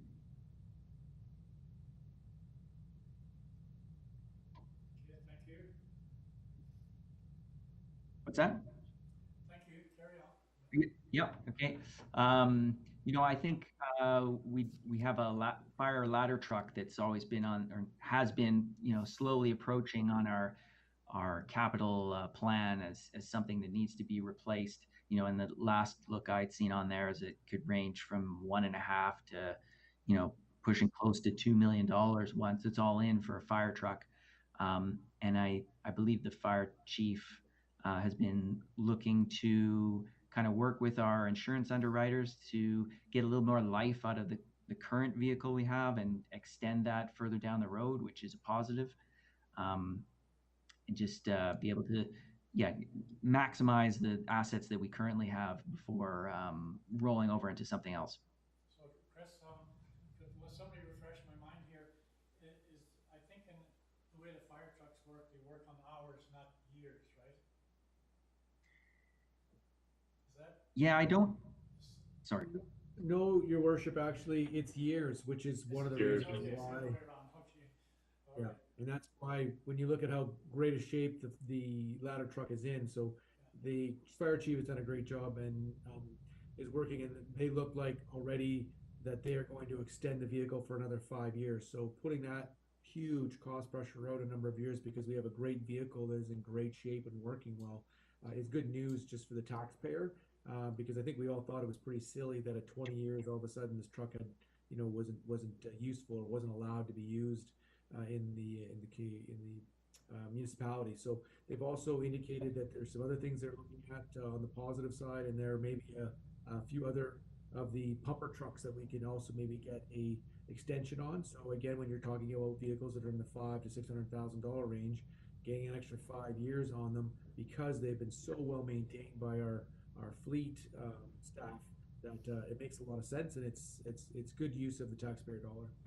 So then, in that case, then, Colin, would we be looking at, if we did get an extension, would we be looking at making sure that our equipment reserve fund was being topped up to allow for that potential impact in 5 years?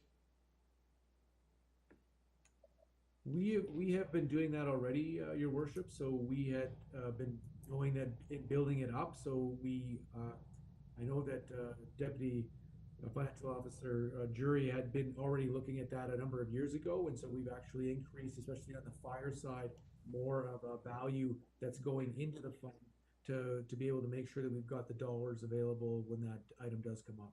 Okay, thanks very much, Colin. Thanks, Chris. Go ahead. Yeah, we've had the kind of a forward-looking plan for that equipment replacement reserve that takes into account replacement of all the vehicles wherever that may occur 5-10 years down the road. But moving ahead a few years, 5 years, is definitely a positive.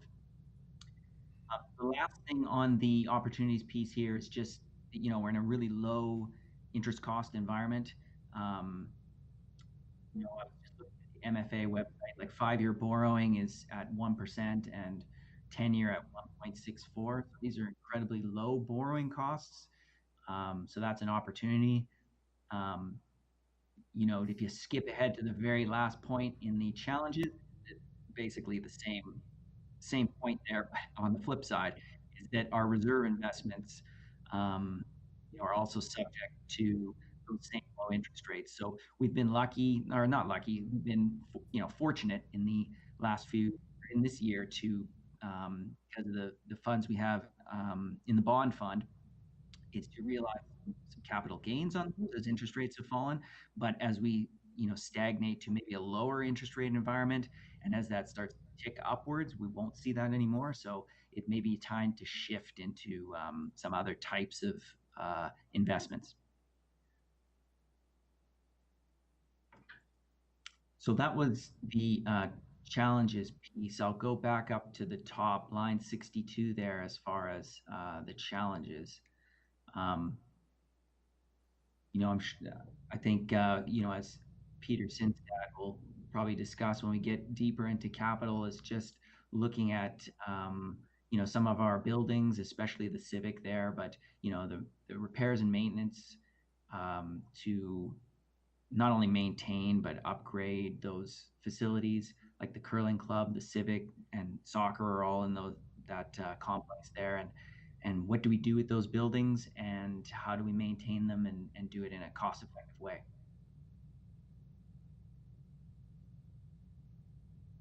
I've got on here this new asset management work order system. I think this is something. Chris, sorry, I just had a question about that.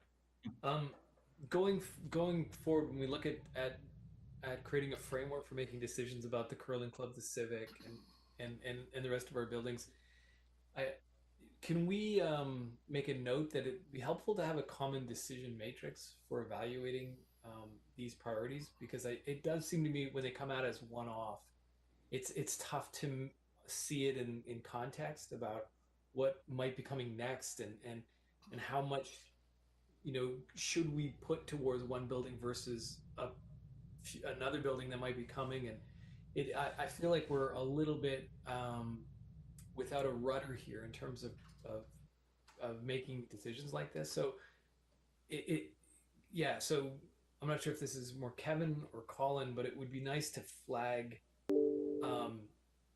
the developing a decision matrix, maybe in terms of a workshop or something, to better make these decisions in the future. Yeah, maybe I'll just quickly, from my perspective, I think we spoke about this recently. So our strategy at this stage is to maintain the core building infrastructure in those buildings, and we're not investing within the building itself per se, until we have some direction of what the future use of that is. And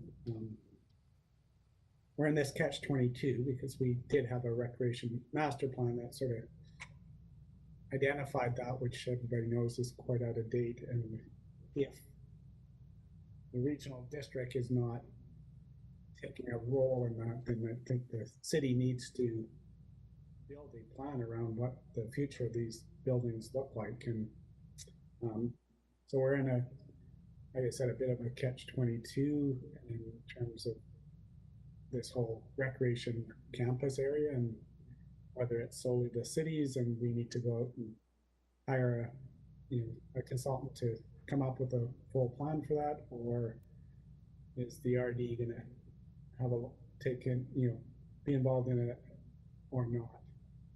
That's right now. We'll make sure the HVAC systems work, the roof is patched and isn't leaking, and so that we can maintain those. I think the past report did state that the cost of trying to mothball those buildings or replace them would be far in excess of renewing them. So that's the direction we're going at this stage. Thanks, John.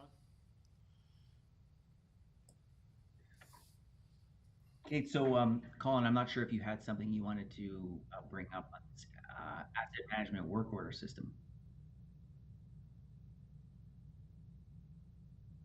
Well, only, and Director Innes, I know, and his team have been wanting to look into this. I know that our new general manager of Nelson Hydro is sort of like, where is this? And again, I think it's important, and Director Page and Lagerberg, they're all tied into this IT thing, and we want something that works, but it's also something that has, to take a step back, make sure we've got a plan, we've got a champion, someone that drives this, all the things that we talk about on refresh and what's going to happen and what else does it talk to. And sometimes it's hard because I see our managers wanting something, and but getting people to take a step back and have a plan is going to be key. But this is something that is been asked for, and it's on here. We just need to figure out where it fits in the priorities, what resources we have, or do we need to get, what funding is available to even take it on. But I think it's an important part of our future. I definitely see that. Okay, thank you. The next point on here is the heritage lighting project, and maybe needing to take a second look at that, as far as I know that there's some testing that can be done, not talking about just replacing the light, but it's more the poles themselves that there's some testing that can be done to determine the integrity of that pole, and then based on that, some of the poles may need to be replaced. And I don't know if Colin, Innes, you have some things you wanted to add to that piece or not? Chris, I think you hit it pretty good there. I think council's had a little bit of a heads up of the issue with the light bases that has come along with the heritage lighting. And so one of the, I guess, kind of plan B approaches was there was a company I brought in a number of years ago, I believe it was 4 years ago now, and they do non-destructive testing the light bases, and that was, or sorry, the light poles themselves. The last time they came, I believe it was either 3 or 4 of them that were identified as being requiring being addressed, and so we did deal with those. And so, being that we've kind of hit this issue with the bases and how that would impact moving forward with the newer style lights, what I was suggesting is that as a plan B, that we do the non-destructive testing again, just to verify that we don't have something that's about to cause an immediate problem or as a high risk situation. And part of the thinking too was we have a number of poles that have been either struck or damaged and those kind of things. They're aluminum. We do have an aluminum welder here. So we were thinking we could take a survey of poles, ensure we don't have something that's dangerous, and then try to work with what we have to try to kind of cobble up the last number of poles, get them repainted so at least they look presentable and appropriate. But that would give us some more time here to get this issue with the bases and the right time to action that new lighting scheme on the Baker Street area, and this being a way that we can move forward as a sort of a plan B approach for the 2021 season.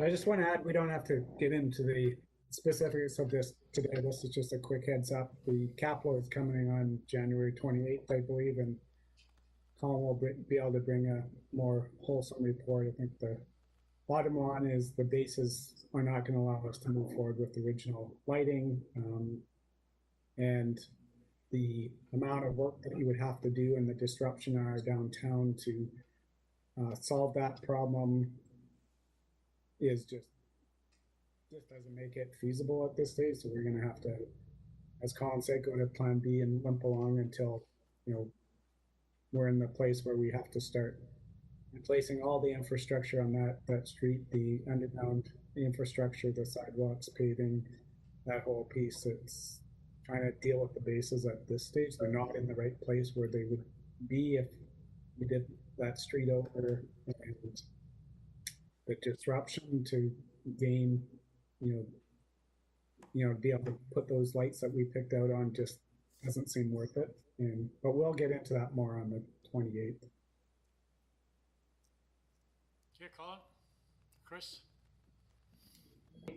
I'll just kind of touch on the next 3 or so here. Just and, if you want to go into detail on any of those, again, like Kevin mentioned, probably that'll come a little bit later. But Colin Innes is here if you had some specific questions. But it's looking at 70 Lakeside Drive there and doing some additional environmental testing down there. I think the city portion of that would be in the $45,000 range. Now, what does that then lead to, and what other future environmental issues come out of that is a bit of an unknown, but also then it's going after CP Rail or whoever is ultimately responsible, I guess, and having them be part of that conversation. So bit of an unknown on that piece, but there will be some other testing that's being done in 2021.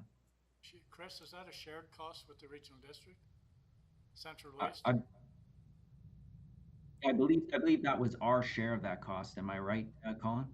That's correct, Chris. Your worship, I believe that the total amount of testing that had been flagged was, I think it was 90 something thousand dollars, and this was the piece that the RDCK was looking for the city to share on.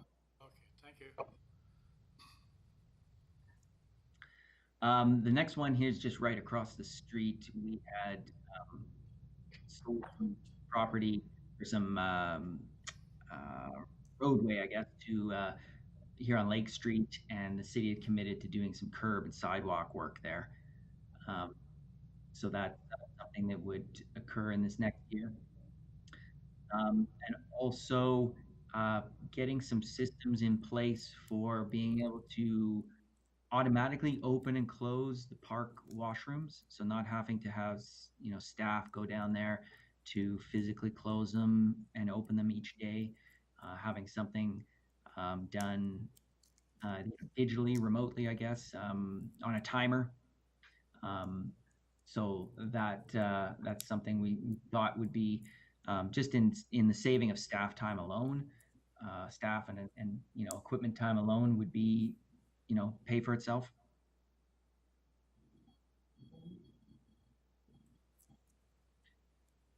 The next piece on here is just I'm sure that council's sort of been involved in these discussions quite a bit on the Hall Street Pier and just looking at the different options, I guess, for how to move ahead with that. Maybe in a given the budget on that project and how to maybe modify that or change it as different things have come up. Yeah, I'll just add to that one as well. So we did meet as staff here the other day, and again, we'll bring something more wholesome on the 28th. I know council, when we did the grant application, asked for this to come back to them, so that will happen on the 28th. But there's really, different options. If we don't get any additional grant funding, we do get that additional grant funding, and if we want to look at how we do the larger plan that's developed over time, so we'll be bringing sort of 3 potential options that may come based on funding that's available. Kevin, when you say the 28th, I don't have anything in December. Is January. That or January for that date? Yeah, January. We have indicated at this time that we should hear on that grant by end of January. That we're somewhat skeptical that will actually happen, but that's the timing we've been told. So we should be able to let you know. Well, hopefully, whether we. I'm just curious about timing. I guess maybe are you referring to the Friday, the 29th? Sorry, I see there's maybe a session already on the 29th. It's the 29th. It is the 29th. Okay, thanks. So, yep. End of January. Yeah, so hopefully we'll have heard from the grantor by that time, and we'll have better clarity on which is the most viable option forward, but we'll bring those options to you and give you an update. Colin has some better idea on pricing that he's received between now and then, or when it was originally developed and submitted grants, and now there's a bit more clarity on some of the pricing, etc. So we will do that on the 29th. Thank you.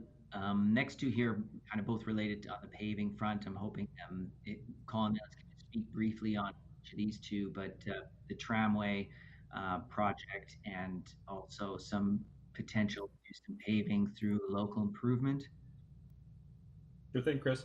I think council, I believe there was a letter that had been sent from the Tramway Society looking for, I think it was a $30,000 request to help them with some paving. My understanding is they're doing track replacement, and in doing some of that track replacement work, there's paving work that would go along with that.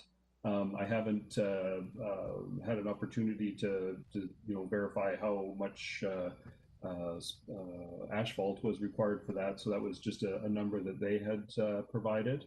The other one here about the potential paving project through local improvement, we have some folks on Observatory Street that have expressed an interest in entering into a local improvement for doing some paving on their streets. We're going to have some more discussion with them, though, in that what they're looking to do with a local improvement is they want to add about 20 feet of pavement. My belief is that that'll just continue to push their problem 20 feet further up the street. And really, from a pavement management perspective, we're more interested in doing sort of the bigger segments as opposed to doing pieces, just from a renewal and replacement approach. So the other thing is that I think that they may have come to an agreement amongst themselves to share in the cost for a small piece of pavement, but under a local improvement, my understanding is that you actually have to have frontage on your lot in order to be assessed and have that put on your assessment. So I think there's still some things that we need to work out with the neighbors to make sure that they actually understand what it is they're getting into. But we just wanted to flag that there does appear to be some initial interest in exploring this, and we'll have to work out some more details just to make sure that they are prepared to go through a local improvement process. So Colin, on that note, I happen to be over the years involved in 2 of those, and it's my recollection that the whole block had to be part of it, not just 1 or 2 homes. Like you wouldn't. I know when we did our last street up where I live now, everybody had to agree. Well, 51%, I think. They all agreed, but the reality is you wouldn't have, if they all hadn't agreed, you wouldn't have just paved the piece in front of my house, right? That is correct, Your Worship. So you would assess the infrastructure underground as well as everything else, so that'd be part of the overall project, wouldn't it? And so it's not as simple as just throwing a little bit of asphalt on a problem area on a street. That is correct. Okay, thank you. Question? Comment? Sorry, I'm assuming this is the blocks of Observatory Street that intersect with Cherry Street where there's a real problem. And I don't know where we're at, but I think we should take a long, hard look, and if we can do something to alleviate that problem, then we should do so.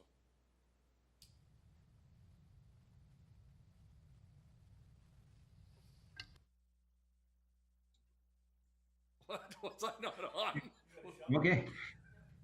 I agree with Cal, but I think we look at it holistically and whether we need to increase the catchment to grab all of the area that needs to be included and do it fairly through process. And I'm amicable to move that around a little bit to figure out what the fairest thing is. But I think we do need to keep that historic sense in there that other people have gone through this motion before. Janice has spoken to this a few times, and I would look to us to have that discussion on what is fair.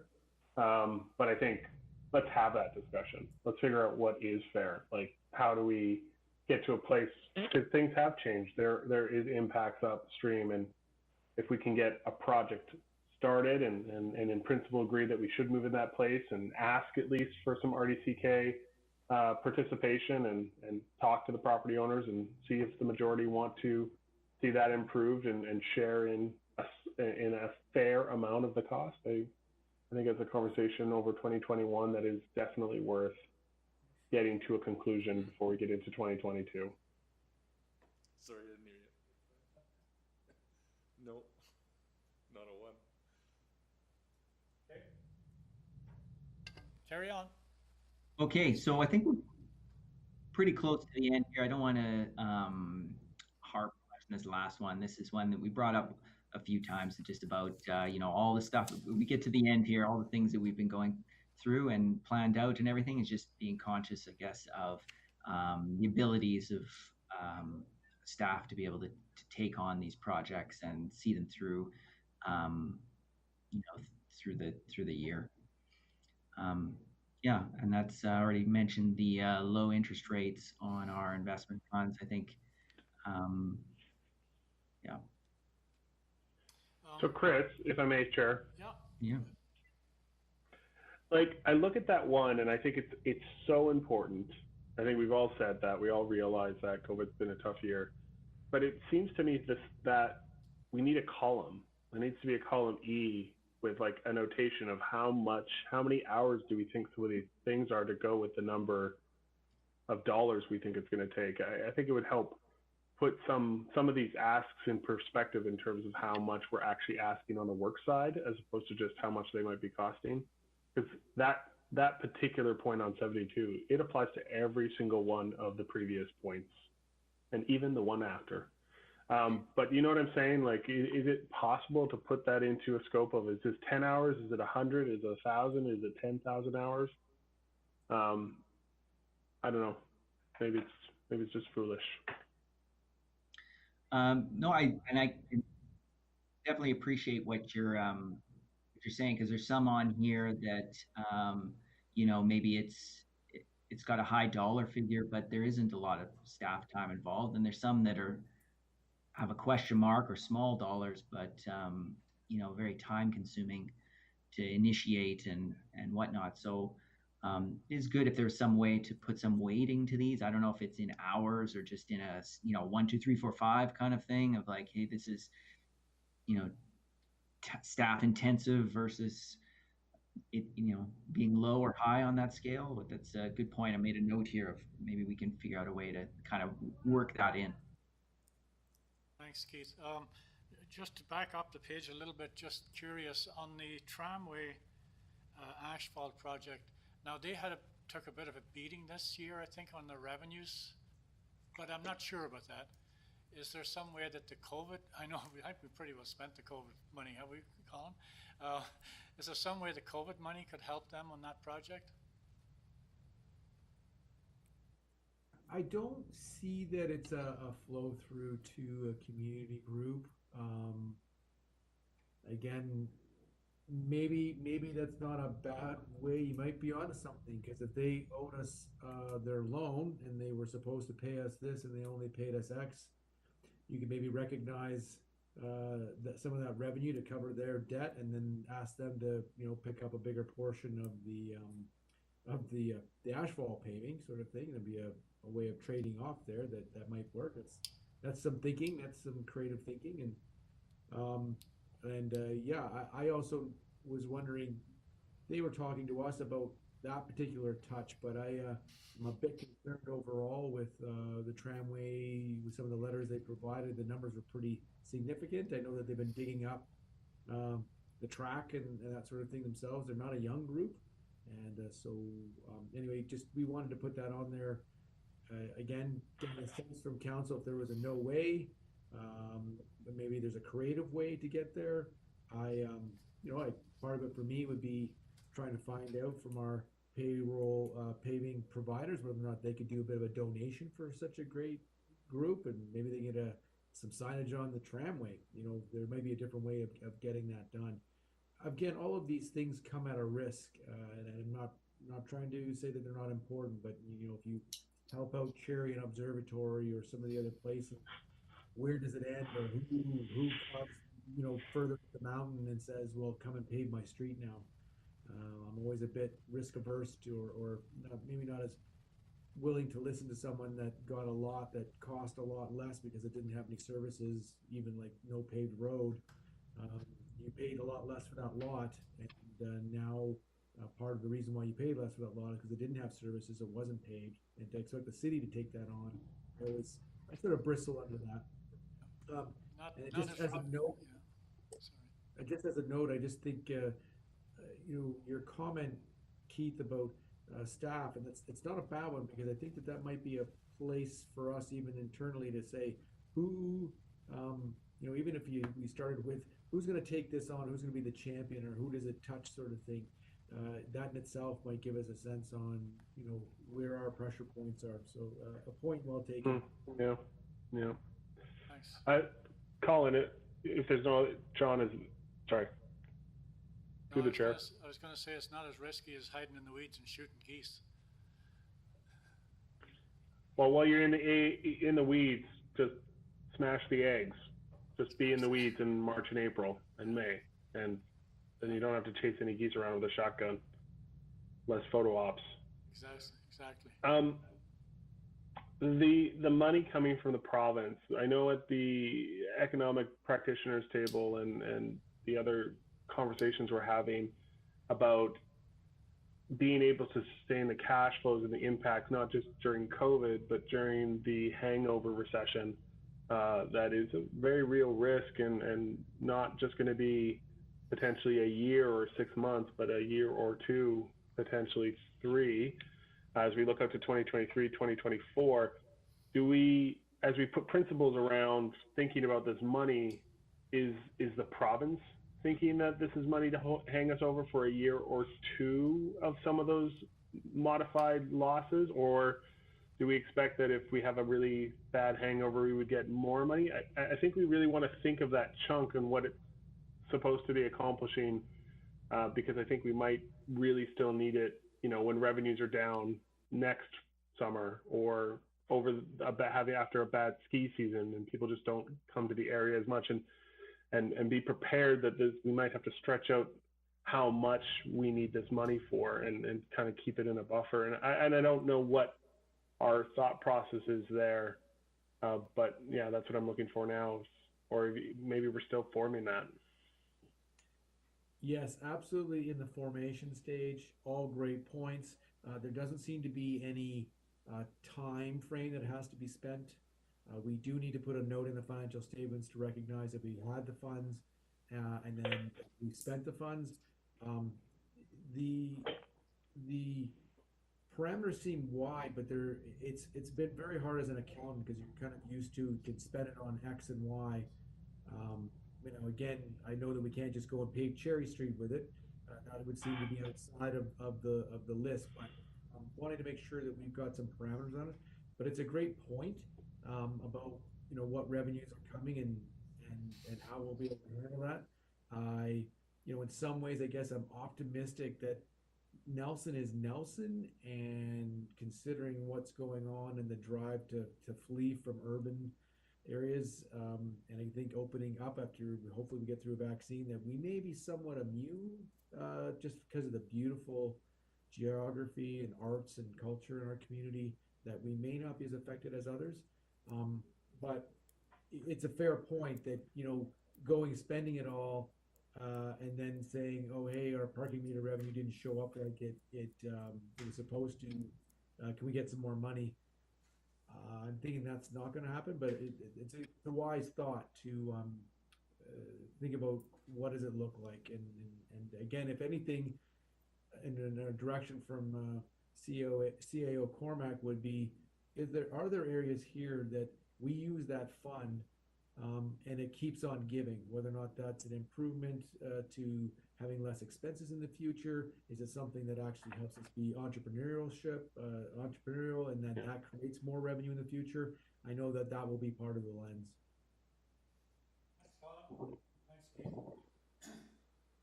Okay, are we clear as mud here?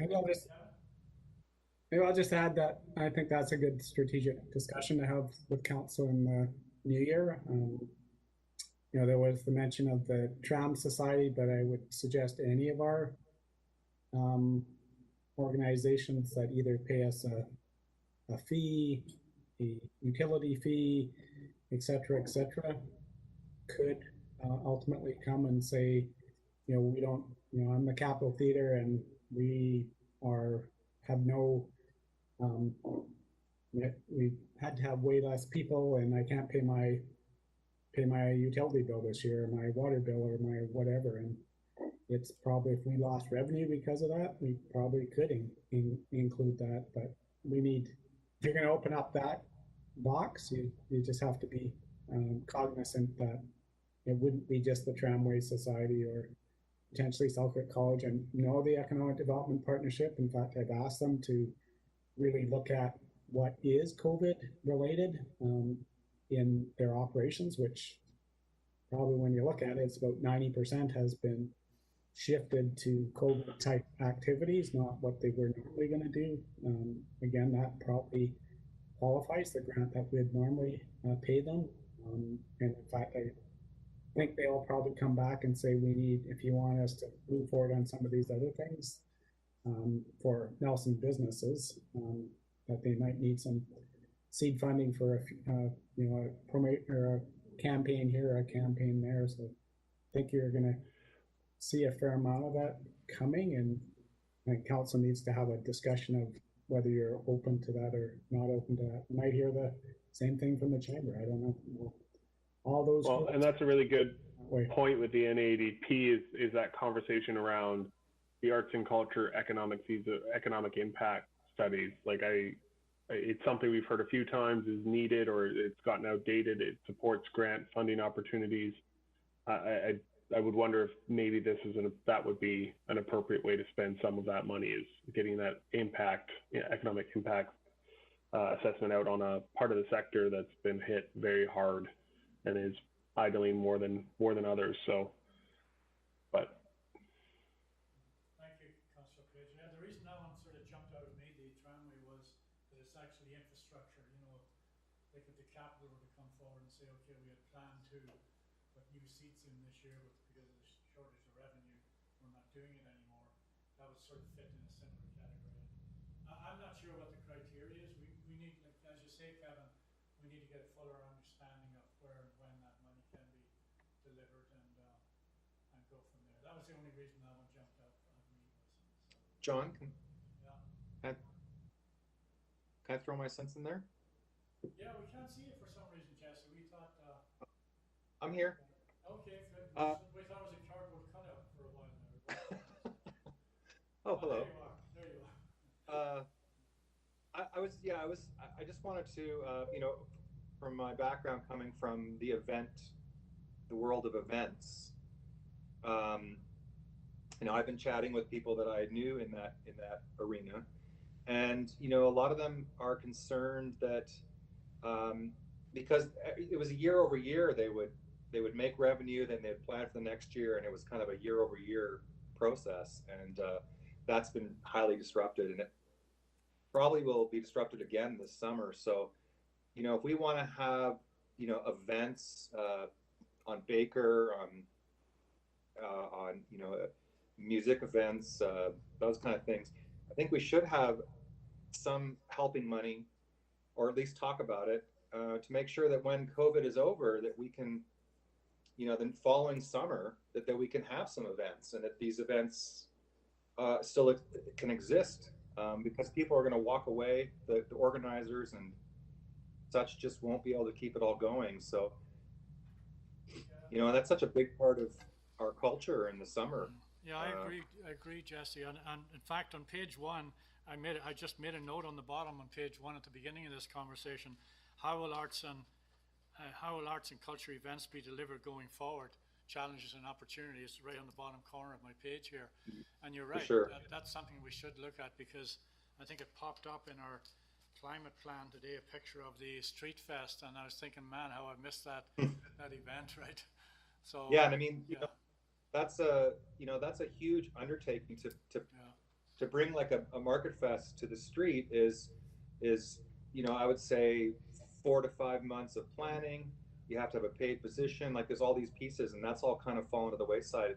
But it's such an important part of Nelson's summer culture. So absolutely, yeah. Thanks very much. And that's why I think we want to get these feasibility studies out of the way, so when the safety concern has cleared, we're not then like, oh, we should do stuff. It's been raised, but the NATP, might be a good vessel to get that kind of stuff done if we can give them some extra cash to do it. But I'll leave it to Kevin to carry that if he thinks that needs some carrying. Yeah, thanks, Keith. All right, any further questions? Hearing none. Thanks everybody for your full day, those of you who have been with us, and thanks a lot, Chris, for a good job in leading us through this process. We really enjoyed that. Colin, Innes, good to see you again. And be careful with that shotgun. Okay, take care. Motion to adjourn, please. Councillor Woodward, second by Councillor Page. All in favor? Thank you. Take care, everybody. Well, good weekend, everybody. Good, Mayor. I just wanted to say Merry Christmas and a Happy New Year to council. It really been it's been a tough year, but really enjoyed working with the crew, and we got some heavy lifting to do in the new year. But anyway, just Colin. Are you looking for a raise, Colin? What's going on here? I'm noticing a lot of shiny heads. Have you noticed how many shiny heads there are? Yeah, I know. So many shiny heads. I hope the viewers appreciate all the staff lights that turn off over time as we save power and save money. It's just like you watch this all day, and it's just like lights are constantly like turning themselves off.